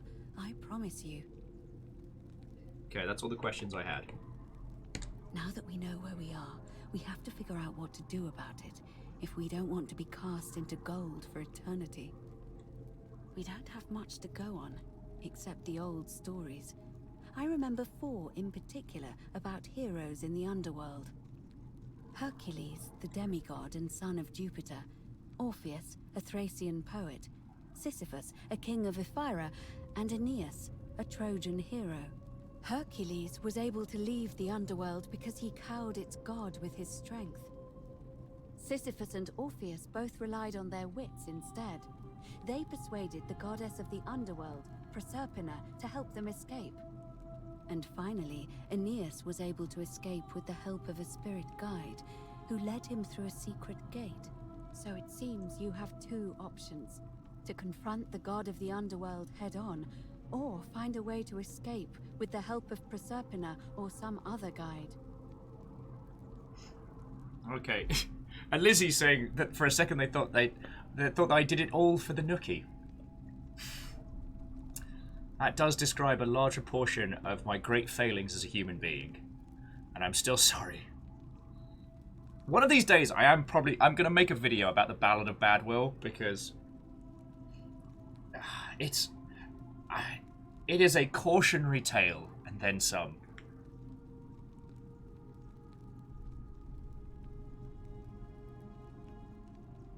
Just Sharky says to the mythology nerds, appreciate that time when Hercules took Hades' pup for a walk. He's got 3 heads, and I can't pet them all at once. Shiet says, can you find Sisyphus down here pushing his rock? We can. There's a gold statue with a rock. There is a gold statue of a person trying to reach an apple, and there's a gold statue of someone trying to scoop water. So those were the 3 stories we found. Okay, so can't we escape the way we came in? It's a reasonable question, but the problem is, this place is fairly forgive well my designed nose to keep us scritchings. here. There's no way to climb up the shaft. And even if you could build a ladder big enough, just trying it would break the golden rule. We know that, thanks to the writings left behind by those who've tried. Okay, so trying to break out is against the rules. Alright. I've noticed you seem uncomfortable calling the gods of the underworld by his name. Why's that? All Romans try to avoid saying it, and the reason is quite simple. He might hear us.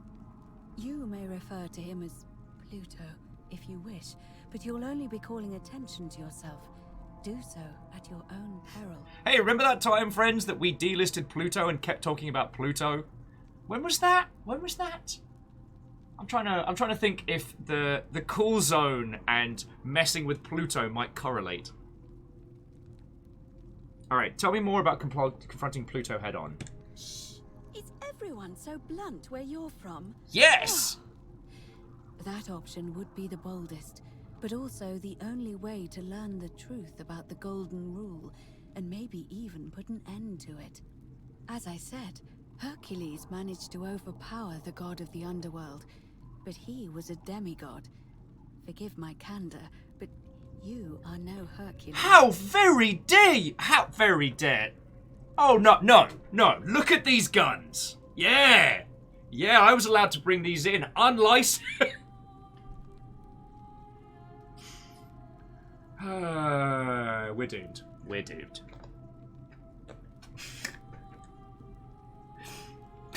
Kestrel's like, it's more like water pistols. And JP with, well, if there's a golden rule, silver rule, bronze rule. Big's like, all I can see is noodles. Alright, so, Hercules couldn't manipulate time or turn organic matter into gold. That we can do. Are you telling me that you can?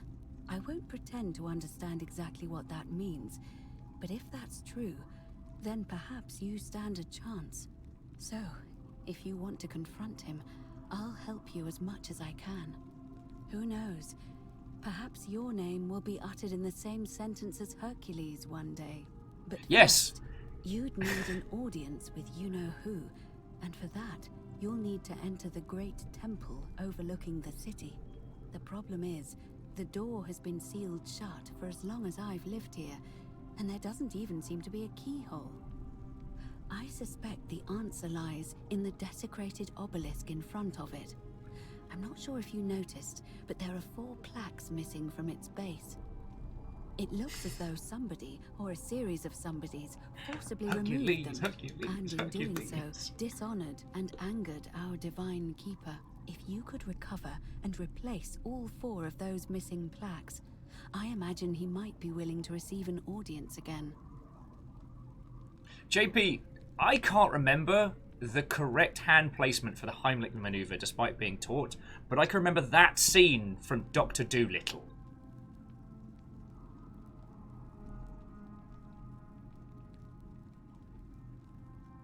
Was it Dr. Dolittle? Yeah, it was, wasn't it? She asked, like, what does a god need with a plaque? Respect. One day they might utter your name in the same sentence as Hercules. Alright, have you seen that will block? Aye. It's like if you took Hercules and then took all the muscles out of it and replaced them with spaghetti. That's the best I can hope for. The Nutty Professor, thank you. Why did I get those mixed up?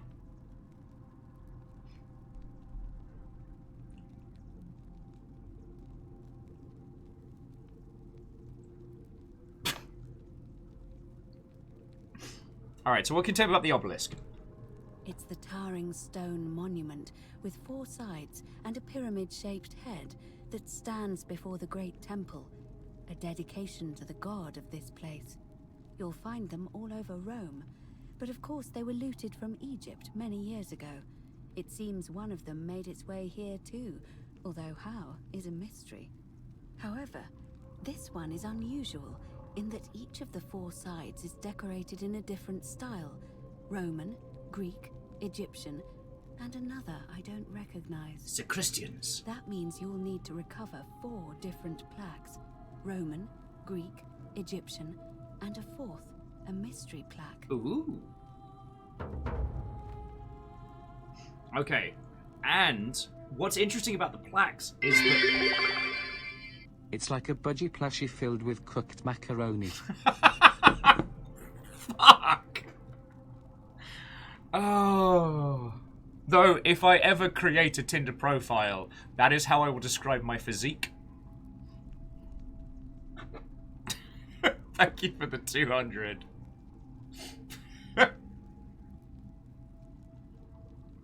I will say that after we finished, was it after I finished one of my panels, or was it just we were going to get food? But when I finished the first panel at PAX, I had a load of friendos in the audience, and I had a load of friendos waiting for me, and it felt really good. Like, coming out of a panel and having, like, a squad of, like, friendos and longshipians felt really good.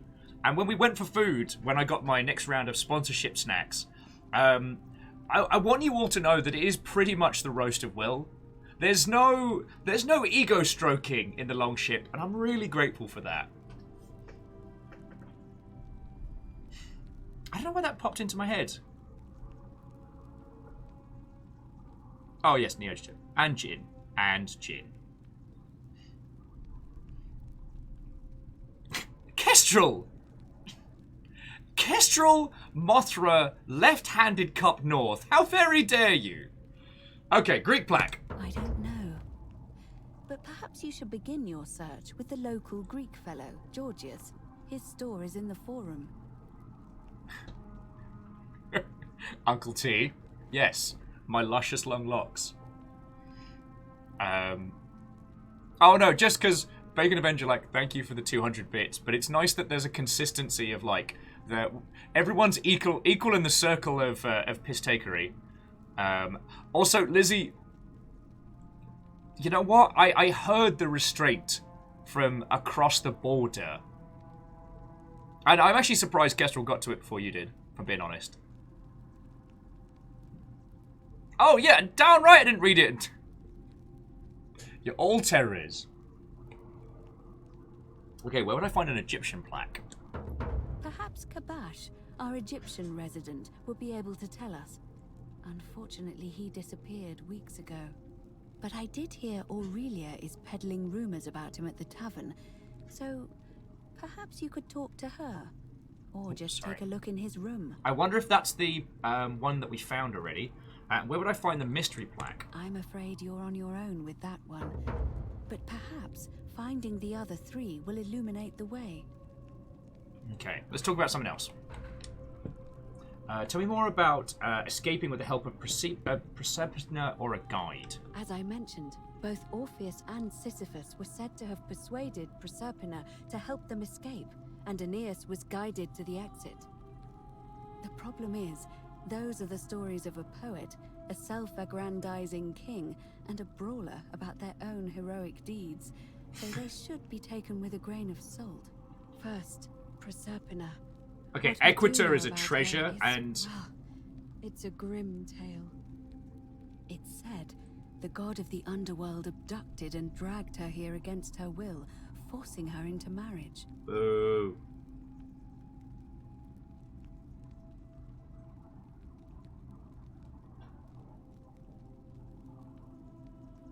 Oh yeah, actually, Neo Shadow, I think you're spot on. Because there were 4 plaques, but we only got 3 prompts. So I think you're right. I think the Roman one was the one that we found. So we need the Greek, Egyptian, and it's got to be Christian, right? That is horrible. But also, so she might be willing to work against him to help us. If the stories are true, then I suppose so. The problem is, how do we communicate with her without being noticed by her captor? Leaving that aside for a moment, there is also the possibility of a spirit guide. I don't suppose you've come across one of those in your travels? I hear the female statues whispering to me every now and then. Truly? And you're only bringing this up now?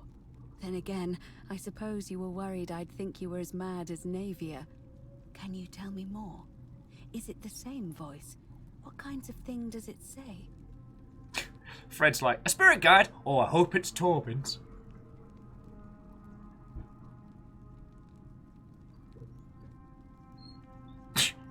JP with plot twist, the last plaque is Scientology. No! And yeah, I can't even pronounce that. Alright, it's always the same voice. She's helpful, if a little cryptic. Fascinating. Perhaps she's a Wait, you heard that? Or perhaps... Perhaps you're hearing the voice of Proserpina herself. If she has indeed been abducted, it would make sense for her to speak in cryptic whispers. What is the 4th plaque? Jokes only. Tell me, has she told I can't you look at anything them, that so might you lot lead have you to the decide way which one is out? funniest.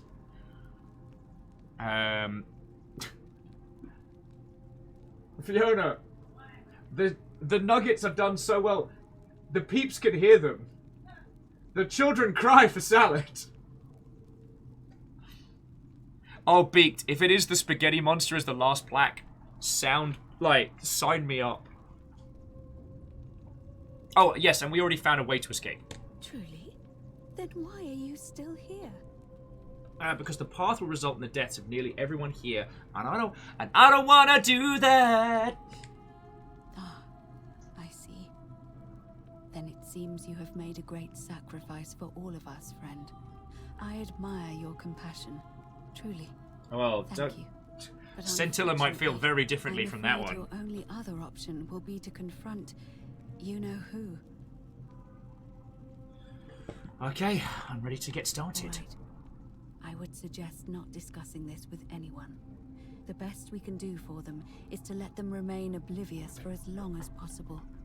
As for Livia, it seems she's been shouldering the weight of this terrible secret all this time. Perhaps it would comfort her to know she's not alone. Okay. I'll have a chat with Livia first. In any case, time is of the essence, so you'd best begin. May Fortuna guide you. Although you may not need her with Proserpina on your side. Okay, so Proserpina's got our back. Feckin' wee! I had a feeling there was something down here, you know?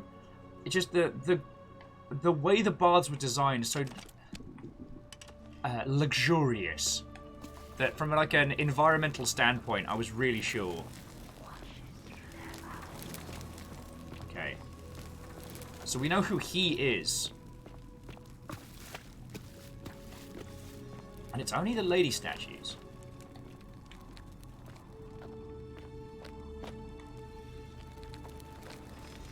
Oh god, it still creeps me out when they look at us.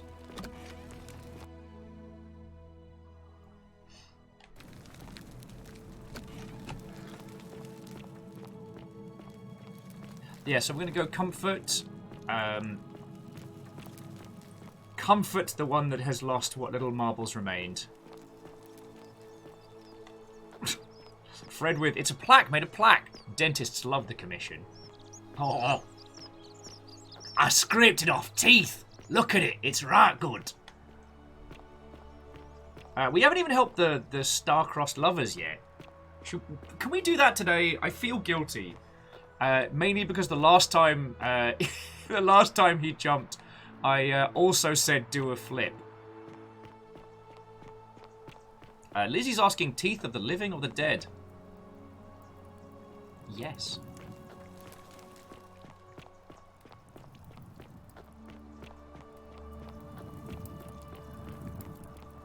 Cerberus lifts his triple head and lets out his threefold braying.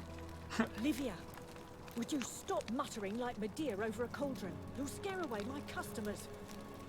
They follow their trades, imitating their previous lives, but they are ignorant. This again. You're in a world of your own, aren't you? Just as the ocean accepts the rivers of all the world, so this place accepts all the souls. But it does not notice the crowds that come. Okay, I figured it out. I know why we're here. Say it. Speak its name. The underworld. Then it is true. I was right. You were. I thought I saw it, but when the rest of them could not, I kept thinking I must have gone insane. I had to tell myself it was true over and over again, until I wasn't sure if I was deceiving myself. I must apologize if my words seem cryptic. I'd found comfort in reciting the Metamorphoses by our great poet Ovid. He gives such an uncanny description of this place. I cannot help but wonder if he himself came here. Would you like to hear it? So, as voted by you lot, the fourth plaque shall be The Ghost of Christmas Past! We're Marley and Marley. Whoa! It's not actually the Ghost of Christmas Past song, but you know what I mean. She had said, Mountains! Okay, let's hear the poet's description, Baron Sheepwater, friends. I will do my best to remember the relevant verse. There is a downward path, gloomy with fatal yew trees. It leads through dumb silence to the infernal regions. The sluggish Styx exhales vapor, and by that way, the shadows of the newly dead descend, entombed with full rites, and the ghosts of those, at last, given proper burial. The wide, thorny waste is cold and pallid, and the newly arrived shades are ignorant of the road that leads to the Stygian city, where Black Dis has his cruel palace. As the ocean accepts the rivers of all the world, so this place accepts all the souls, and is never too small for any populace, nor notices the crowds that come. There the bloodless shadows wander without flesh or bone. Some crowd the forum, some the house of the ruler of the depths. Others follow their trades, imitating their previous lives, and still others incur punishment. I hope I have done it justice. And now we share a secret. It's as if you've lifted a great burden from my shoulders. Thank you, friend. I think I should rest.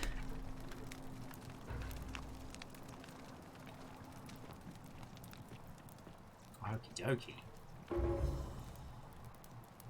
Lead resolved. Pandora's box. Chiat said, "For those of you who have not been there, there is no more gloomy and depraved place than the land of concrete cows that the ones round here call Milton Keynes.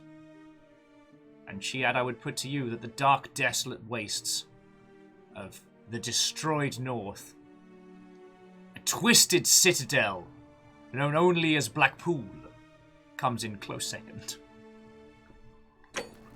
Actually, I'm going to save it, because if I accidentally biff it...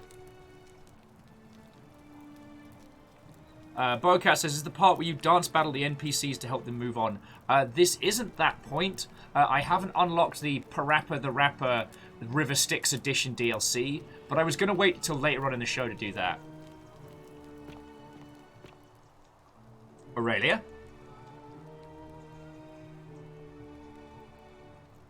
Ah, you're here. I'm so glad you decided to visit. I'm Aurelia. And you're a piece... I hope I'm not being too forward, but the moment I laid eyes on you, I was intrigued. There's a light in your eyes I've never seen before.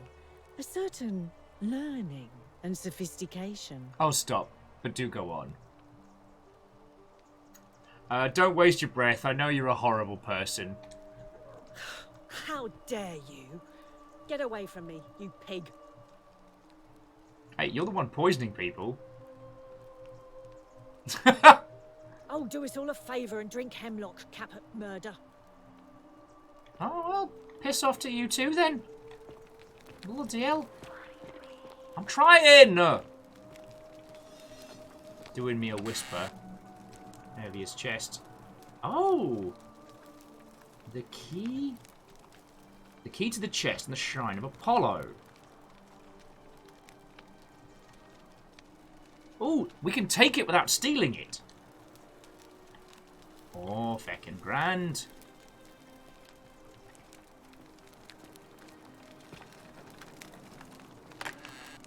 Livia's chest. We don't need a Denaris. We don't need a special Denari. Oh, Sharky was like, well, that escalated from get in my bed to get in the coffin. Basically, she's been scamming people left, right, and centre. It does seem like her overall goal is just to make as much cash down here as possible. Herb rack. Lucrezia's chest. No, we don't need to steal anything from there. Okay. Oh, Ark of the Conclave says we have it already. Okay, sorry. Should probably be checking like what we've got so far. Oh, it's a little doll. A rudimentary doll. Looks like it's been well loved. Aww. I guess this was what's his face's place. Already checked through there. I did see some vines up in the ruins that we could go check. She has like turn the doll gold. Oh, but it's been cuddled. You can't cuddle a golden doll. Now I think we went through here. We went through here very early on. Oh, Denaris and a bottle of wine. Yeah. Let's get riggedy wrecked, son. But what there was some vines to climb somewhere here, I believe through that way. Up in the forest. Up in the forest? Up in the caves. I don't know how speaking works. The bloodless shadows wander without flesh or bone. Yeah.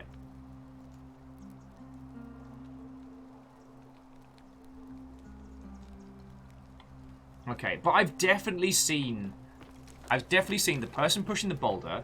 I've definitely seen the person reaching for the apple. I've definitely seen the person trying to sieve the water. So there's... I wonder what we can do with that. It's still, though, the faces looking at us is giving me that whole, like, ah! Or weeping angels nonsense. Right. Yeah, so this is what I was here for.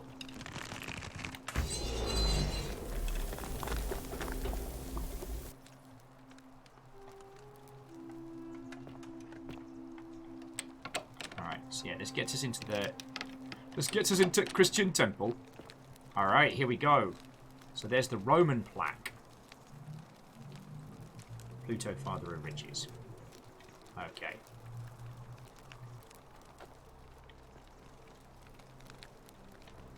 Just checking to see if there's anything else hidden in here.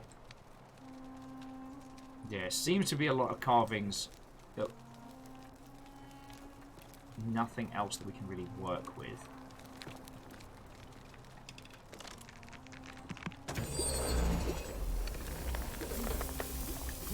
Hookshot saying that they're loving the fact that we're getting a new Knights of the Old Republic, but the exclusives. Well, from what we can theorize, it's either going to be a timed exclusive, or it's going to be a console exclusive and PC. So, like, that's not perfect, but anyway. So the Christian temple is where the first plaque is, the Roman plaque. I guess now to start hunting for the others. Oh yes, also the person on a feckin' wheel was around here somewhere. That was feckin' haunting. Is it down this way? Oh no, so this is the entrance to the Christian area. A Hookshot says they want it on PC, but they want it for everybody else also. I know what you mean. I know what you mean. Sony is in a very strange pace right now. Oh yeah, here we go. Tight feckin' wheel.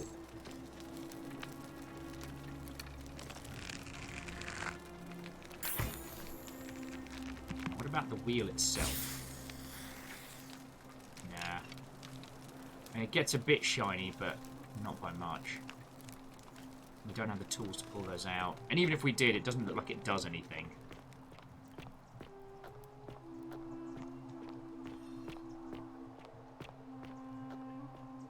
Okay. You know what? We haven't really looked through the forum too much.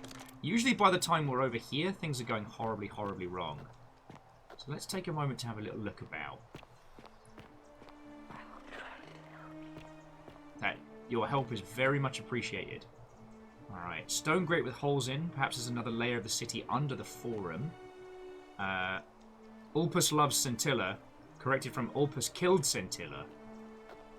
Oh, we know where Scintilla is.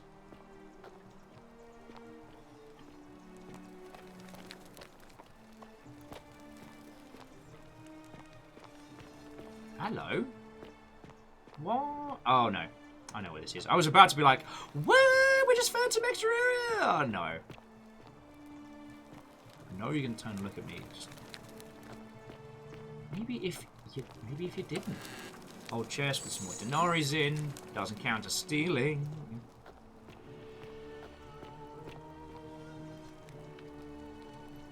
Alright, so old scroll.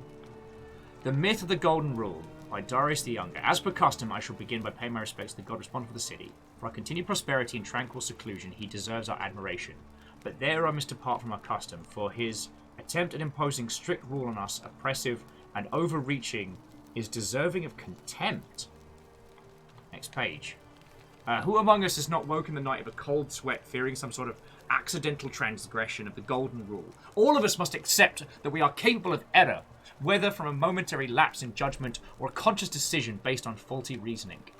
Yet, the great thread, the sword of Damocles, that we shall live under, is, I believe, merely a deception, and I shall prove it to you. Let me begin by dismissing the counter-arguments. Okay, so this is a guy who's written down a speech about how the golden rule is wrong. Love springtime. Oh, God! Gallerius, you scared the piss out of me. Alright, yada yada. First may argue, the many shall suffer. But that is logically unsound. For we cannot assume writers knew more than we did. This message was inscribed. Does not make it true. More than if I inscribed Darius the Younger as a god. Second, to maybe argue that the statues in place are evidence of the golden rule is real. You need not remind me of that. It was I who discovered them all around the city, and I who collected them, placed them in handcart, and placed them in niches. Oh, okay, so that's the decoration was done by this guy. All right. I want me to read the story of Venus bringing polygamy sculpture to Galatea to life, we do not believe it to be true. Why should we take this to be different? But ultimately, these arguments are just that. After years of living in fear, there is only one way for me to prove that the Golden Rule is a falsehood, and that is through action. Friends, I apologize in advance for this, but one day you will see this moment as a turning point in our city's history. Let us see that once and for all, if the Golden Rule is real, as I strike one of you with my fist. And there's nothing more there. Alright. And then Gallerius walked past us and scared the wee out of me.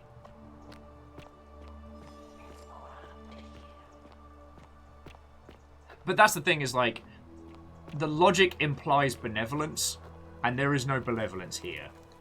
I did not do it, Dooley. Oh, Dooley, you treasure.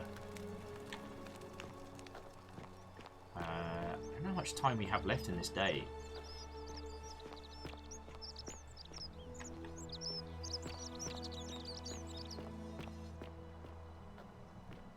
We haven't spoken to the physician in quite a while.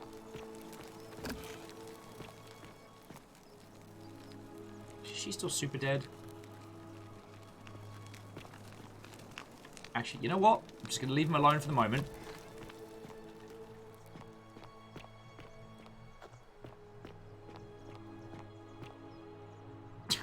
Baron just saying, I love knowing people are better at things than me. It's so helpful, right? Okay, so he's just still doing push-ups. I wonder if we can talk to... other person.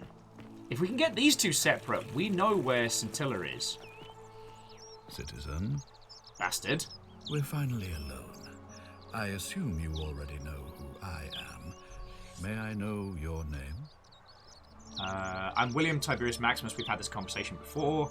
We have? Wait, if I understand correctly... This guy's full of shit. About to break the Golden Rule. Oh man, Neoshino's got homemade pizza? Heck! To bring you here? I must have entrusted you with figuring out who the culprit is. Only, I assume we failed. And you had to start over. Many times. Is that about right? Yeah. Look, we've had this conversation too. I'm in a hurry. Rather. Okay. Do you know a way out of here? Questions about the investigation.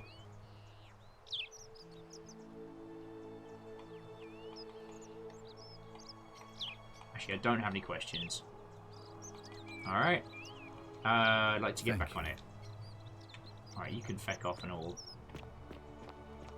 We do, however, know where Scintilla is, and we haven't been talking to these peeps too much. And this person has been almost entirely useless. I wish Horatius would stop letting barbarians in here. What do you want? Which people are the worst? Do you know a way out of here? Ugh, what is it with you people?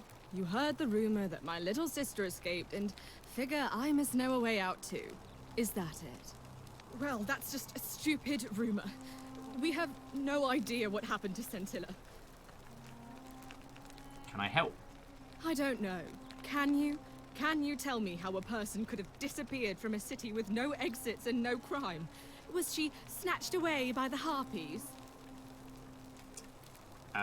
Your father didn't mention this when I spoke to him. Reactor online. Sensors online. Weapons online. All systems nominal. Hey! What ho, and good tidings. And good tidings to you, Orzine. What ho, friend! How many months is that? That is 21. Orzine, sincerely thank you, yo. It still boggles my tiny little mind.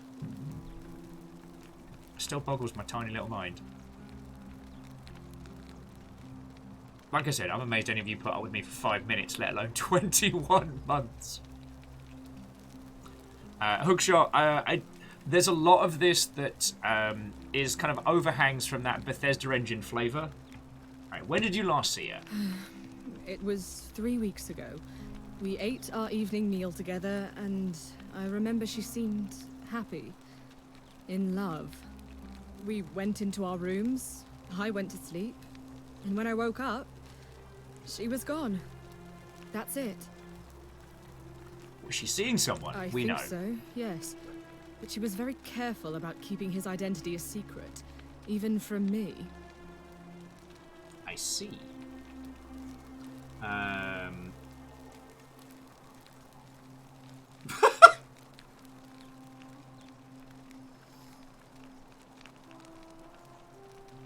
Just sent it.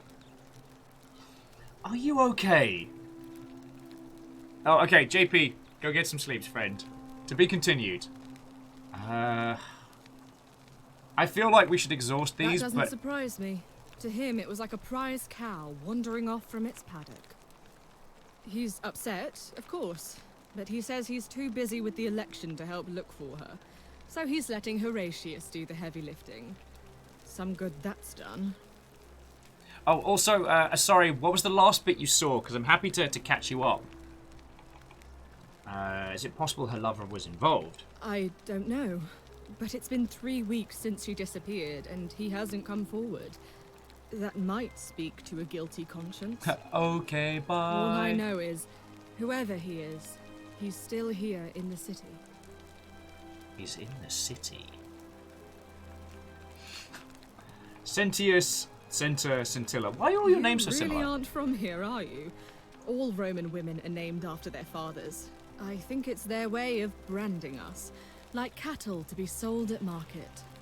His family name is Sentius, so I'm Sentia because I'm the eldest. And my little sister is formerly Sentia Minor, but she is affectionately known as Scintilla. Okay.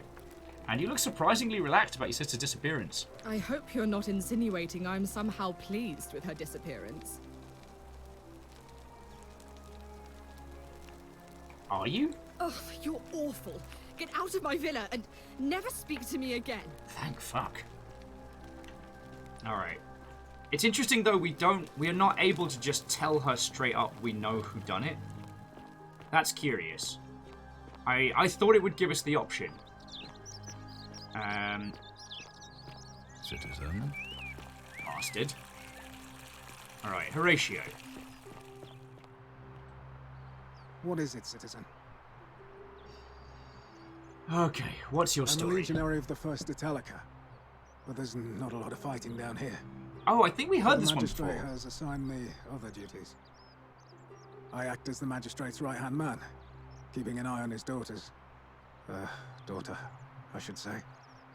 And the others, and making sure they're all behaving. I also keep a register of new arrivals. Oh, so sorry, it says when we fell down and I missed the landing. Okay, so here's what's happened so far.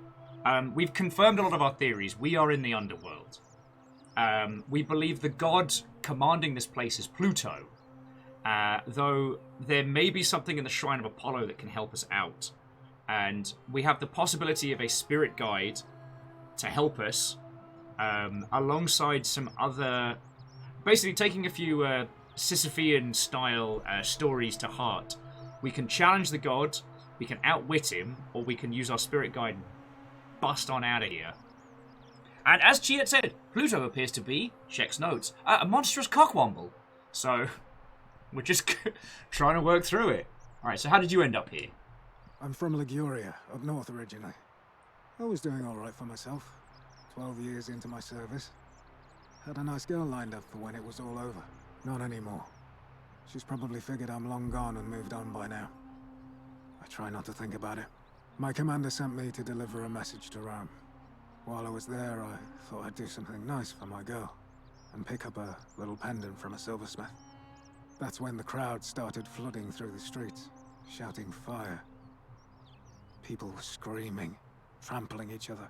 Then some Genetricum fugitor tried to take advantage of the chaos and pinch my pendant. I remember chasing him through the crowds, down towards the river. And then, nothing. Blacked out and woke up near here. No idea how I ended up floating so far downriver. But I'm fortunate to be alive, I suppose. Nom says, why is the helmet so thick? They want a ground up neck. But they didn't survive. They didn't live long, long lives. But, what's the old saying is, a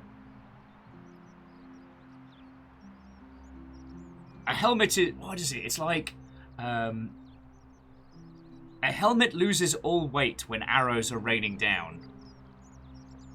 Sorry to hear that. Ah, don't be. As Seneca the Younger said, difficulty strengthens the mind as labor does the body. That said, Scintilla's disappearance has been more difficult than I'd care to admit. You two were boning.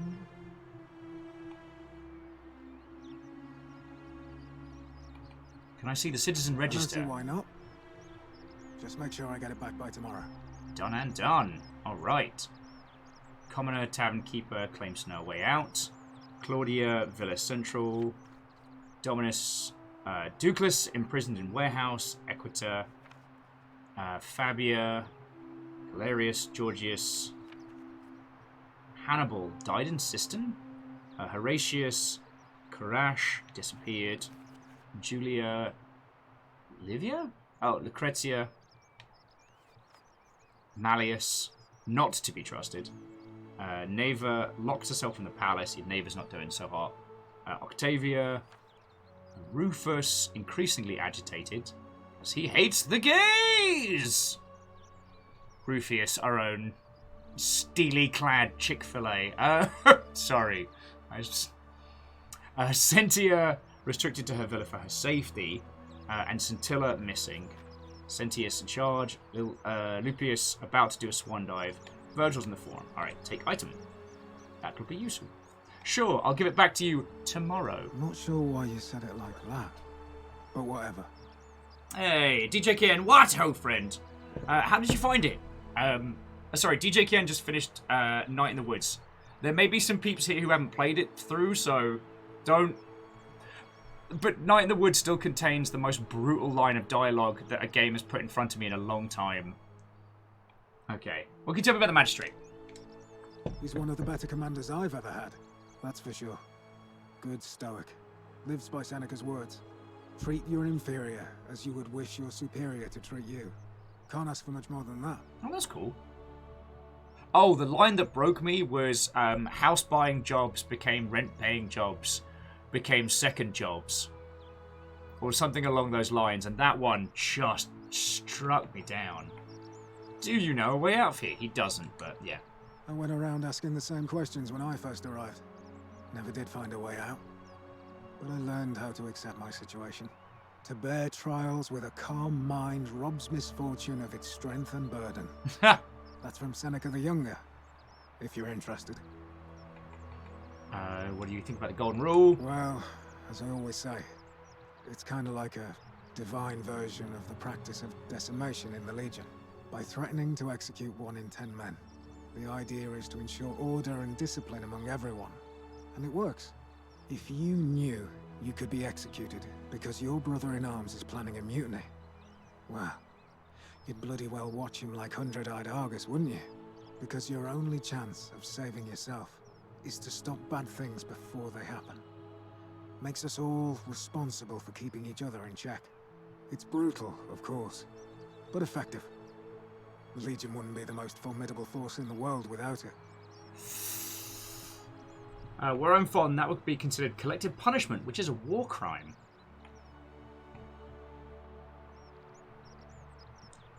A war crime? Isn't that a contradiction in terms? As Cicero said, in times of war the law falls silent. Our worlds are very different. Seems that way. War crimes. Ridiculous.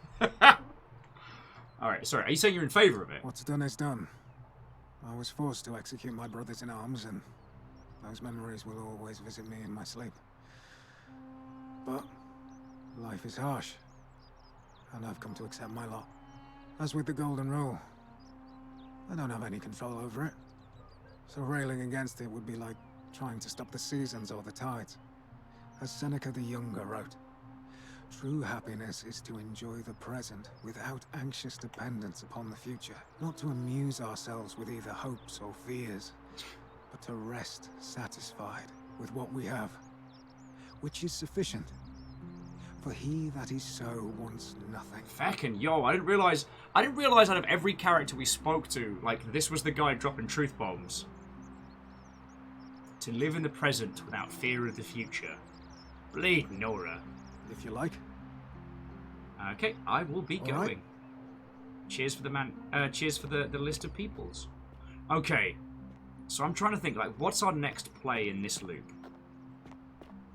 We found one plaque, which is the Roman plaque. But I think that plaque's already installed.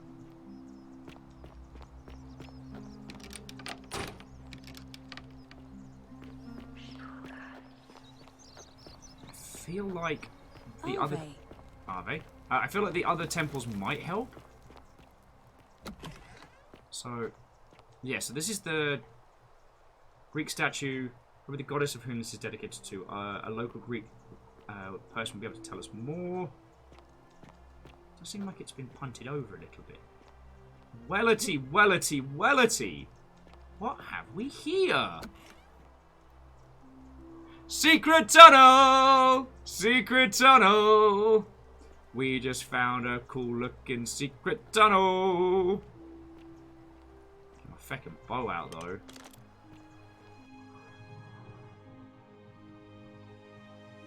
Unless this is the arse end into the palace. But no, actually the palace we left from the feckin' roof. So this is new. This is very feckin' new. Perhaps this is the place they spoke about underneath the forum. What have we got here? A Greek lyre to be strummed? A bust of a Greek sculpture of... Okay. Yo, anyone need any Greek stuff? We can start a business. Supporting this, rest of the city. Make a few denarii here and there. Oh, that is a pit down to hell. Also, considering the sheer number of, like, oil lamps and stuff, this is a frequented space. What the fuck? Secret, secret, secret, secret tunnel! Alright, ask the old man if he's seen Kabash. Oh, ask Galeria about Kabash. Come and join me by the fire. Fecking yo. Yeah, I'll come give you a chat. Welcome, welcome. May I ask your name? Okay, you know, Big Leader's good point. We're in a lower part of hell. I'm Williamus Tiberius Maximus. It's a sincere pleasure to meet you. Tell me, what brings you all the way down here? I was looking for a plaque that was removed from the obelisk. Ah, yes. That cursed thing. I know exactly where it is. I will tell you everything I know, but first, a request. I've been living down here alone for many years, with nobody to talk to but myself. Reactor online, sensors online, weapons online, all systems nominal. Is a good philosophical argument with somebody astute. I'm hoping that person is you. Let us find out with this simple question. Have you deduced the name of the god responsible for the Golden Rule? As soon as he said a good philosophical argument, my brain just started belting out Plastic Cup Politics by Less Than Jake. I am doomed. And say honourable, what ho, friends? Hello, hello. Thank you kindly for 3 months, you feckin' ledge. How are you doing? We're about to have a battle of wits with a philosopher for a golden plaque. How are you? You're tired? Well, pour yourself a beverage of whatever you fancy. Kick your shoesies off. Relax. Let me tell you tales of the Roman Empire. Stories of heroes and villains. Of legends.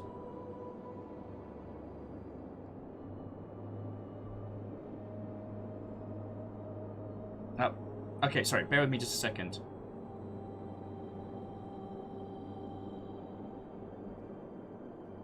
Bear with me just a second, friends, I'm so sorry. I was saying nice things about Say Honourable and then was like, I need to reply to this. Okay. That sounds pretty good. And Say Honourable, if it turned out you were in this game and didn't realise, how awesome would that be?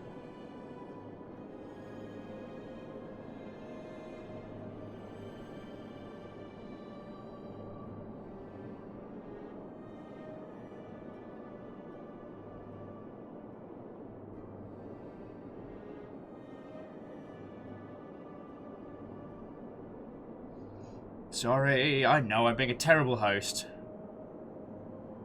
Okay. Job's done. Time to work. Alright, yes, so we know the person that runs this is Pluto, god of the underworld. Excellent. I see you are indeed quite astute. Oh, you are very wrong, few sir. come to that realization before their time in the sun is over. Now, will you join me in a friendly Socratic dialogue? Test your might. Do. Alright, I know a bunch of you are clever, smart people who use the clever, smart, big words. So let's throw down. I will be relying on your help. Alright. Sounds easy enough. Wonderful. Then let me begin with a question. Would you say you know the difference between right and wrong? Sir. I do, because while 2 rights don't make a wrong, 3 rights make a left. Ah, think about that. Yes. And to what extent? In every situation? In most situations. So, you're not entirely confident. That is quite sensible. Indeed, I'm reminded of something Socrates once said. To paraphrase, better to know that you know nothing than to know nothing and think that you know. It is because knowledgeable people have learned enough to know they know very little, in the broader scheme of things. Actually, that wasn't Socrates, that was Grandmaster Flash. Thank you. Right and wrong was acceptable, because our mistakes rarely had consequences. So we would tell lies and bend rules and turn a blind eye and rationalize, and yet still find a way to think of ourselves as good people. But under the golden rule, morality matters. The slightest wrongdoing could result in a mass execution. So to navigate this maze, we would have to be certain about the difference between right and wrong. Wouldn't you agree? Pixie Druid. What did we say about spoilers? Like, you know, we haven't gotten the grand ending. We haven't got the ending where Grandmaster Flash is revealed to be Socrates. Like, How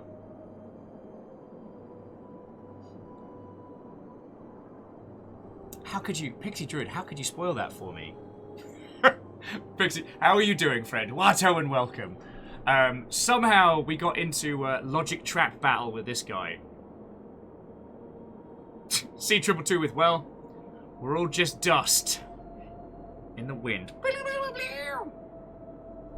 As the great...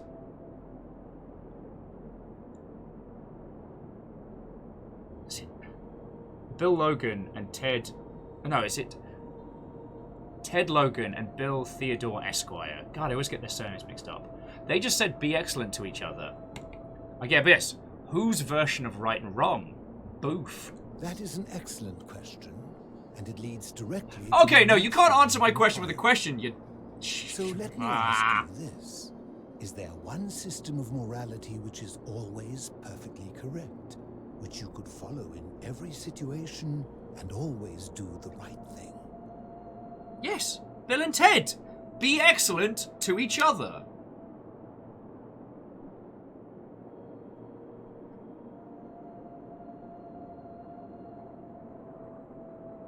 Oh, Sailor says Ted short for Theodore. Didn't know that. I just thought he had a really dumb middle name.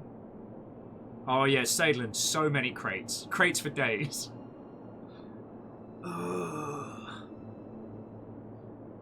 Okay.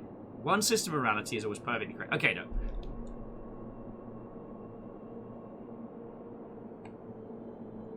There's more than one, I think is the correct answer. However, like, joking aside, be excellent to each other. I think that's the closest.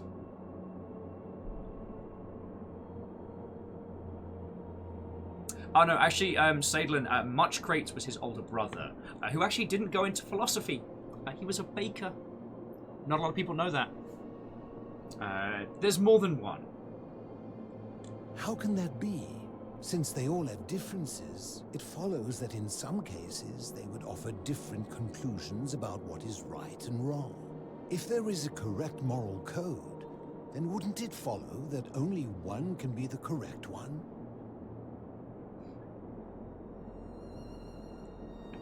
The correct moral code depends on the laws and customs of whichever society you're in.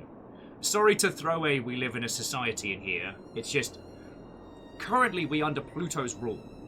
And Pluto has a strict moral code of their own, which is not the same one.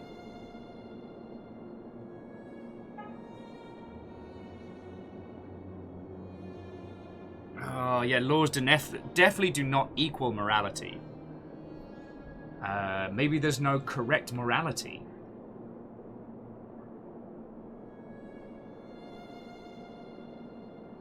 Oh, I hate these. Usually when drinking with people, I just call bullshit with these because, well, I understand the entertainment of trapping someone up in like logic mazes to essentially weave the conversation back around on the self. I find it to be one of the most turgidly obnoxious character traits. Yeah, Sailorable, I talked myself into a corner a few questions ago.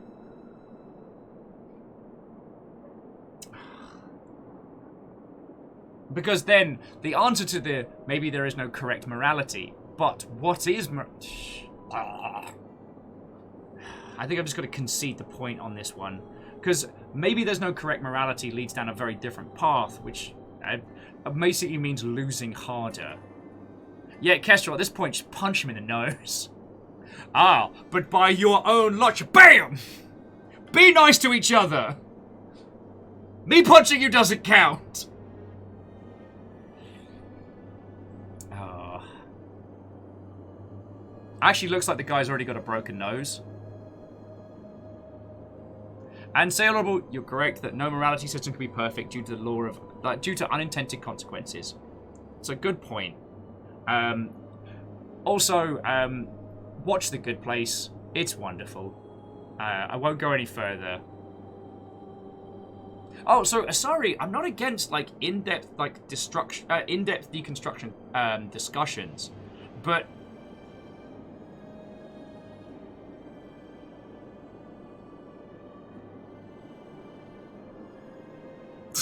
she had saying, if him being annoying led you to punch yourself in the face, he would have broken the golden rule. Aye.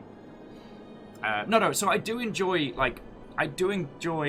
good philosophical waxing. But this isn't waxing, it's essentially proposing to someone a logic trap and then arguing them round in circles. It's less of like an exploration of a concept or a philosophy and more like a, I'm smarter than you.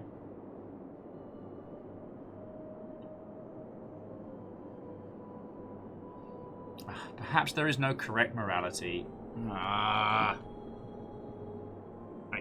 Like I said, it's either concede the point or make it worse. Okay, maybe there's no correct morality then. I'm just going to go for it. Then hit it with a folding chair. Are you sure? Or is it possible that humans simply haven't figured out the right system yet? Oh, fuck you. This one is up there with the, what if a computer could what if a computer could accurately predict everything that's going to happen? What happens to your agency? What happens to my agency is jam my foot up your ass and not in a fun way! I will wear you like Crocs! I hear your mouth moving, but all I hear is, where?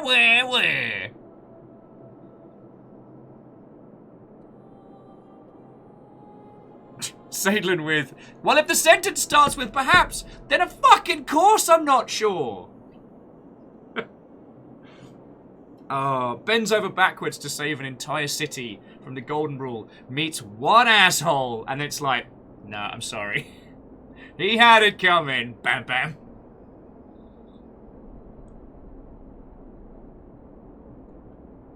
Sailorable did on that one, it's because fate is predetermined doesn't mean free will can't exist. It's multiple ways of like philosophically looking at the same concept. However, it's an unsolvable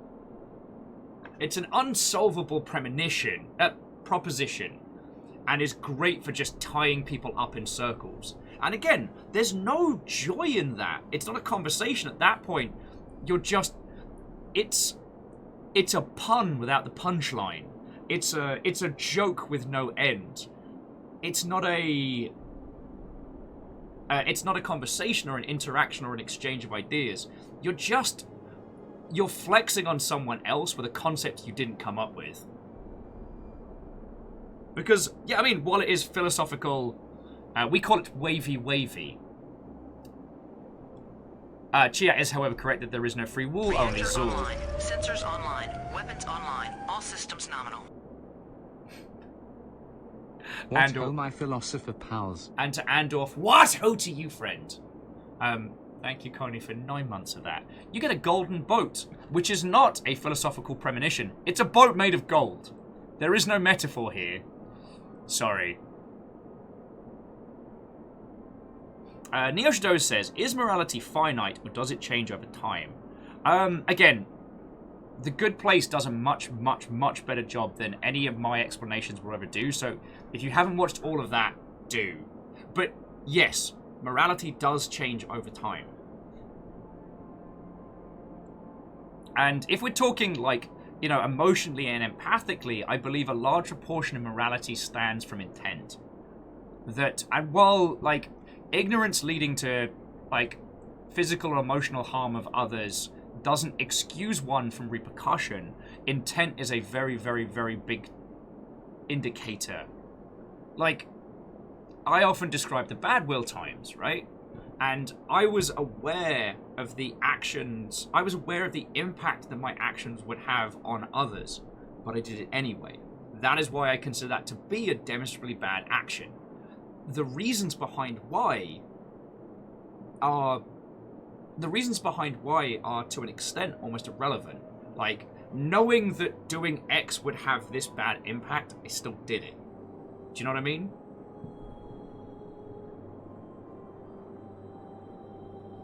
And I think that when you start... I guess that's the other thing that annoys me about, like, the philosophical level of these kind of discussions, is it removes the empathic element from the conversation. It's like philosophy is a programming language being thrown back and forth. Anyway, are you sure? Is it possible humans simply figured it out? I suppose we just haven't figured it out yet. Or I think there's no such thing as correct morality.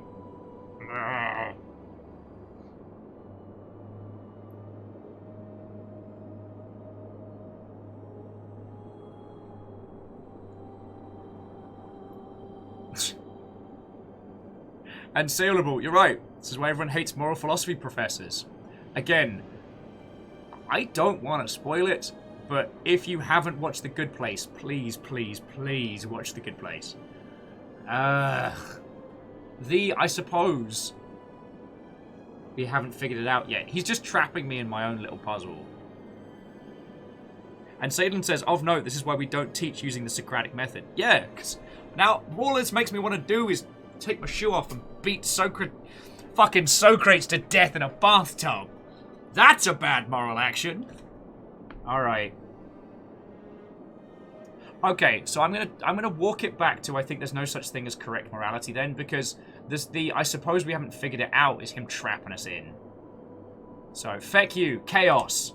So is it up to each of us to decide what right and wrong mean to us individually? Or must we simply follow the laws and customs of whichever community we're in?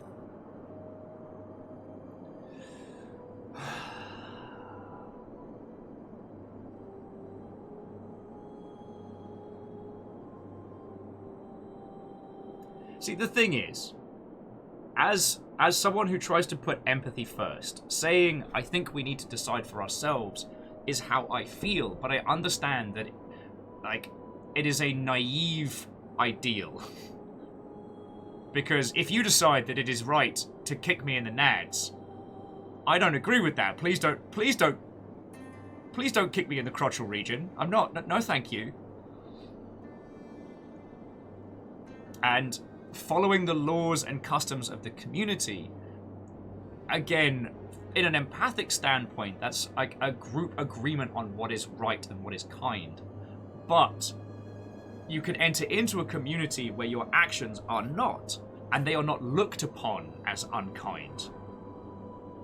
Hindle's like, sorry, I didn't hear the first part. What was that? Kick you in the crotch?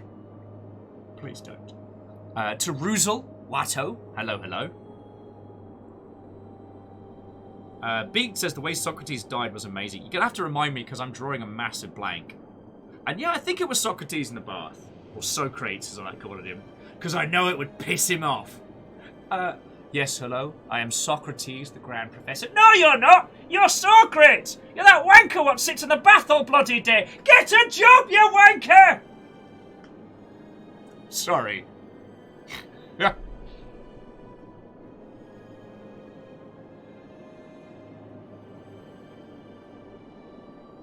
Honorable says, I feel that the answer to this is that you should endeavour to treat others par their own morality, not yours. And the thing is, the soldier that we spoke to only moments ago essentially had, like, you know, essentially had the empathy shorthand. Treat your inferiors as you wish your superiors would treat you. Like, that's feckin' grand.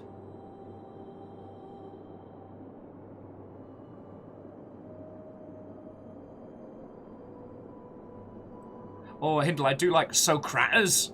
You're right, Socrates.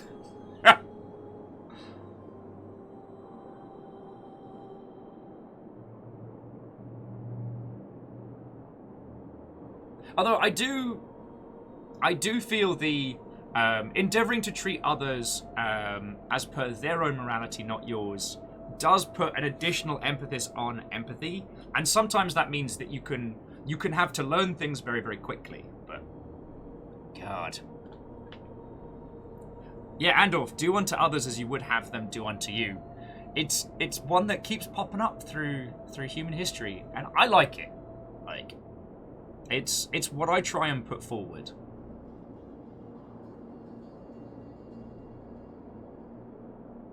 Like, alright, I'm going to be a bit of a cheeseball for a second, but the reason why my personal philosophies is very much empathy first. And while that sometimes does lead to getting fucked over by people who are less than scrupulous, I am here sitting in front of you lot doing this because a bunch of people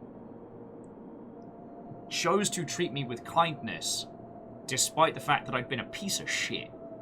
Like, my journey to here is only because people treated me with kindness. When, if you would not have been morally wrong to just either distance cut me out of everything or throw a shoe at me. And so I try and, I don't want to say pay that forward because then I'm invoking old cheesy movies, but you know what I mean. Anyway, he's just trapping us up. Now, I am going to say we need to decide for ourselves. Then he's going to be like, but what if someone decides to be a piece of shit?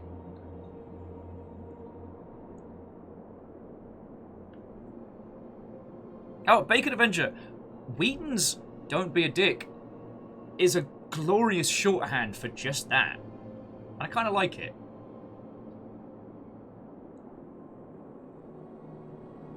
Like, most of the time, when you have a discussion with someone that is continuing to do bad to others, there's usually a but.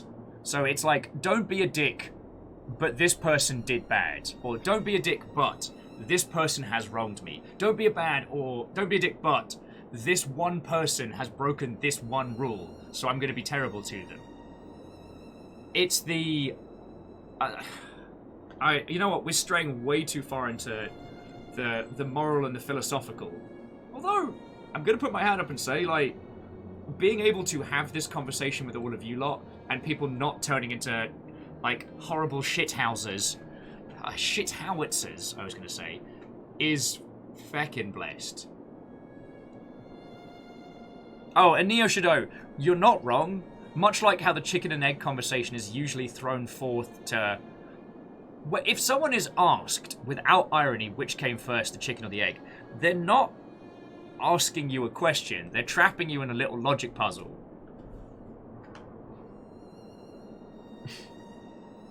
Anyway, TLDR, treat others with empathy and kindness. And leave the world a little bit better than you found it, right? Okay, I think we need to decide for ourselves. Watch him throw this back at me. So if a man feels that stoning to death his unfaithful wife is right, then is it right? Yeah. No, that's absurd, but he's already trapped us in this little thing. As Sayolable says, like, he got stuck in this puzzle like 5 questions ago. I agree, but why? Didn't you just This is the point where I want to be able to... You know that thing from Yakuza The Last Dragon, where I just start swiping on my phone, and a wrestler comes out of nowhere and just baps him with a folding chair? That's what I want right now. I want to summon a sea of crawfish from above.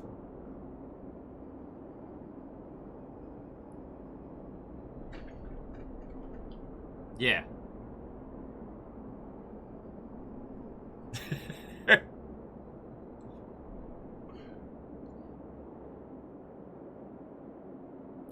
C222 says, the shitty hotel internet just made me say, don't be a dick butt. Yeah, no wonder he's been feckin' sat down here. If the unfortunate person with mental disabilities up ahead was accidentally taking things, then this guy's locked down here because he's a shitheel and someone's about to feckin' beat him to death with a shoe.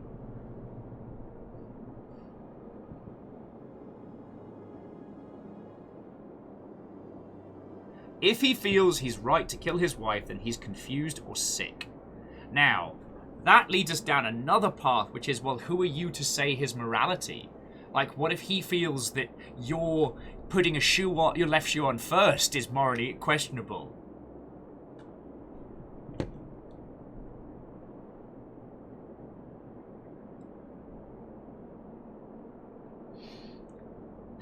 I feel like the fine take it back gets us a reset, but... Yeah, as C222 says, there's one of these asshats in every Discord server. In the community management business, we refer to them as bad actors. They're not discussing with you because they genuinely valued your opinion. They're trapping you in a self-repeating argument as to make you infuriated and lose your temper. I will say that, like, 9 times out of 10, anyone that uses the term to be devil's advocate is one of these assholes. See, again, we're already in the wrong part of the maze. Hookshot's like, joke's on them. My temper doesn't exist. Alright. So, the thing is, we're attacking his example, not his idea, which is not how you debate. And all I think we can do is walk it back. Yeah, Kestrel's like, well, you're trapped in this territorial argument with me. I remember that when engaging in a conversation, you have a currency. And that currency is your attention. And you owe no one that currency. And if someone starts trying to do this, just walk away. Like, don't... No excuses, no nothing. Just drift off onto the 9 winds. Go get a pint. Look at a bird. Think about doing something nice for somebody else. You've spent nothing extra. They've invested all their social capital in trying to infuriate you, and you have taken your social coin. You have held it in one hand and gone, no, I don't think I will.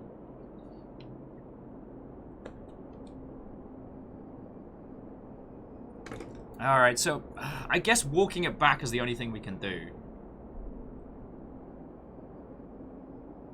Norzine with, I don't know about you, sock ratsy, but there's enough weed on this planet.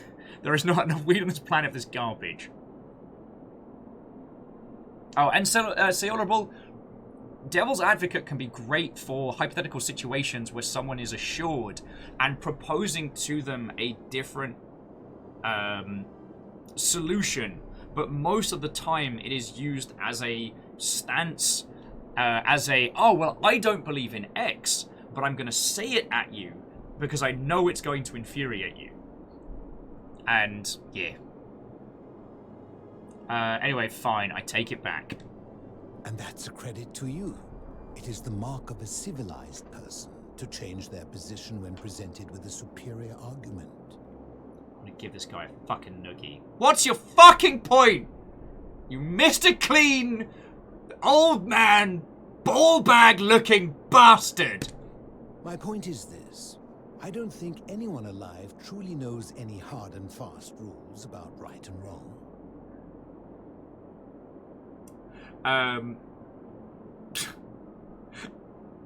I cannot say this enough. I love you lot. You are fucking glorious. Just, as a counterpoint, Falcon Punch! Boaclat with counter-argument, punt. Can we stab him in the giblets? Yes, and I think I can get away with it. And Salen's like, yeah, that's what I said 4 hours ago.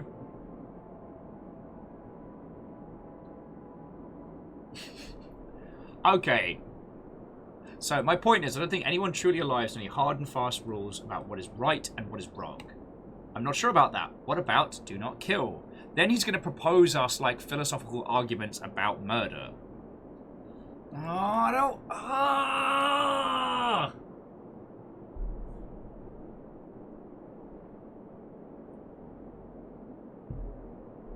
Yeah, he's going to do that old one. And I just... Oh. One of my favorite games is The Way of the Samurai series. And the reason being is that during any conversation you have two options. One of them is bow, apologize, and just run away. Just run out of the conversation. Not another word said. The other one is draw your sword. Oh, would you look at that? You're arguing with my philosophy of not killing. Time to kill you, I guess.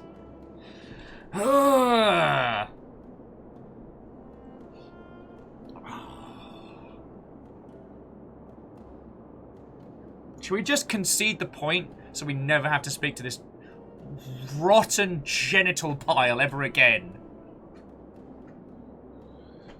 This absolute ham sandwich of bastardry.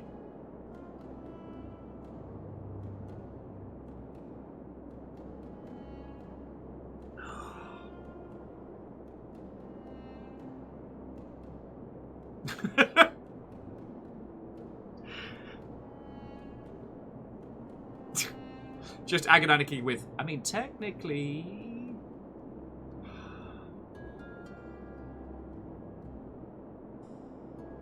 I'm pretty sure if we push him in the water and he drowns, that doesn't break the golden rule. Oh, I don't... Alright, I'm just conceding the point. Fair point. I can't wait to hear what smug lap he does around us conversationally. If there is one thing I have observed about rules, it is that virtuous people do not need them, and evil people will always find a way around them. And so we must accept our limitations, and the sad truth that no human society will ever achieve the utopia for which it strives. In mathematics, we would call it an asymptote, a line that can be approached but never reached. Because the only way to create a utopia is with the ever-present threat of force, such as the Golden Rule. This and no other is the root from which a tyrant springs when he first appears as a protector. And life under tyranny is no utopia at all. I like one of our options is sure, why not? I don't give a fuck at this point. It's 5 o'clock in the afternoon and I just want to neck a bottle of gin and forget you ever exist. Mate.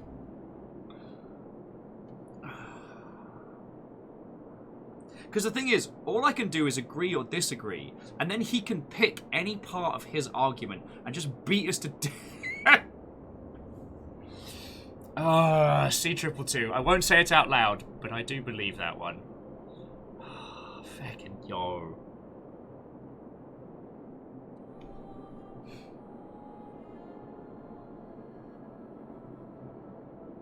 I'm gonna give this guy a wedgie. Yeah, sure.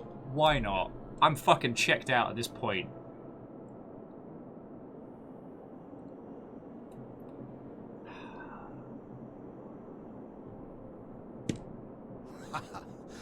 I admit, I am talking a lot. Forgive me. Step on a I'm Lego. just excited to have company. You In great any big case, Thank you for wobbly humoring an old people. I would be happy to answer your questions. Okay. Can we just take a little break? I'm sure he's going to give us a load of useful information that is going to help us progress in this game. But I feel like I need a fucking shot after dealing with this guy.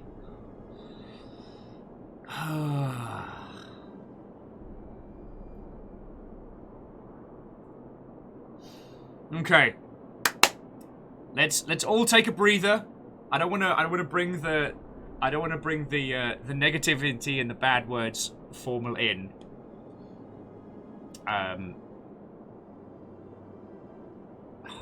Just. Aganhaniki says they missed some context before they logged in. Okay, so we found a Greek philosopher hidden underneath the town.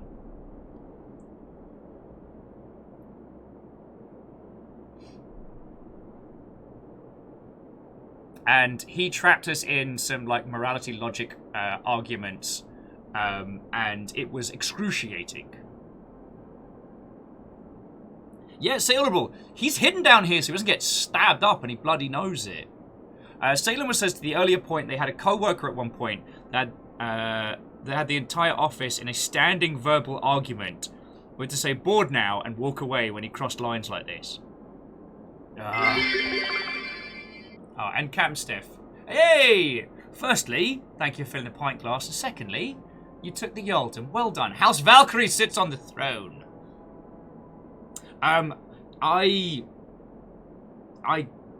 Okay, love him as a human. Sounds like I'm about to say horrible things about him. There was someone I used to drink with who he'd get a few bevies in, and he loved rolling these in. Because he knew that people couldn't resist the bait once they'd had a few pints in them, and I hated it. And the only counter to it was just to get up from the table and just leave. No ending statement. Because the thing is, if you go, fuck you to their face, they've just proven their own superiority and they get to feel smug about themselves. And if you make excuses, again, they get the same, but you just stand up and go and leave. With no malice, with no rage, and you just let it wash over you. And it's brilliant. It's absolutely brilliant.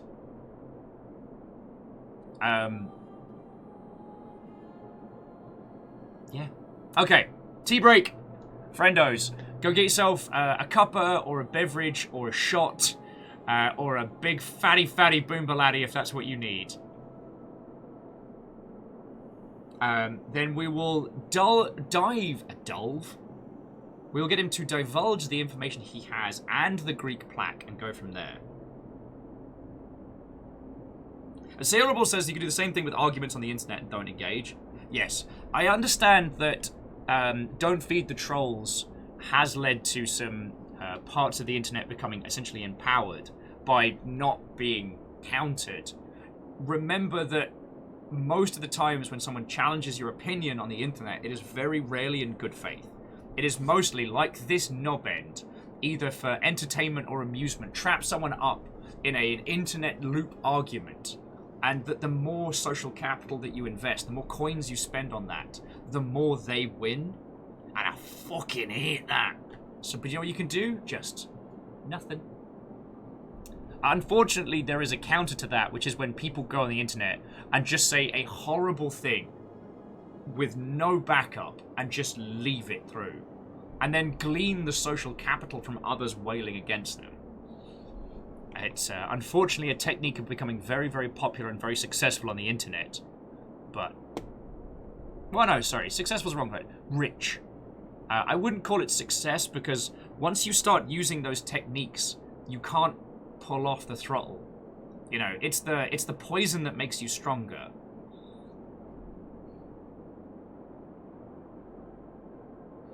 Okay, I mean it. I'm gonna get a cuppa.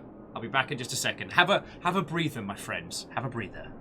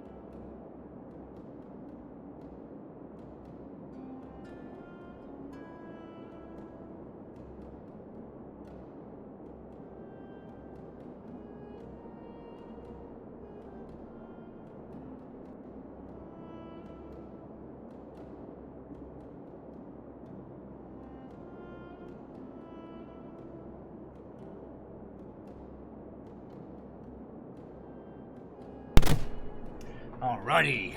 Thank you all for waiting. Okay.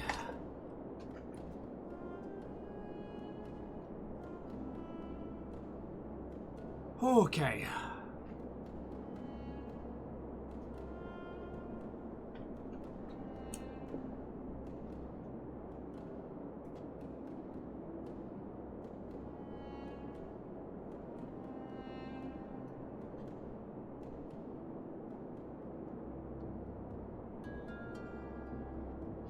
Okie dokie, Logies. Well, give a couple seconds before everybody starts coming back and we get this guy to start dumping useful information on us after being a, checks notes, monstrous cockwomble.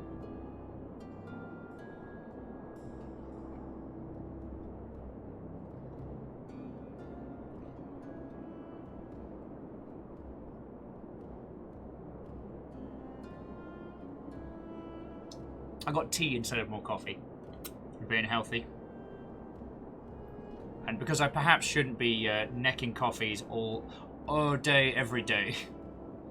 As I am wanting to do. Alright. It's horrible to stick it around and see this guy get stabbed in the throat.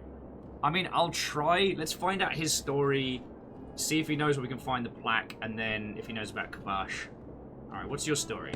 You mean, how did I end up living alone in this cave with nothing but these relics of the past for company? It's a long story. Fine, I'm listening. It may lead to information that we need. I was a quarrelsome young man. At 19, I left Corinth for Rome to study rhetoric at one of her finest academies, so I could argue more forcefully. Back then, I used to enjoy verbally sparring with everyone I could. No shit. I was good. One night, I found myself in a tavern in an argument with a drunk mercenary. It became heated. He drew a gladius, and I won the argument, but lost my life. I woke up on the banks of the Styx at a campfire opposite Karen. Of course, I tried to persuade her to let me return, but even with all my skill, I failed. I settled in, made friends, and learned what I could, quickly realizing our little community faced certain death under the Golden Rule. So I began looking for a place to hide underground. Fortunately, I found this place waiting for me. You see, I was not the first to take refuge here. I returned to my friends above, persuaded them to join me, and 12 of us descended for the last time, to live out our days hidden from Hades' tyranny. Wait, Hades, you mean Pluto? They are one and the same. The Romans call him Pluto, but long before that, my people called him Hades. Alright. Why can't you return to the surface? My generation was wiped out, turned to gold, many years ago. My friends and I were able to avoid the same fate by hiding down here. I think it's safest to assume that if I was to return, Hades would realize that his furies hadn't finished the job, and he'd send them after me again.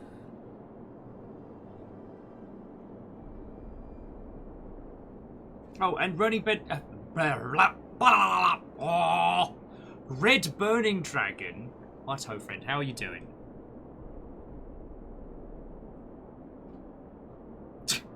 Aperio saying that after watching the PlayStation showcase and knowing what Xbox has going on, I feel the real winner in the console wars is the personal computer.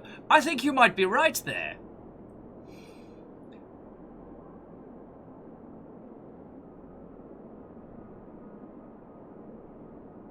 Yeah, that was until he ate them all. And, Boklat, it does mean we can literally punch him in the gob. Alright, why can't you tell me your name? I fear that if you were to utter my name in the city, even by mistake, that Hades would hear you and know I am still alive. Alright, so where's everybody else? I'm afraid I am the only one left.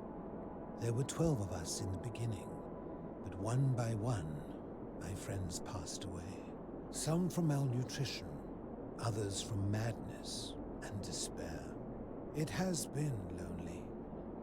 Before my unexpected visit from Kabash some weeks ago, I'd not seen another person in many, many years. Right, where is Kabash? Right, so how have you survived down here? Living in darkness is not without its challenges. The first challenge is diet. Fortunately, I found that eating fresh fish provides most of the nutrients I need. And sometimes, when there are Greek people living up above, I surface at night and salvage the offerings they've left in the temple of Demeter. The greater challenge is the isolation, so I like to imagine arguments, where I argue both sides. But, like so many things in life, arguments are better with a partner. Just such a cockwomble. If you weren't banished down here, I'd lock you down here myself. As you wish. Okay, so do you know a way out of here? Thoughts on the Golden Rule? If I did, would I be living like this? What do you think of the Golden Rule? Did we not discuss it at length already? Oh, I see. You're toying with me. Okay, do you know where I can find the plaque that was removed from the obelisk? You seek the plaque bearing the Egyptian inscription. That's the one. It is a cursed object, and I would be happy to give it to you, if Kabash had not already taken it. Ah, piss. Alright, well, where's Kabash? I will tell you, but you may find him hostile.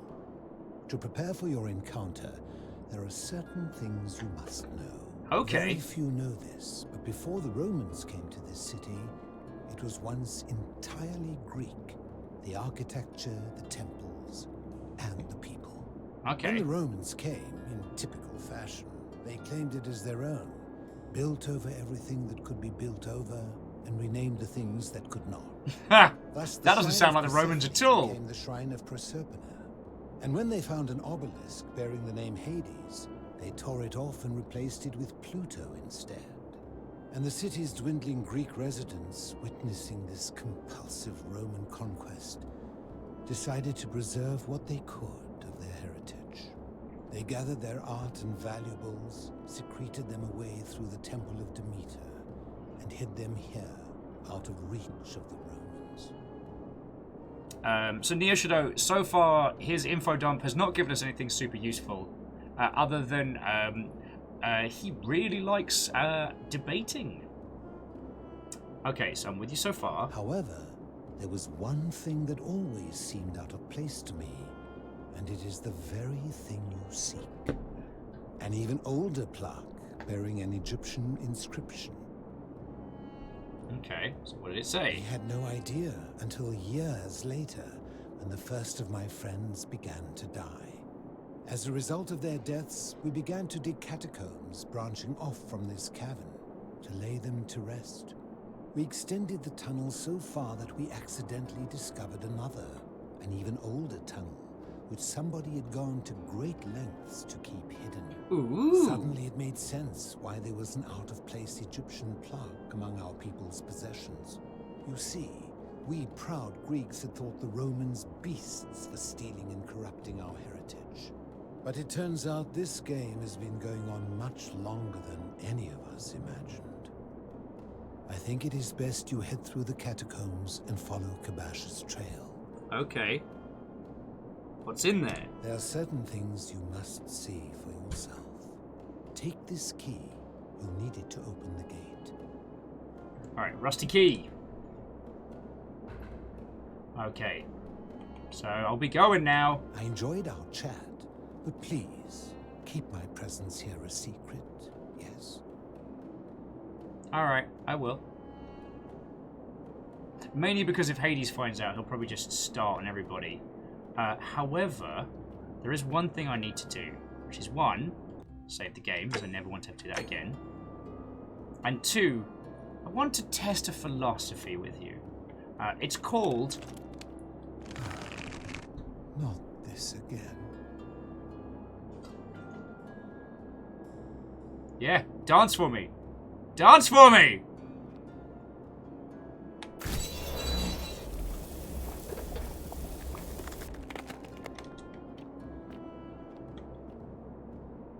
Ah!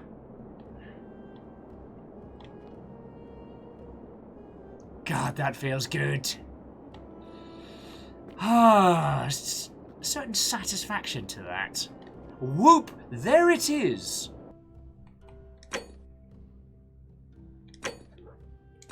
We may need him later. Krypton's like, just fucking murder him. I mean, Krypton, that's a philosophical question. If you murder a person and then load a save, are they truly murdered? Do I get to live with the happy memory that I got to do in this numpty? Greek plaque. Oh, okay, so that's the many shall suffer. What we got down here? A strange bathtub. A bathtub converted into a rather eccentric bed. Alright, and that's where we need to go for the rusty key. Let me just have a quick look around first before we get into that.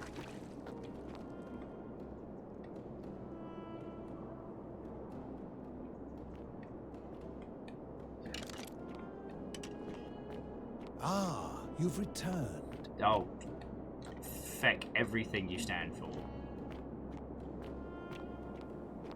Returned in so much as you can go feck yourself. Alright, that seems like I don't want to fall into there. Or at least not yet. Neoshito says they did the same thing after beating a very annoying Dishonored pacifist run. Managed to find a ton of unique ways to kill the final boss, including the fireplace. Ah, you've returned. Oh, Ocean One. I'll murder you. And we were once again given nothing behind the waterfall. Yeah, after I finished my pacifist run of Dishonored, I did the same thing. I loaded up some of the early levels and we're like, okay, so now we kill everything with rats. I will say that for the discussions of morality, one of the discussions I do enjoy is representation of morality in video games, because it's a difficult topic to quantify morality. And a lot of the systems that we've used in the past have been very, very binary. Like and dislike. Friend of the philosopher. Oh, Indrid, what, ho, friend? I have seen the new Matrix movie trailer. I'm very excited. But I'm now going to spend as little time looking at anything else about it as possible. Because I worry that because I'm a Matrix fanatic. And I'm worried that my knowledge in and around would result in me having more knowledge on the subject than I would like. Yo, a lot of skeletons down here. A lot of skeletons.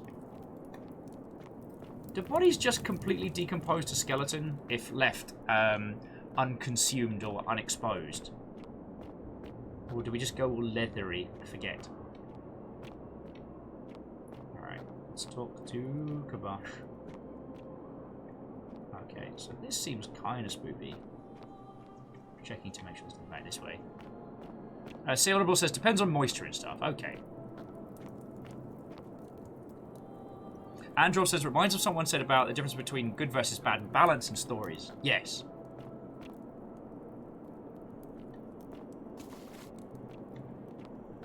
Okay, so there's still... Door seems to be locked on the other side. Okay.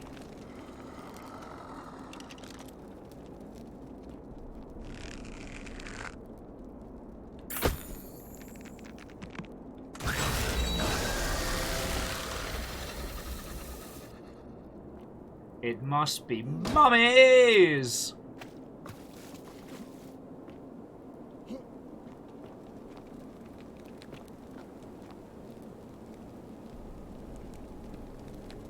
Holy crap, this place is massive.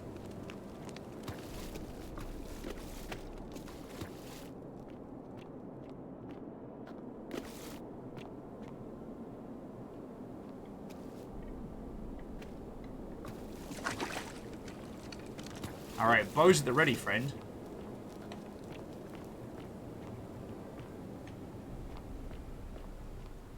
Yeah, and Ozine, our characters from modern times.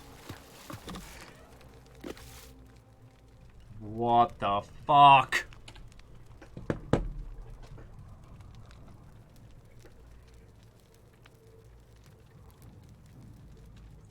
But yeah, in terms of like morality in video games and stuff, it's still a very, very complex concept to put across. You know, it leaves little room for nuance, but that's just due to the complexities of creating that kind of system, you know? Mass Effect has, like, Paragon and Renegade, you know, like doing things to the letter of the law, or, you know, getting it done by any means. But Renegade often feels like comical villainy, and Paragon is often portrayed as like just the correct way. I don't have any. I can't think of any good examples of morality in video games right this second, but that's because of the mummies from that movie, The Mummy.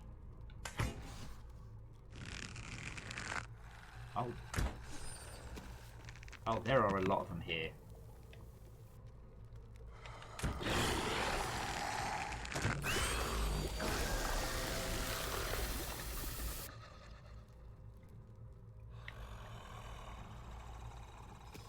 Red Dragon's like, wait, killing isn't a sin. How much did I miss? No. We are outside of the eyes of the gods, or the gods, I should say. Oh, if I could see you. You heckin' bad word. Oh God! Fuck you! Oh, that made me jump. Fuck! Keep my bow drawn. Oh, that made me jump. I'm so sorry. I didn't mean to scream in your ear, friends. So, Red Burning Dragon. Yeah, we acquired the golden bow.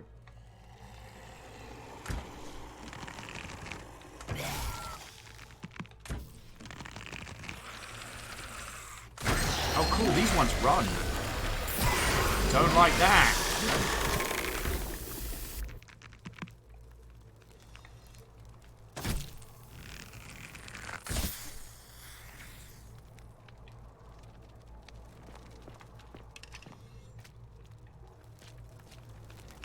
Okay, so check this whole place out. It was like an Egyptian temple beforehand. The Egyptian plaque, which translates to "the many shall suffer for the sins of the one." We chose an archaeologist character, which is how we can roughly read the... Oh, more arrows. Don't mind if I feckin' do. Looks like he was running from something. Yeah, an Egyptian board game. I used to know how to play Senate. In UK state education, you kind of get taught, like, the Egyptians and the Romans, or at least you did when I was a kid. I don't know if that's still the case.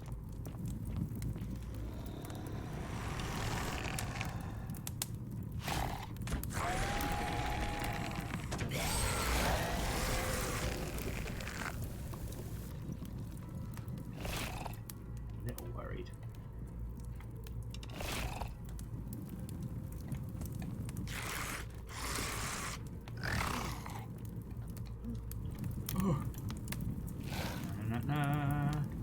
No.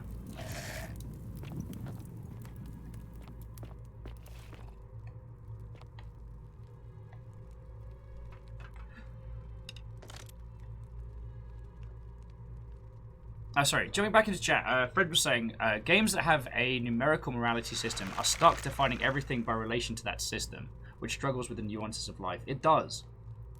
It's the old, like, not to pick on Fable and the Molyneux era games, because they broke ground. Oh, you were right up my bum.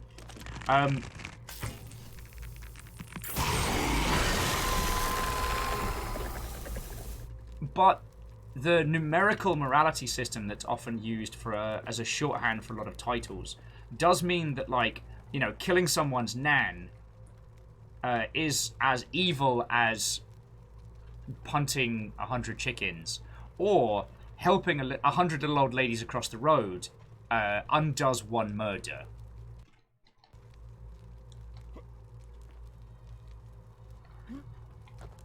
Ancient deity and keeper of the underworld. Cool. Oh, I hate it when they do the turn. Yeah, say honorable. Like, killing someone's nan is as evil as donating 4 grand to good. That you can... Okay, I hate that they're like, reaching out with hands, but this temple's pretty impressive. Yeah, the many shall suffer for the sins of the one. And, okay, whatever happened down here was bad, because there was a lot more...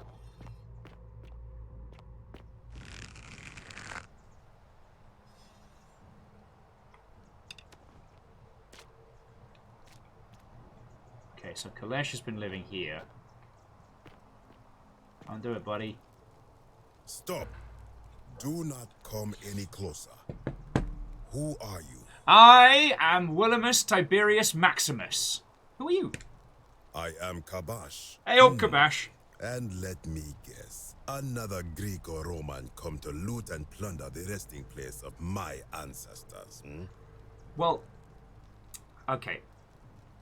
I'm British, so technically yes, but not me personally. Will looks over at the Greeks and Romans.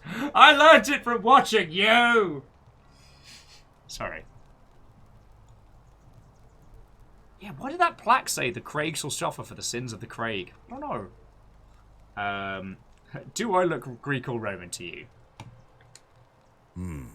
Trousers, boots, curious here. No, I suppose you do not. Then what do you want? I'm looking for the Egyptian plaque. To what end? I want to return it to the obelisk.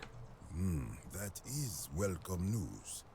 You really are not Greek or Roman, are What gave it away? I was planning to return it myself, but for now, I must remain. Here, take it, and restore the honor of Osiris. Okay, so the plaque says Osiris, Lord of Silence. Okay. I almost want to say, that was a little too easy. Do you think that would be rude to say that was a little too easy, or just should we just thank him?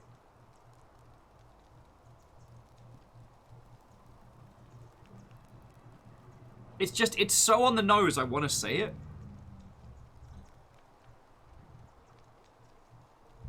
Oh, it's Honorable says, if you've ever been to a museum, you've helped personally. We're the baddies. Is a horde of zombies easy? That's a good point. Alright, so yeah, so thanks. Now, as for the other plaque. Wait, the fourth plaque, you know about it. Indeed, I have it right here. I stumbled across a collection of dusty curiosities while searching for a place to hide from the hungry children of Amit, and there it was. May I have it? You may not. In fact, I am about to destroy it. Why? Because it speaks a treacherous, blasphemous lie. Are you going to get to the point, or... I like that in situations like this where they want to progress the dialogue but give us some flavor, they have like, here's the question, but sarcastic. Alright, but how so? I don't want to... This guy's done nothing wrong to us. I will tell you, but first, do you know what this place is? Archaeologist Insight, the Duat? Indeed, and I see you know our history. This is the Duat. See what has become of it. I have been down here for weeks, piecing together its story, and here is what I have learned. As Egypt declined, and the Greeks had their turn to flourish, their souls came here in great numbers, but instead of adopting our ways, they copied and corrupted them. When they found the obelisk bearing the name Osiris, the true god of the underworld, they desecrated it, removing his name and replacing it with Hades. Even the ferryman of the dead, known to my people long before as Kerti, they renamed to Keron. As if that desecration was not enough, they built over this place, using it as the foundation for their own underworld, so that ours was forgotten. My only solace is that the Greeks then suffered the same fate when the Romans rose to power, renaming Hades to Pluto, and the cycle began anew. Agananiki's like, later we're going to run into some folks from Mesopotamia who are livid. Okay, so I can see why you're unhappy with the Greeks and the Romans. I am glad to hear it, which brings me to this other, fourth plaque. It is inscribed with a script I do not recognize, but it is ancient, almost as if it is older than the plaque bearing Osiris's name. But if that is so, it would imply the gods of Egypt are mere imitations too, copied and corrupted from an ancient people who prospered even before us. Okay, Agonanarchy, you're not supposed to be quite on the nail. People did to them what the Greeks and Romans did to us. But this, I cannot accept. I sense a deception. Perhaps it is the work of Set, the usurper, seeking to undermine Osiris once more. Okay, what does the inscription say? You will never know. This work of sacrilege must be destroyed, thrown into the black abyss below in Osiris's name.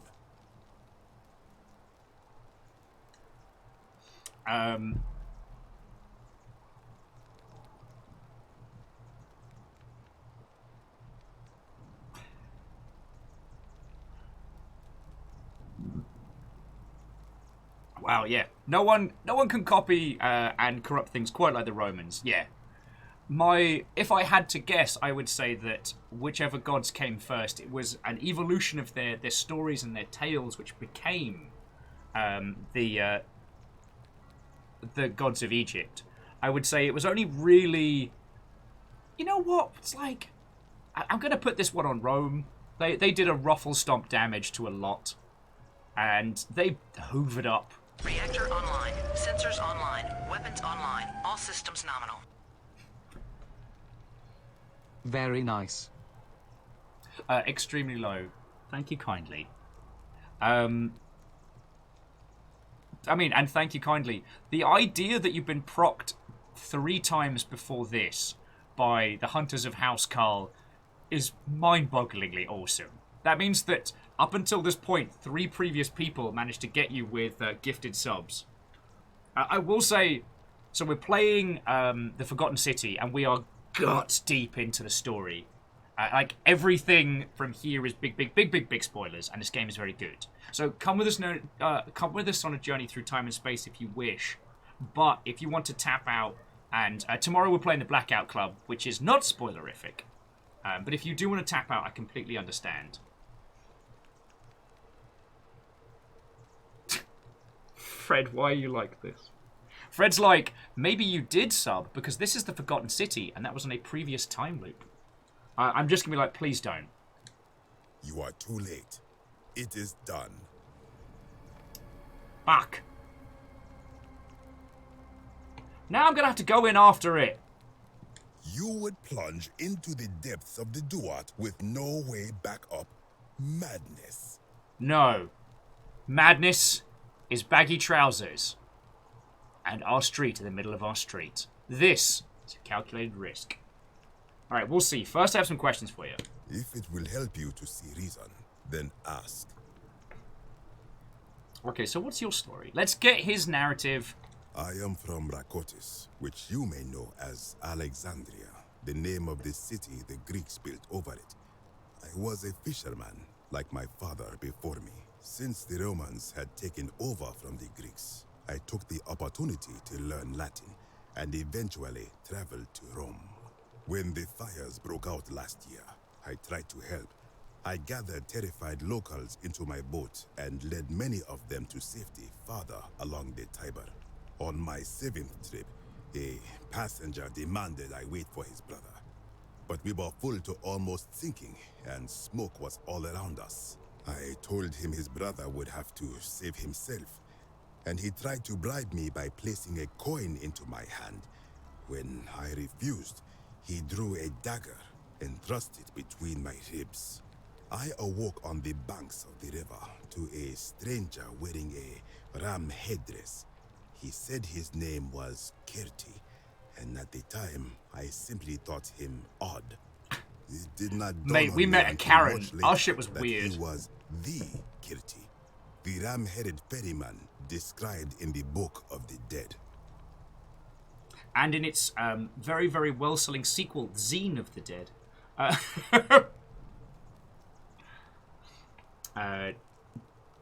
Alright, do you know a way out of here? We're just getting all the basics through. This is where I belong, as caretaker of the memories of my people. If our ways are to be remembered, falls to me. What do you think of the golden rule? I think if someone is to break the golden rule, it will not be me. For I try to live as I always have by the command of the goddess Ma'at. Do to the doer to make him do. As for the punishment that will come from it, I finally understand why it has long been said among my people that gold is the skin of the gods. Fred, exercise well, friend. I think what we'll do is we'll go through this gentleman's banter, and I'm going to save and bring our adventures to a close once we're done talking with him, because what I think will happen is we'll leap into the pit and then fight our way back up. And friends, I desperately, desperately want to keep going. I don't know if you can see how much I'm enjoying this, but I don't want to destroy my voice this week. Alright, so what do you think is going on down here? I do not know. What could possibly lie beneath the underworld? Perhaps it is infinite darkness. Perhaps it is the lair of Amit, the devourer of souls. All I know is, it would be unwise to venture down there. Fred, I believe it's actually pronounced Ruboy, as in the tea, the Ruboy tea.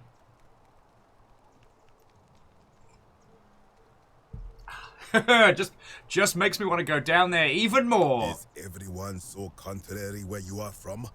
Do not even consider it.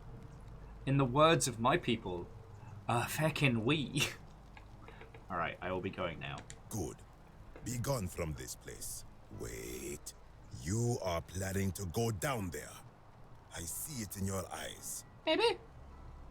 Well, definitely, let's be honest. You would plunge into the depths of the Duat with no way back up. Madness. Baggy trousers. We shall see. I'll find my way up. Okay. So yeah, so friendos, the only reason I'm bringing adventures to a close now is because I shouldn't do like a 9-hour beast stream and wreck my voice. And this was a good point to bring things to a close, because like next up we'll fight our way out of there, come back with a plaque, and then we have many options. Many options.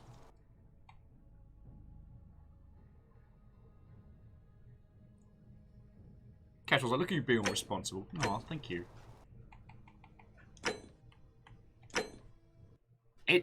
It pains me. It pains me to be the responsible one for a change, but them's the breaks. Them's the breaks. Right. Give me some jams. There we go. So no more endings, a lot more discovered, and God, I'm feckin' loving this game. The thing is, I still want to get Gallerius nominated, so we need to get what's his name? It's Quinticus, but it's not. Malorus. We need to get him to drop out, and then... So I guess we're playing the political game next week. Alright, friendos. So...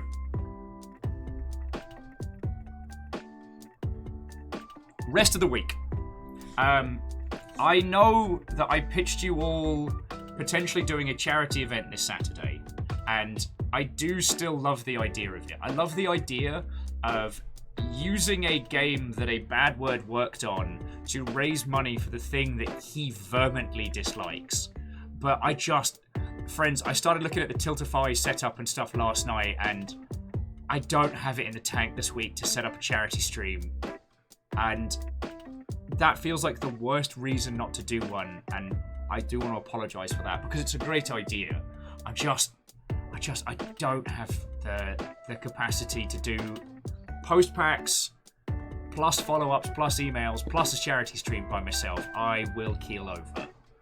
And I'm just proud of myself for streaming throughout, like, post packs, so I hope you will accept my sincerest apologies on this one.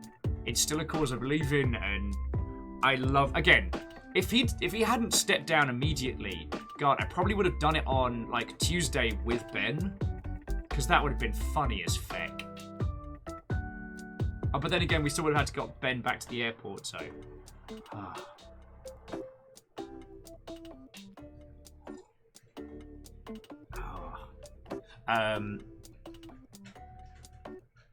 Yeah, Agananiki, I know you're correct, but it hurts. It hurts to put myself before others. Because that's not how I like to live. Anyway, so it does mean that tomorrow, Blackout Club at the usual time, and Saturday will be the next part of Memory Equals Null. I'm going to do a post in announcements later on this evening, just to let everybody know.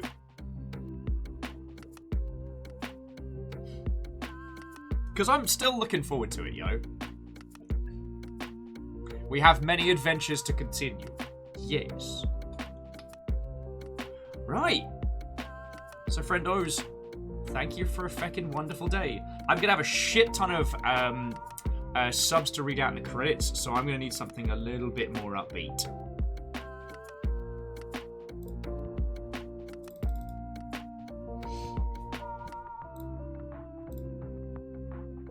Sorry, Pokemon and Chill. There we go. Oh, so Orzine, have a lovely rest of your day.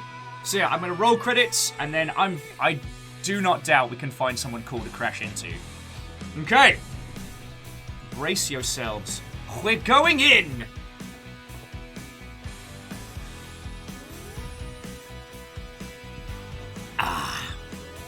Making sure I'm ready. Should actually stretch before we start reading it out. Okay. Challenge mode. Let's go. Okay, so sorry. First up, Zelky, thank you so much for donating some cash. Like, thank you. Sincerely, thank you. Those of you that threw in bits today, you threw in a whole bunch. And I know I say this every day, but I feel it needs it. It is what keeps us alive. So thank you. To Stepagen, Sagebell, Ehrman, Jafar James, the Stammering Gamer, Bacon Avenger, Vanderbeest, J-Po, Sadlin, Alnus, Katros, Cerebral, Uncle T, who was his birthday today, the League of Spooky Ghost Anonymous Cheerers, Crux, Captain Stephanie Barnes, Down Under Dwarf, Graphite Sparrow, Sayolable, Ross Whitelaw, Rainier, and Beaked Leader. I cannot thank you enough for throwing in all that you do. Guys, thank you. Your moderator today was Caffeine, Lizzie T-Pow, Rhymes and Moose, and Tarlicus, and apparently not Nightbot, who's slacking off. But that's a full contingent. So to the mods, thank you. New followers today being Timrot Mossel, Leon the Dapper Shark, and host. Thank you all, and I hope we get to hang out again. But now, here we go. The House Carl Hunter boards and the long supporters of Rainier, British Beaver, Compliment Cap, Zelky Plays, Mr. Dom Rocks, Ross White Law, Jafar James, Iron Imp, This is Star Park Programs, The Smallest Waffle, Ark of the Conclave, Uno Raptor Mum, Sesma, White Knights, Sind, The Legion, No Ruineth, Ninjutsu the Great, Omicron, Big as a House, Official Salamander, Alarm Frog, Mollusk, Craploaf, Lil Metroid, Enwy Cummings, Mayor of Albuquerque, is Morphilling, Jashmid Flex Ice, Plutonium Shore, Leonardo Pinar, my Laminoak, Jexlam Solid 710, Leon the Dapper Shark, Dusky Pixie, Hindle, Orzine, Cellorable, Andorf, and extremely low, all of you. Whether it was a monstrous long spree, a short one, or whether you were hunted by House Carl, thank you.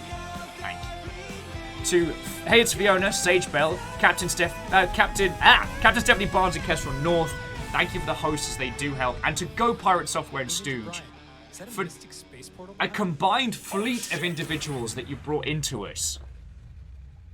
Like, fecking yo. I mean, Thor brought in 100 peeps. And Stooge, like, thank you. I know. Though Stooge did find out that there were some cheesy problems with the raids. And Graphite's just being a sneaky bad word. Oh, I feel I did it. No, but seriously, and I hope you don't take my thank yous as contrite. It means so much to us. We've tanked so much. And it's only because you lot have kept us around. Thank you. Now let me find someone to pass you over to. Big leader's like, you did it! And yet. Okay. Actually, Your Majesty, you just sucked us through 26 dimensions of space. Let's look at our contestants. My arms are broken and I don't know why my chest is smoking. I will heal you with my staff. I'm sure we'll look back on this and laugh. Now go. Okay, so I can offer you art, farming simulator, or Mass Effect. Which would you like? Art, farming sim, Mass Effect. What would you care for?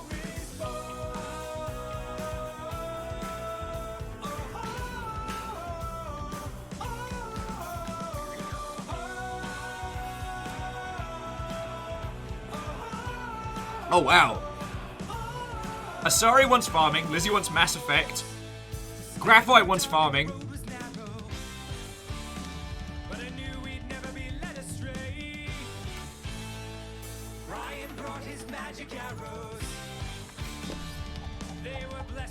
Alright. 2-1. So we're going over to the Viking beard. Do you think you could please warn me before you're about to light our righteous way? As soon as the Doom Patrol adverts stop up. Although, the fact that we're getting more Doom Patrol makes me very happy. So yeah, good friendo, the Viking beard is currently playing Farming Simulator 19.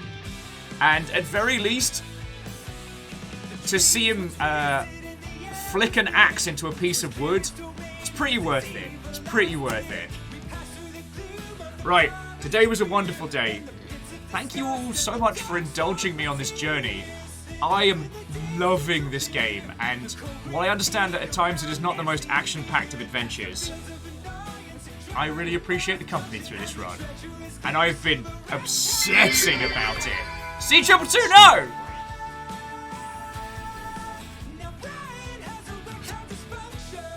Also, I get to catch up on all the PlayStation trailers later as well. I know, it's weird.